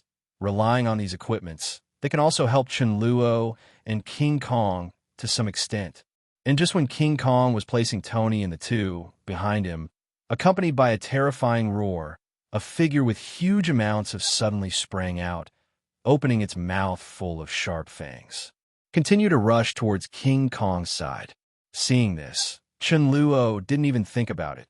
He moved his feet and immediately stepped forward to rescue. The figure turned into a sharp arrow, a body comparable to steel, coupled with the terrifying speed beyond the speed of sound, endowed Chunluo with invincible and terrifying kinetic energy, and slammed towards the monitor lizard's neck fiercely. Click! A crisp sound came, followed by the monitor lizard's painful wail. As if it came from a natural instinct, just before Chunluo launched the attack, the opponent seemed to feel the danger and forcibly controlled his body to stop. However, even so, its huge amounts of body still couldn't completely avoid Chunluo's attack, and was hit by one of its heads on the lower jaw, smashing the bones of its lower jaw into pieces. Without the support of the bones, the monitor lizard's mouth was pulled down feebly. Barton couldn't use any more strength and couldn't control the mouth to close, which meant that the opponent's terrifying bite force had failed and the threat was even greater. It is greatly reduced. Accompanied by the roar of pain, the monitor lizard's cold and cruel animal pupils turned to Chunluo's direction in an instant, and its tail swung behind it, drawing an afterimage in the air, and then swept towards Chunluo's south. Although the speed of the other party's tail flicking was astonishingly fast, even faintly reaching the speed of sound, it was still within Chunluo's reaction range. With a quick leap back, 683 successfully dodged the other party's attack. At the same time, King Kong finally reacted, turned around, and looked at the figure of the natural enemy in front of him. His eyes turned red instantly. With an angry roar, he immediately spread his legs and rushed towards the monitor lizard in big strides. Also being the dominant existence on the island, the skeleton monitor lizard was also not to be outdone. Moving its flexible limbs, it also launched a charge. Boom! There was a dull impact sound, but as soon as they approached, the two giant beasts immediately started a bloody fight. Even though the monitor lizard was unable to bite its opponent because of the broken mandible, it still used its sharp claws to scratch King Kong's body, and its huge amounts of tail kept swinging, whipping King Kong's chest, and roared loudly. Hooray! But no matter how much it struggled, under King Kong's invincible strength, it found the right moment. Its palms grabbed the monitor lizard's neck tightly, and then broke it hard. Click! Accompanied by a huge and painful roar. The monitor lizard's struggling movements gradually weakened, and soon it remained motionless and died. Roar! After winning, King Kong beat his chest vigorously and roared to the sky. However, before everyone was happy, the next moment, one after another roared from not far away. Hearing this familiar voice, everyone's expressions changed. Roar! Under the watchful eyes of Chen Luo and the others, behind the hill, several adult skeleton monitor lizards with the same size of more than 20 meters rushed out one after another and stood in front of Chen Luo and King Kong in a row, with cold eyes shining in their eyes. Killing intent. Looking at these monitor lizards with almost the same size, Chen Luo's face became a little dignified, and he began to think secretly. After the system's reminder before, he was not at all surprised that there would be a few monsters like this again. As one of the two well-deserved overlord creatures on this island, although each skeleton monitor lizard has the terrifying power to hunt and kill Tyrannosaurus Rex, if all 6 of them add up. Even King Kong would not be their opponent. In a head-on confrontation, Chunluo, who only has a strength of a few tons, will not be an opponent of a giant lizard with a strength of tens of tons, but the premise is to hit the target. With an advantage in speed, even if he is not as powerful as the opponent, Chunluo can still avoid the opponent's attack, and then use the method just now to defeat the opponent. Even in the face of the simultaneous attack of 6 monitor lizards, Chunluo is not afraid at all, not to mention that he has King Kong's help and King Kong as a restraint. As long as he finds the right time to attack, these monsters will also be there. Not difficult to solve, and once the 6 monitor lizards are dealt with, Chunluo will undoubtedly get the reward he dreamed of. Thinking of the Bienhua flower that he will soon get, Chunluo couldn't help feeling excited. However, before he could be excited for long, the next moment, accompanied by an unprecedented roar, Chunluo woke up instantly. He raised his head subconsciously, and when he saw the huge monster slowly coming out from behind the hill, a trace of shock appeared in his eyes. The terrifying body with a length of more than 50 meters is several meters larger than that of King Kong, with huge amounts of white skull mask attached to the head, just standing on the ground on all fours. It is twice as tall as the 6 monitor lizards before. Opened its mouth wide, and there were dense rows of sharp teeth in it, which looked hideous.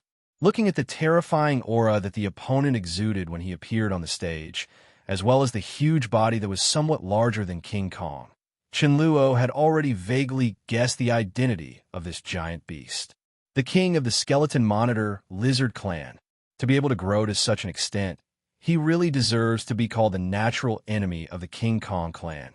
Chunluo secretly sighed in his heart. At the same time, looking at the opponent's huge amounts of size, he also secretly became a little unsure. Although his attack could cause damage to other giant lizards before, if he is facing this huge monster, whether he can still cause damage to it is not an issue. Well said. Thinking of this, Chunluo's face suddenly became much more serious. However, before he could think about it, the next moment, with the roar of the skeleton monitor lizard king, the other 6 monitor lizards rushed towards Chunluo and King Kong respectively, as if they had received some orders. The monitor lizards are divided into 2 teams, each in groups of 3, and attacked Chunluo and King Kong respectively. Behind them, the giant skeleton monitor lizard remained motionless, as if observing the battle situation.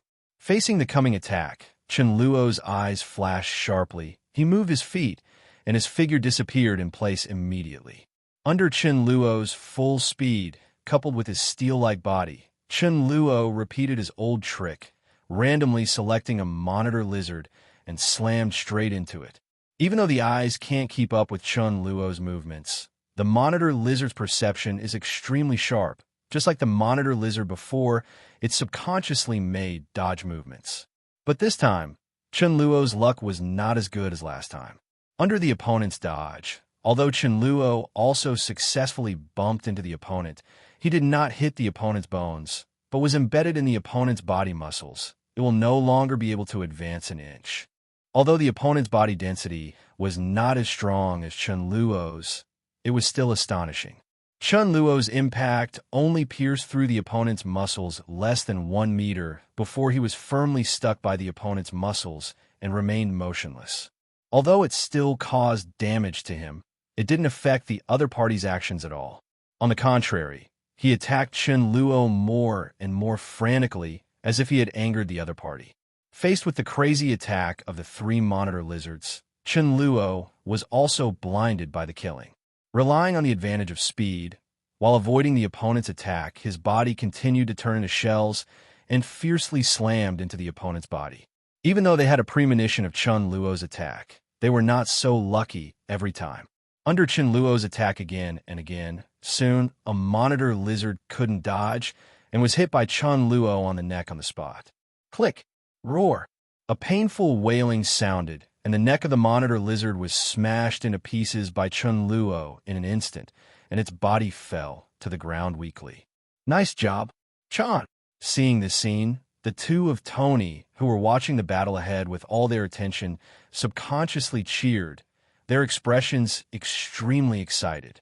However, before they were happy, the next moment, the monitor lizard king who had been watching the battle suddenly roared angrily, with a fierce light in his eyes, and glanced between Chunluo and King Kong for a moment. Then, slowly took a step. To everyone's surprise, its target was not Chunluo, who had achieved amazing results just now. Instead, it aimed at King Kong, and while the opponent was being entangled by 3 other monitor lizards, it opened its mouth wide, roaring and rushed in the direction of King Kong. Not good. That guy's going to attack King Kong. Tony's face changed, and a trace of nervousness flashed in his eyes. Damn, look at me. Rhodes' eyes were full of anger, and without thinking about it, he picked up the brand new bazooka modified by Tony, aimed at the monitor lizard that was rushing towards King Kong, and suddenly pulled the trigger. Boom! A cannonball with a strange shape flew out of the barrel in an instant, and quickly flew towards the monitor lizard. As if feeling some danger, the giant lizard's forward figure stopped in an instant, and then leaped to the side, Wang Zhao quickly. With just a light jump, relying on the huge amounts of its body, the monitor lizard covered a distance of more than 20 meters and successfully avoided the bombardment of shells. Accompanied by the sound of huge amounts of explosions, the shell hit the mountainside directly behind the monitor lizard, blasting it out of a huge deep pit with a radius of about 10 meters in an instant. Watching the movement behind him, the monitor lizard king let out another angry cry roar loudly. After receiving the order from the king, one of the skeleton monitor lizards that was in charge of besieging King Kong suddenly withdrew, then spared King Kong and rushed towards Tony and the 2 behind him. Seeing this, King Kong roared and was about to step forward to block it, but the next moment, he was blocked by the roaring monitor lizard king. Opening its big mouth full of sharp teeth, taking advantage of the moment King Kong was entangled by the other 2 monitor lizards, it bit down on King Kong's arm fiercely. Dow! Click! Accompanied by a crisp sound, Chunluo's face changed when he heard King Kong's sudden painful roar, and he immediately turned his head to look in the direction where King Kong was. Due to being entangled by the other 2 monitor lizards, King Kong had no time to dodge. His wrist was bitten by the opponent, and the wrist bone shattered on the spot. Under the severe pain, King Kong's ferociousness was also fully aroused. His eyes instantly turned red, his muscles swelled rapidly. He clenched his intact right fist and punched the opponent's head hard. Boom! Suffering from this heavy blow, the monitor lizard king subconsciously let go of his mouth in pain. His body shook a little, and he stopped attacking for a while. Good chance. Seeing this opportunity, a gleam flashed in Chunluo's eyes. His legs exerted strength instantly, and his figure disappeared in place again. Under the full force of Chunluo, a deep hole was instantly blasted into the ground where he was standing, and the whole person slammed into the opponent's body at supersonic speed. Facing Chunluo's attack, because the opponent was still in a dizzy state, there was no time to dodge, and Shinluo hit the vital point right away. In just a split second, Chunluo bumped into the opponent's neck, and huge amounts of kinetic energy suddenly spread 317 on the opponent's body. After being hit by this impact, the giant beast couldn't help but let out another terrifying roar. 03L. Contrary to what Chunluo thought, after receiving this heavy blow from him, the giant beast showed no signs of broken bones, but left a wound about 10 centimeters on its neck. If such a wound is placed on a human body, it is indeed considered a serious injury. But if it is placed on this giant beast with a body size of more than 50 meters, it is so insignificant, seeing that his full blow could only cause this level of damage. Chunluo's heart sank. There is no doubt that with his current attack, the damage he can cause is very limited, and what can really cause fatal damage to him is only Jin Gang who can do it. But right now, King Kong is being entangled by the other two monitor lizards. If this situation continues, defeat is probably its only ending. And Shinluo definitely can't just watch King Kong die. Not to mention whether his choice can be completed after King Kong's death, but that they have established a certain friendship with King Kong in the past 2 months. If it weren't for King Kong's help, they don't know, how long it would take them to collect enough materials. Therefore, due to emotion and reason, he couldn't just watch King Kong die in front of him like this. Thinking of this, Chunluo's eyes instantly became firm. However, before he could make a move, as if enraged by King Kong's punch just now, following the roar of the Monitor Lizard King, the two Monitor Lizards that had been surrounding Chunluo also joined in at the same time. The battle group that besieged King Kong. The 4 Monitor Lizards fought with King Kong, and combined with the attack of the King of Monitor Lizards, which was several times larger than King Kong was in danger all at once. Roar! Taking advantage of the moment when his legs and hands were bitten by the 4 Monitor Lizards, the Monitor Lizard King roared, opened his mouth, and bit down on King Kong's neck. Just when it was about to hit, in desperation, Chunluo didn't even think about it, and his figure turned into a humanoid cannonball again and hit the opponent's head heavily. Affected by Chunluo, the Monitor Lizard King's attack suddenly fell through. Seeing this scene, it suddenly let out another roar and swung its tail rapidly. When Chunluo's body was still in midair, it faced Chunluo directly and lashed out. Over. Boom. Under its huge force of hundreds of tons, the surrounding air seemed to be pumped, and there was a roar of huge amounts of roar, and Chunluo, who had nowhere to rely on strength in midair, had no room to dodge, and was immediately struck by this. The tail is drawn straight, and it shoots out. His body turned into a human-shaped cannonball, and Chunluo was instantly thrown backwards by the blow for hundreds of meters, and then he smashed a huge amount of pothole on the hill behind him, sending up smoke and dust all over the sky, completely knocking him down. Chunluo, seeing this scene, the two of Tony's eyes widened, and their eyes were instantly filled with bloodshot eyes.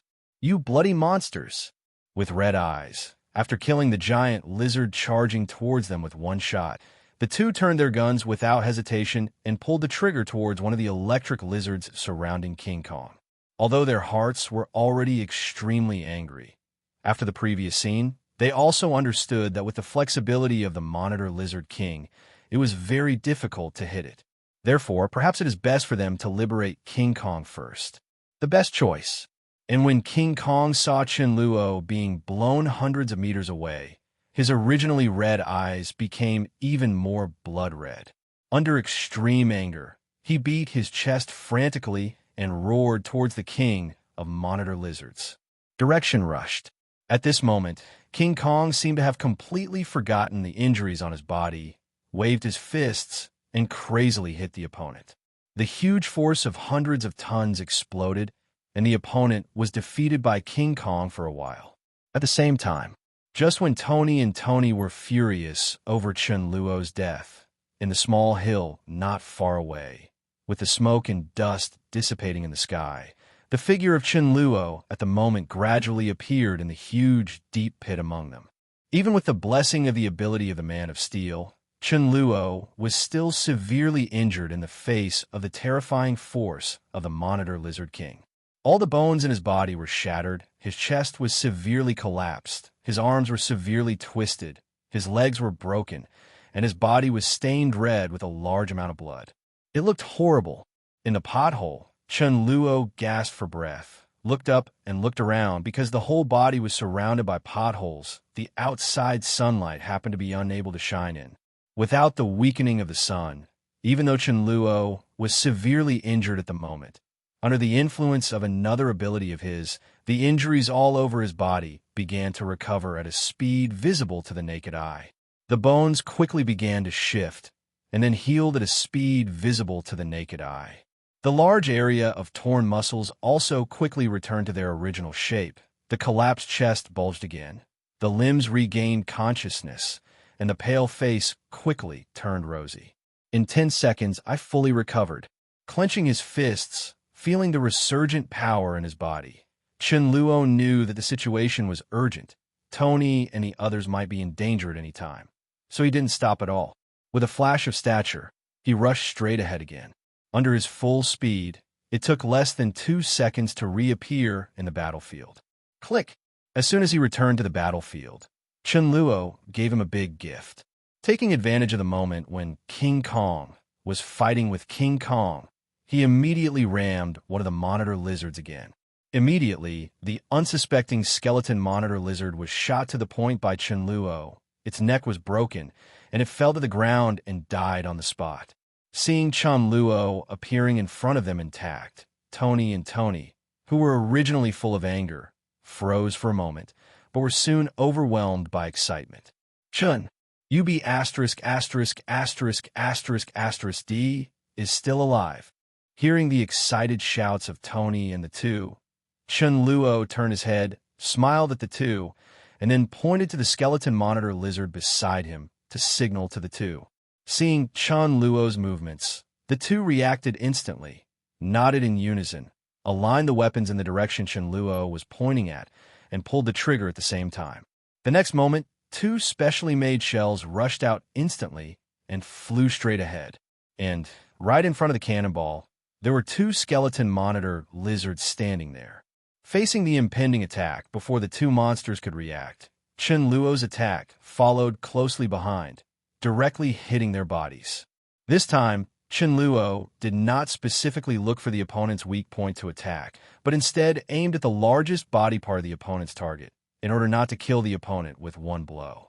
It's to slow down the opponent's movements, so as to cover the attack of Tony and the other 2. I have to say that Chen Luo's approach is also very effective.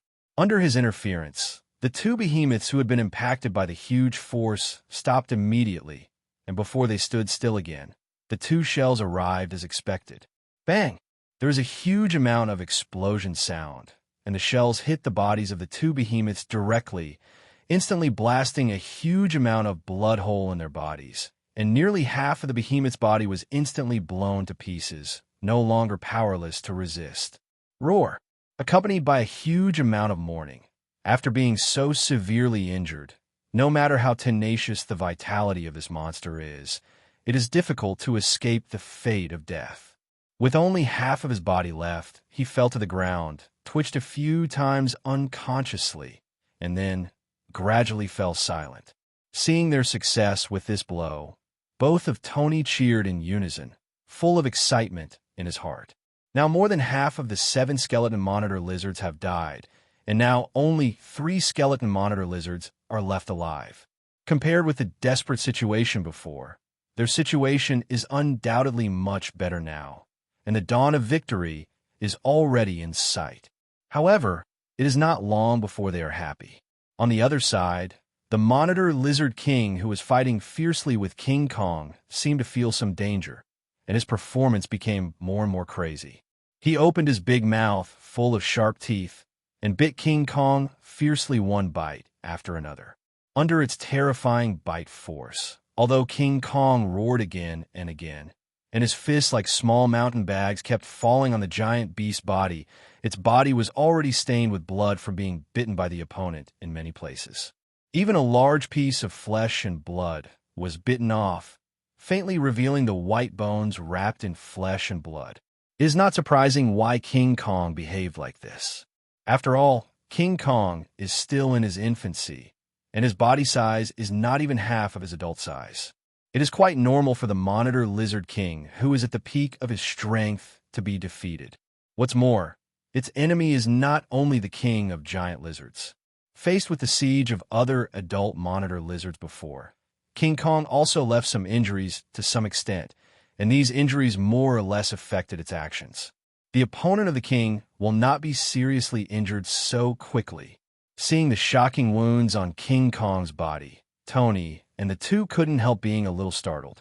When they were worried about King Kong's safety, Chen Luo's voice suddenly came from a distance.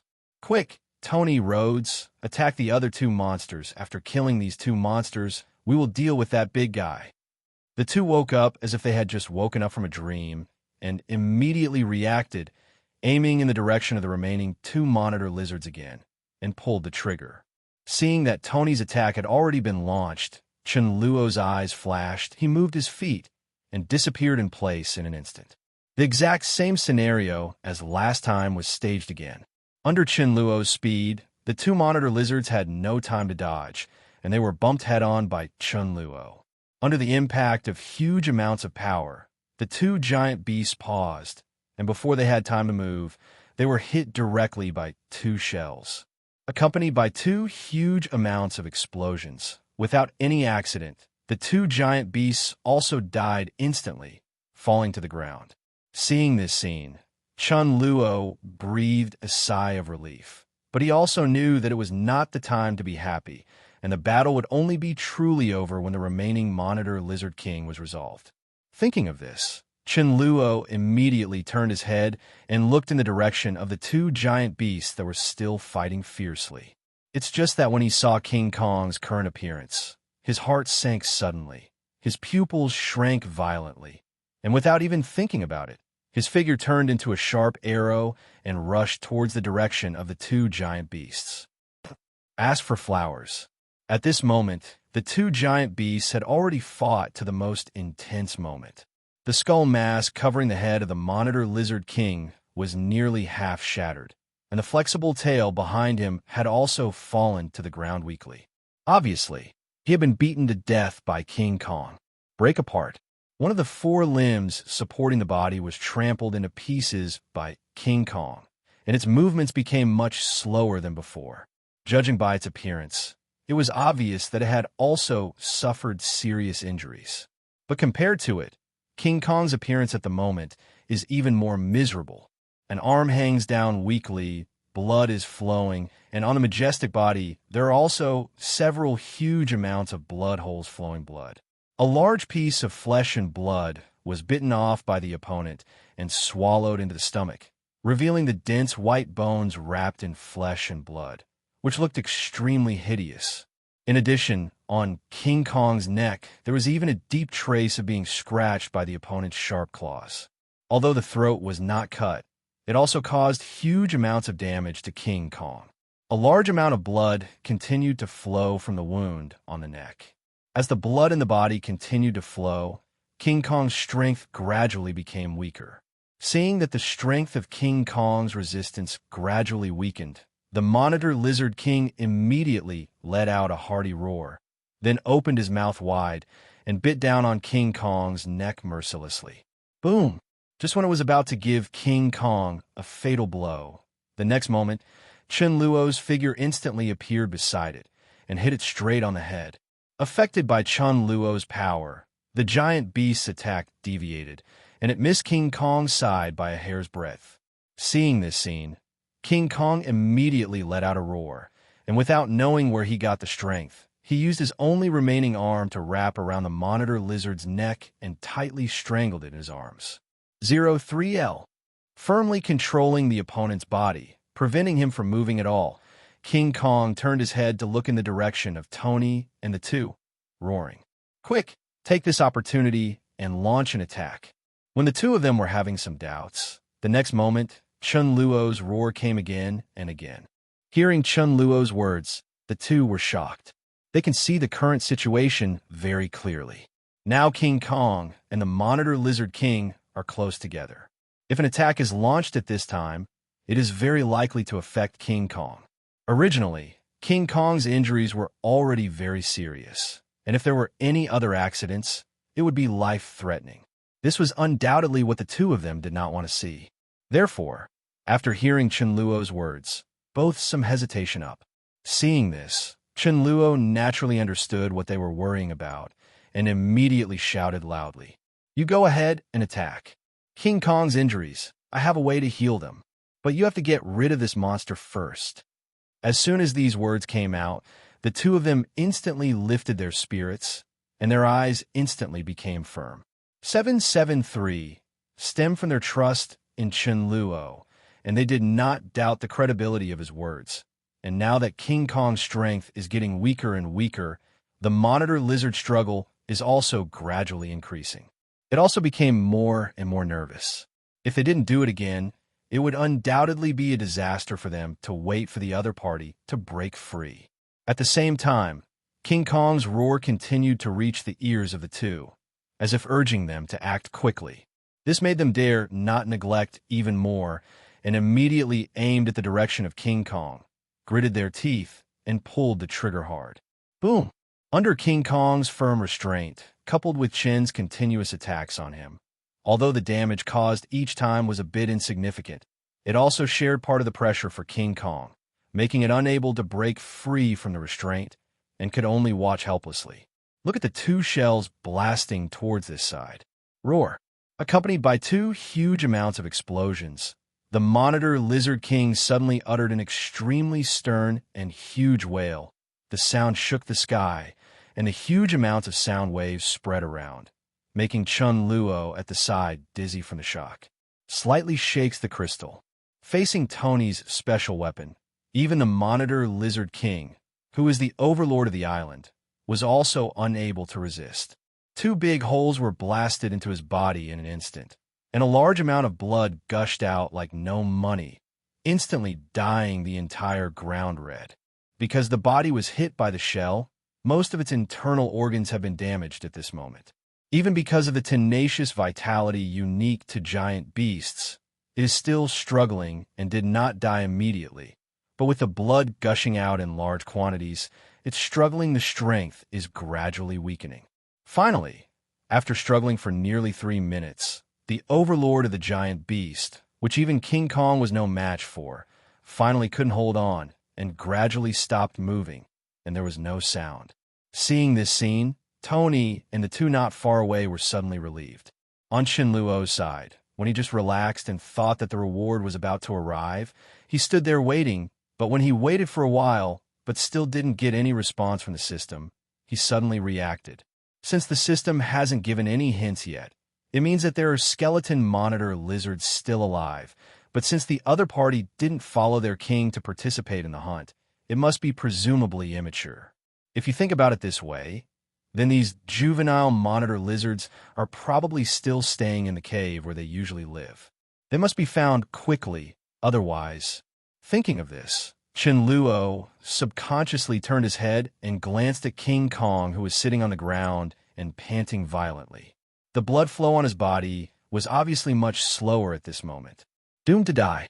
Seeing this scene, Chen Luo became more anxious and immediately started to act. With a flash of his figure, he rushed towards the direction of the small hill where the monitor lizards appeared. Under his full speed soon, on the back of the hill, he successfully found the monitor lizard's yoke. Without hesitation, Chen Luo immediately dodged into the cave, and in less than a minute, Chen Luo successfully found the goal of his trip. Although with his current strength, it is still difficult to pose a threat to giant beasts like adult skeleton monitor lizards. But when facing these juveniles, there is no doubt that he has an absolute advantage. In less than half a minute, all the juveniles in the cave were killed by him immediately, and with the death of the last juvenile, the system's notification sound came as expected. Ding! Congratulations to the host for completing the selection. The reward is now issued. As soon as the words were finished, following Chen Luo's thought, the next moment, a blue flower that looked extremely magnificent appeared in front of his eyes. He stretched out his hand to receive the flower in his palm, knowing that the situation was urgent. So Chen Luo didn't have any thoughts of appreciating it, so he crumpled the flower in his hand and then quickly stuffed it into his mouth. I didn't want to taste what it tasted like, so I swallowed it whole and swallowed it into my stomach. As the blue bana was successfully swallowed, Chunluo only felt a warm current appearing in an instant and flowing all over his body, but it disappeared in the blink of an eye.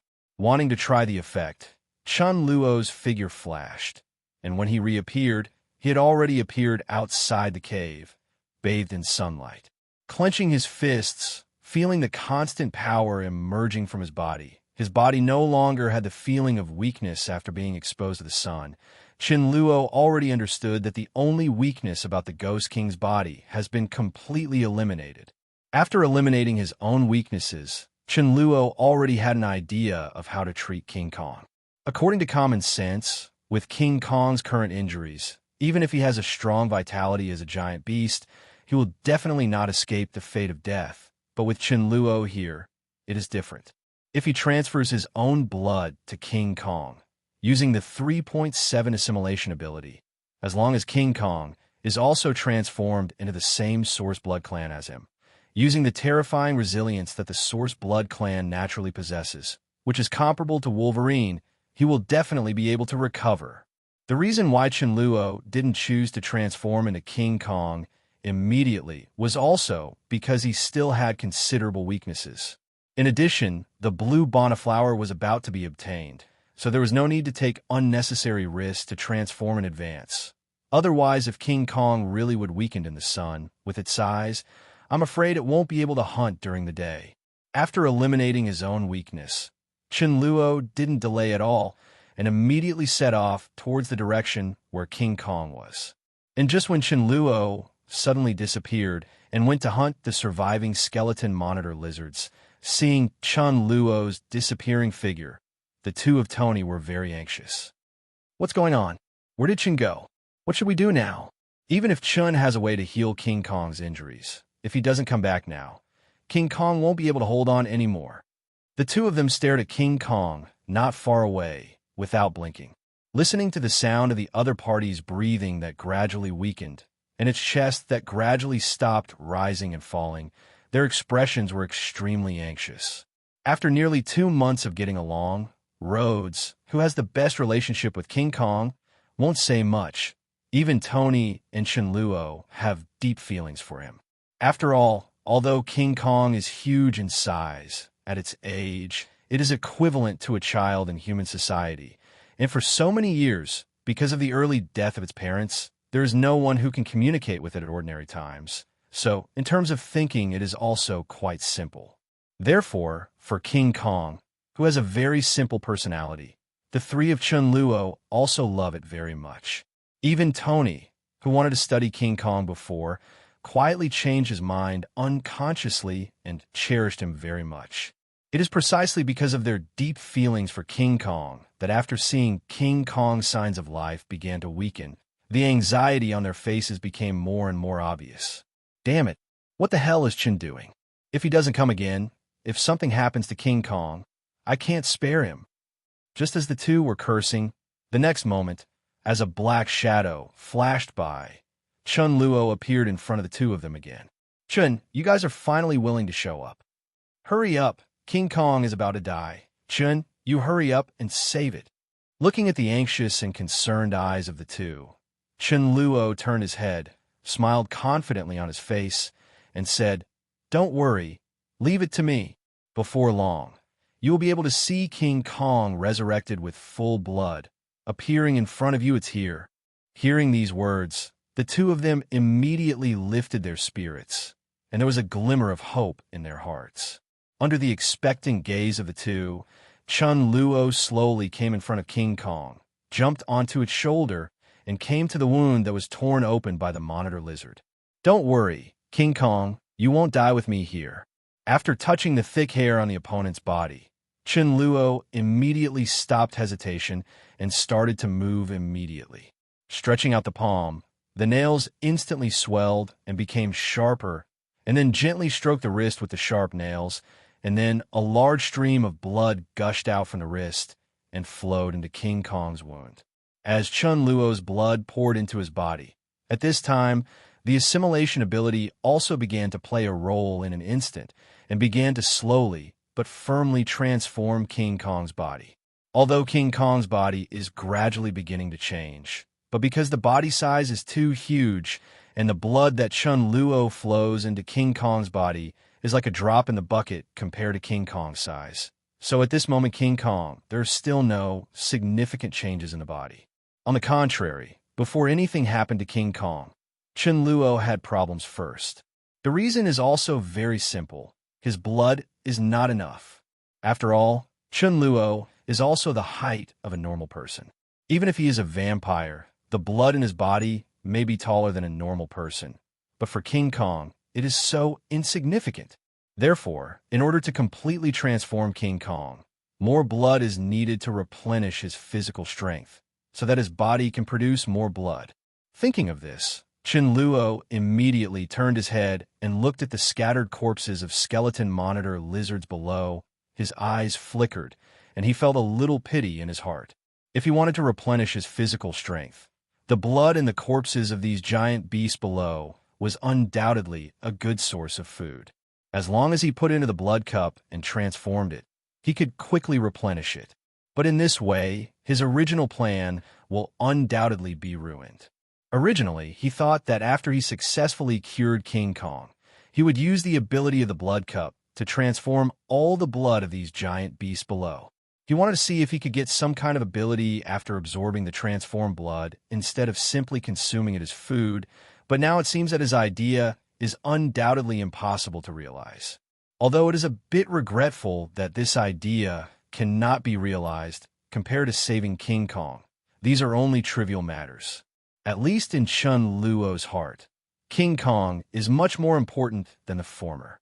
Therefore, in the next 10 hours, Chen Luo always went back and forth between blood transfusion and eating.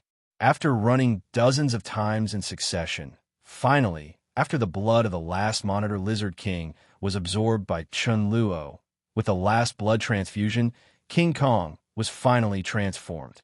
As Chen Luo's blood gradually transforms King Kong into Yuan Blood Clan, the regeneration ability belonging to Yuan Blood Clan is also rapidly working in King Kong's body. Countless granulation grows wildly at the wound and then gradually intertwines together, turning the bones below cover. The broken bones, muscles, and skin are all healing and growing quickly, and the huge and hideous wounds are gradually disappearing from invisible.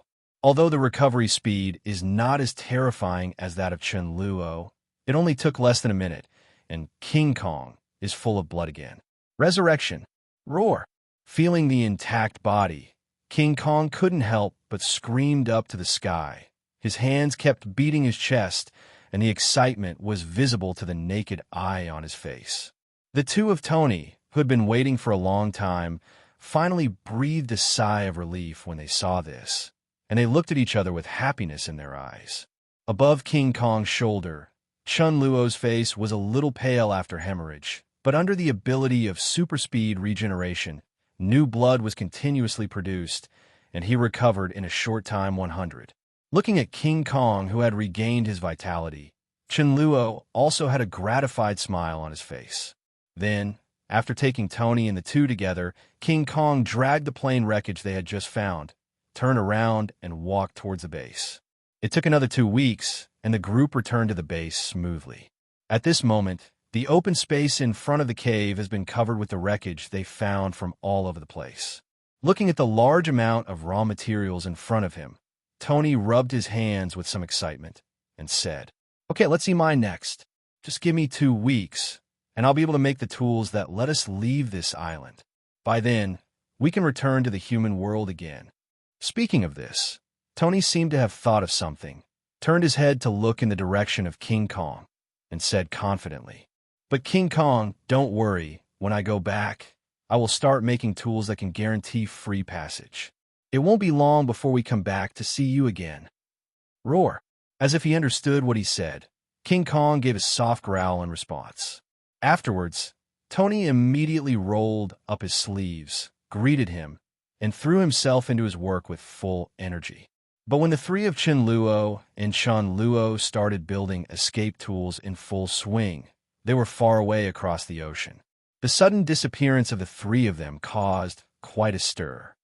Across the ocean, just a week after Chen Luo and his group went missing, all forces reacted one after another and immediately sent people to start searching.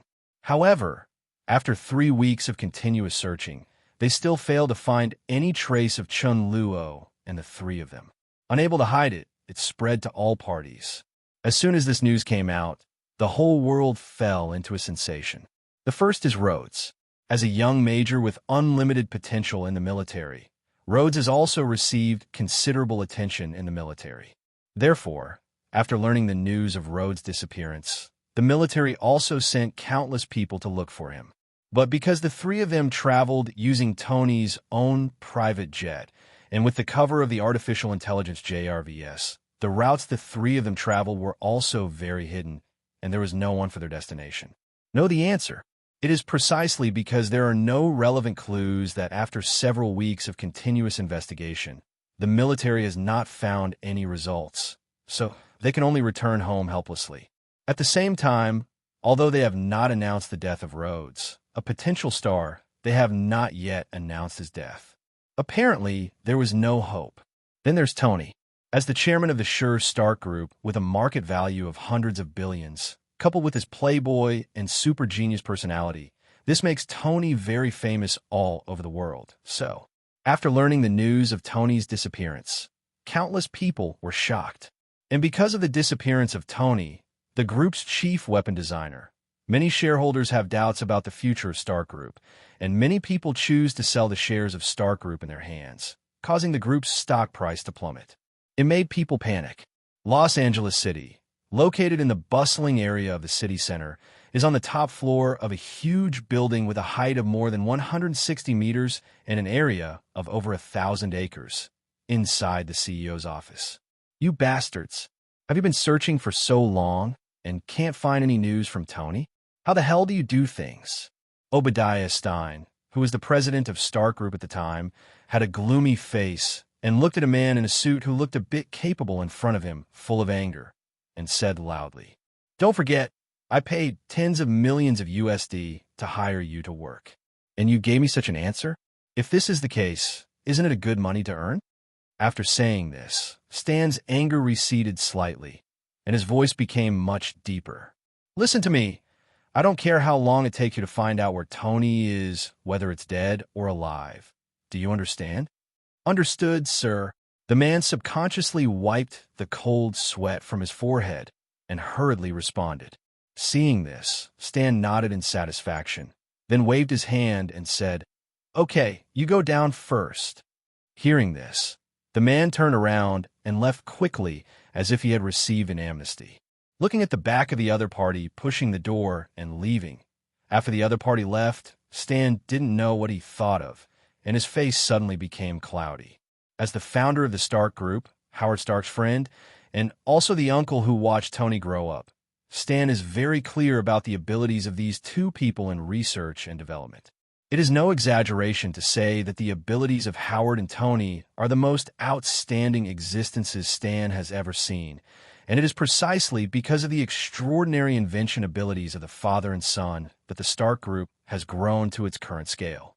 Although Howard passed away early, Stan believes that as long as there is a super genius like Tony, the Stark Group will be able to make further progress sooner or later and eventually grow into a top giant company with a market value of trillions. And once that time comes, it will be the moment of his final harvest. Stan has always been very optimistic about the development of the Stark Group. He firmly believes that sooner or later, this company will become the top arms giant in this country and even in the entire world. Make this company your own, but he will only choose to do it when the Stark Group has really developed to that point. Obviously, now is not the moment he wants. It is precisely because of this that Stan, who wants to grow the Stark Group, is so concerned about Tony's disappearance and even spends a lot of money to send people all over the world to start searching in order to let the group's helm continue to lead. Group development. And when the company develops to the scale he imagined at that time, I am afraid that he may be the first one who wants Tony to disappear. Tony, where the hell are you?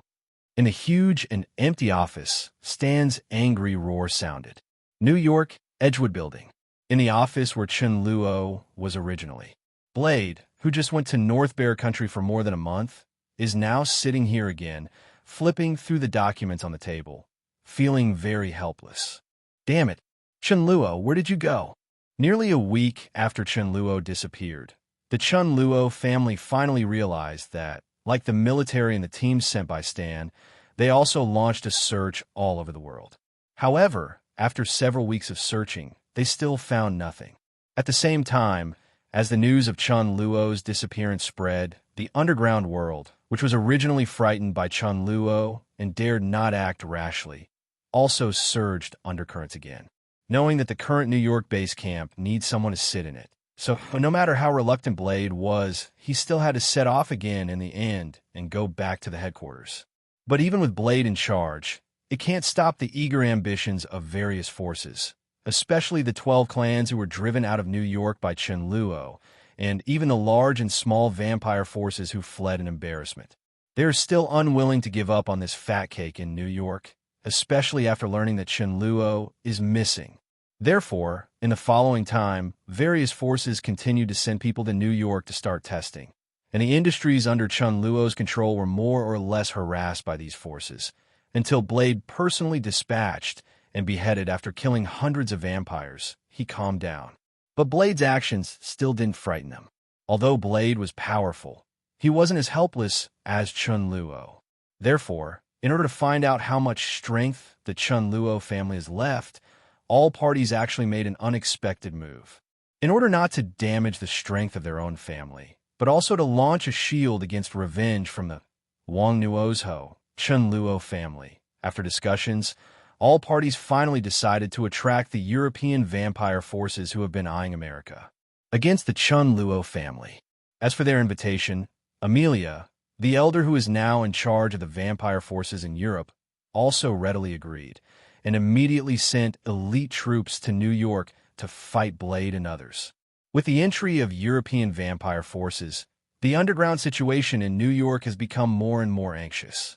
Seeing this intensified battle situation, even Blade, who is a soldier, is faintly unable to do what he wants. Although already a little tired, Blade led the crowd to resist the invasion of all forces tenaciously, and at the same time, silently waited for Chen Luo's return. Even though it has been 2 months since Chen Luo disappeared, Blade believes that sooner or later, Chen Luo will appear in front of him again. Chen Luo, UB*************D. I will settle accounts with you when you come back.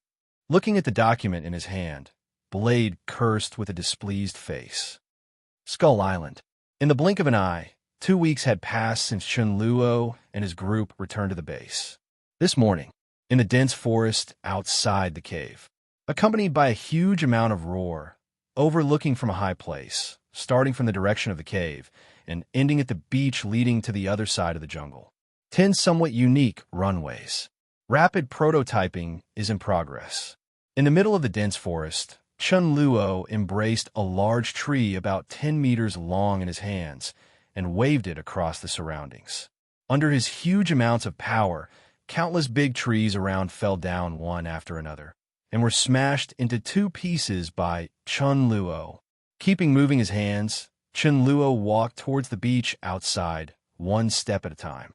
As he walked, after the surrounding trees fell to the ground, the area suddenly became much more empty. Looks like the power has finally stopped growing. Feeling the strength in his body that had nearly doubled compared to the previous 2 weeks, Chen Luo couldn't help showing a satisfied smile. With a thought, he subconsciously called up the system panel to check. Host, Chen Luo. Race, Source Blood Clan. Strength, 101 for a healthy adult male. Speed, 35. Spirit, 10.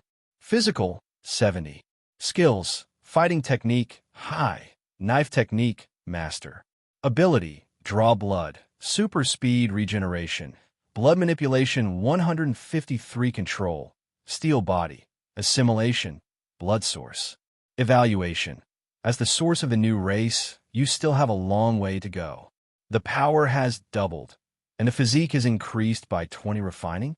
It seems that the blood effect of those skeletal lizards is really extraordinary.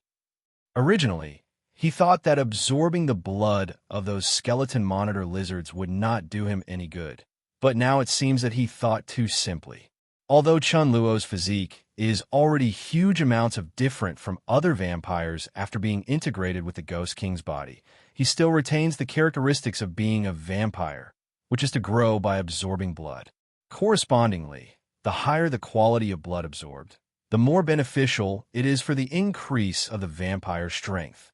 If the growth effect of absorbing the blood of an ordinary person on the growth of a vampire may not be obvious, then the growth effect of absorbing the blood of the 10-song skeleton electric lizard is more than 100 times stronger. As the well-deserved overlord of the Skull Island Mountain, the blood of the Skull Monitor lizard is of great benefit to the growth of vampires. In addition, after the transformation of the blood cup, the essence of the blood is preserved to the greatest extent, so that Chunluo's physique has been greatly strengthened again. Definitely, this kind of strengthening does not happen overnight, but has a process of absorption. Therefore, in these 2 weeks, Chunluo's physical fitness has increased step by step and finally reached the current level. It wasn't until the day before, when Chunluo's physical fitness showed no signs of increasing, that he realized that the improvement effect had come to an end. For Chen Luo, this is undoubtedly a pleasant surprise. Relying on the strength of the surge again, Chen Luo's efficiency in clearing the runway has also been further improved. So far, most of his progress has been completed. If there are no accidents, in a few hours, a 5-kilometer ultra-long runway leading to the beach outside will be completed. The reason why such a runway is built is naturally for the plane built by Tony. Although Tony has adopted a special design so that the plane can glide on the uneven ground, but facing the towering trees in front block, but there is still no way. Therefore, the only way to clear up the big trees blocking the road ahead is to leave enough acceleration space for the plane to reach the flight speed Tony expected. Soon, as the time came to the afternoon, the long runway was finally cleared, and at the same time, the work on Tony's side finally came to an end. On the huge open space outside the cave base, a plane with a very strange shape sits on it. The wide wings are distributed on both sides, and on the rear side of the wings, there are several devices that look like rocket launch nozzles. Compared with the wings, the body of the fuselage, looks very slender. The internal space is also a bit narrow, except for leaving enough space for 3 people and some living supplies. There's nothing else. In Tony's words, this is designed to increase the speed of the aircraft as much as possible and discard all unnecessary parts so that they can ensure that they can cross this sea area as much as possible. And today is the day they officially set off. Looking at the plane in front of him, Tony looked at the two excitedly and said, "Well, everyone, are you all ready? We're leaving soon. Finally going back." Hearing this, Chunluo couldn't help showing a trace of emotion on his face. Thinking of the fact that he hadn't contacted his family for several months, and Nisha, who was far away in Beishiong, for a moment, his heart sank. "I can't help but feel a little more anxious." After carrying the materials onto the plane, the 3 of them came to King Kong and said their final farewell to King Kong. "King Kong, we are leaving soon. But don't worry, we will come back to see you soon after we go back." Looking at King Kong in front of him, Rhodes said with a look of reluctance, "Goodbye, big guy. When we meet next time, I'll bring you some food from our human world. Believe me, you'll fall in love with them." Tony blinked with a smile on his face. Chunluo stepped forward and stroked King Kong's thick hair. King Kong lowered his head and looked at Chunluo, as if he knew they were about to leave today, and a trace of reluctance flashed in his eyes. After Chunluo's blood transformation, today's King Kong can be regarded as his first kinship, relying on the blood connection, King Kong is a little closer to Chunluo, so it's not surprising to have such emotions. Roar. Although he was very reluctant, King Kong didn't do anything else. He just roared in a low voice, as if saying goodbye to the three of them. After quietly saying goodbye, the three of them walked towards the plane one by one and came to the cabin. Tony came to the console and said in a deep voice, "We're leaving." After saying this, Tony lightly pressed a button on the console, and then, as the engine was running, huge flames burst out from the nozzles at the rear of the aircraft wing, driving the aircraft rapidly jump forward. Speeding all the way on this long runway, the speed of the plane became faster and faster. Finally, the moment it was about to touch the sea surface, the plane gradually left the ground, bringing up a long tail flame, and disappeared in the blink of an eye. In the sky. Roar. Seeing the disappearing figure of the plane in the sky, King Kong let out a soft growl and stayed in place for several hours before slowly turning around and walking away. Over the waters of Bermuda, among the pitch-black clouds, a plane with a strange shape pierced the air ahead and was flying towards the distance at high speed. After Tony's transformation, the plane's speed has reached about twice the speed of sound. At such a speed, the air in front of it seems to be smashed, and there are huge amounts of sonic booms and roars. At the current speed, if everything goes well, they will be able to jump out of this sea area in less than an hour. And as if the heavens are helping them, although there's still storms and turbulent currents passing through the Bermuda waters from time to time today, compared with the natural disaster they encountered last time, it has calmed down a lot. Provide them with good escape conditions. They didn't encounter too many twists and turns along the way. After nearly an hour of flight, they finally passed the border of Bermuda waters smoothly and officially came to the outside world. Great!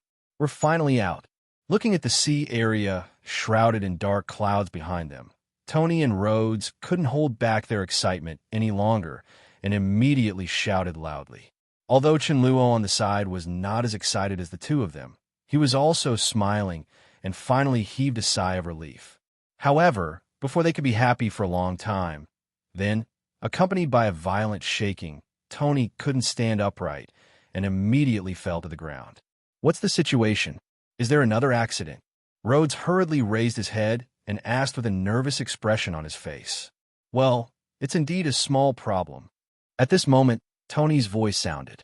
Turning his head to look at the two, Tony said seriously, "Before I built this plane, I knew that with the conditions on the island, the fuselage of the plane would definitely not last long, and now it can take us out of that sea area smoothly. It's already the limit. Now, it should be time for the fuselage to disintegrate." What? The plane fell apart? So what do we do? Rhodes' complexion changed, and he asked in disbelief. Don't worry, don't we still have Chun here? Tony didn't show any panic on his face. He turned to look at Chen Luo and said confidently, Chun, it's up to you from now on. With your strength, I believe we will be fine. Shaking his head helplessly, Chen Luo smiled bitterly. It seems that it is impossible to go home easily. Faced with such a situation, Chen Luo has no way to refuse. After all, he is the only one left with ability leading them to escape. Tony and the others are also ordinary people. If he doesn't take action, then Tony and the two will definitely not be spared in difficulty. Therefore, after instructing the two to bring food and water, Chen Luo immediately left and right, clamped the two in his arms, and then kicked forward. Under the action of huge amounts of force, the fuselage instantly cracked, and a huge piece the amounts of the baffle flew out and fell towards the sea. Ignoring the strong airflow blowing towards his face, looking at the direction of the baffle, Chen Luo moved his feet, leading Tony and the two of them to jump off. The 1,000-meter altitude was fleeting, and soon, when the three of them were less than 10 meters away from the sea, Chen Luo had sharp eyesight and quick hands, and immediately pushed the two of them upwards. He fell into the sea safely, and Chen Luo suddenly fell towards the depths of the sea under the huge amounts of impact force, and finally stopped the downward trend after falling straight for tens of meters. Under the protection of the steel body, Chen Luo didn't suffer any harm. After stabilizing his body, he quickly swam towards the top of the sea. After a while, he successfully joined Tony. Then Shinluo took the two of them, and, after spending more than 10 minutes, he successfully found the floating baffle nearby. After putting Tony and the two on it, Chunluo pushed the baffle, just like when he fell into the sea before, swimming on the sea. But this time their luck was not as good as before. After drifting on the sea for nearly a week, the three of them didn't see any boat passing by the endless sea everywhere. To make matters worse, the food they brought had been eaten up 2 days ago. In addition, in order to prevent the two of Tony from being attacked by sea creatures, Chenluo did not dare to leave Tony's side to look for food. 2 days later, both of Tony were lying on the baffle a little dizzy at the moment, not wanting to move at all. Looking at Chenluo, who seemed to be okay beside him, Tony couldn't help but said with a little jealousy, "Damn, why is there nothing wrong with you, Chun? Don't vampires even need to eat?" Chunluo didn't speak. He palmed his hand, and a blood cup appeared in his hand.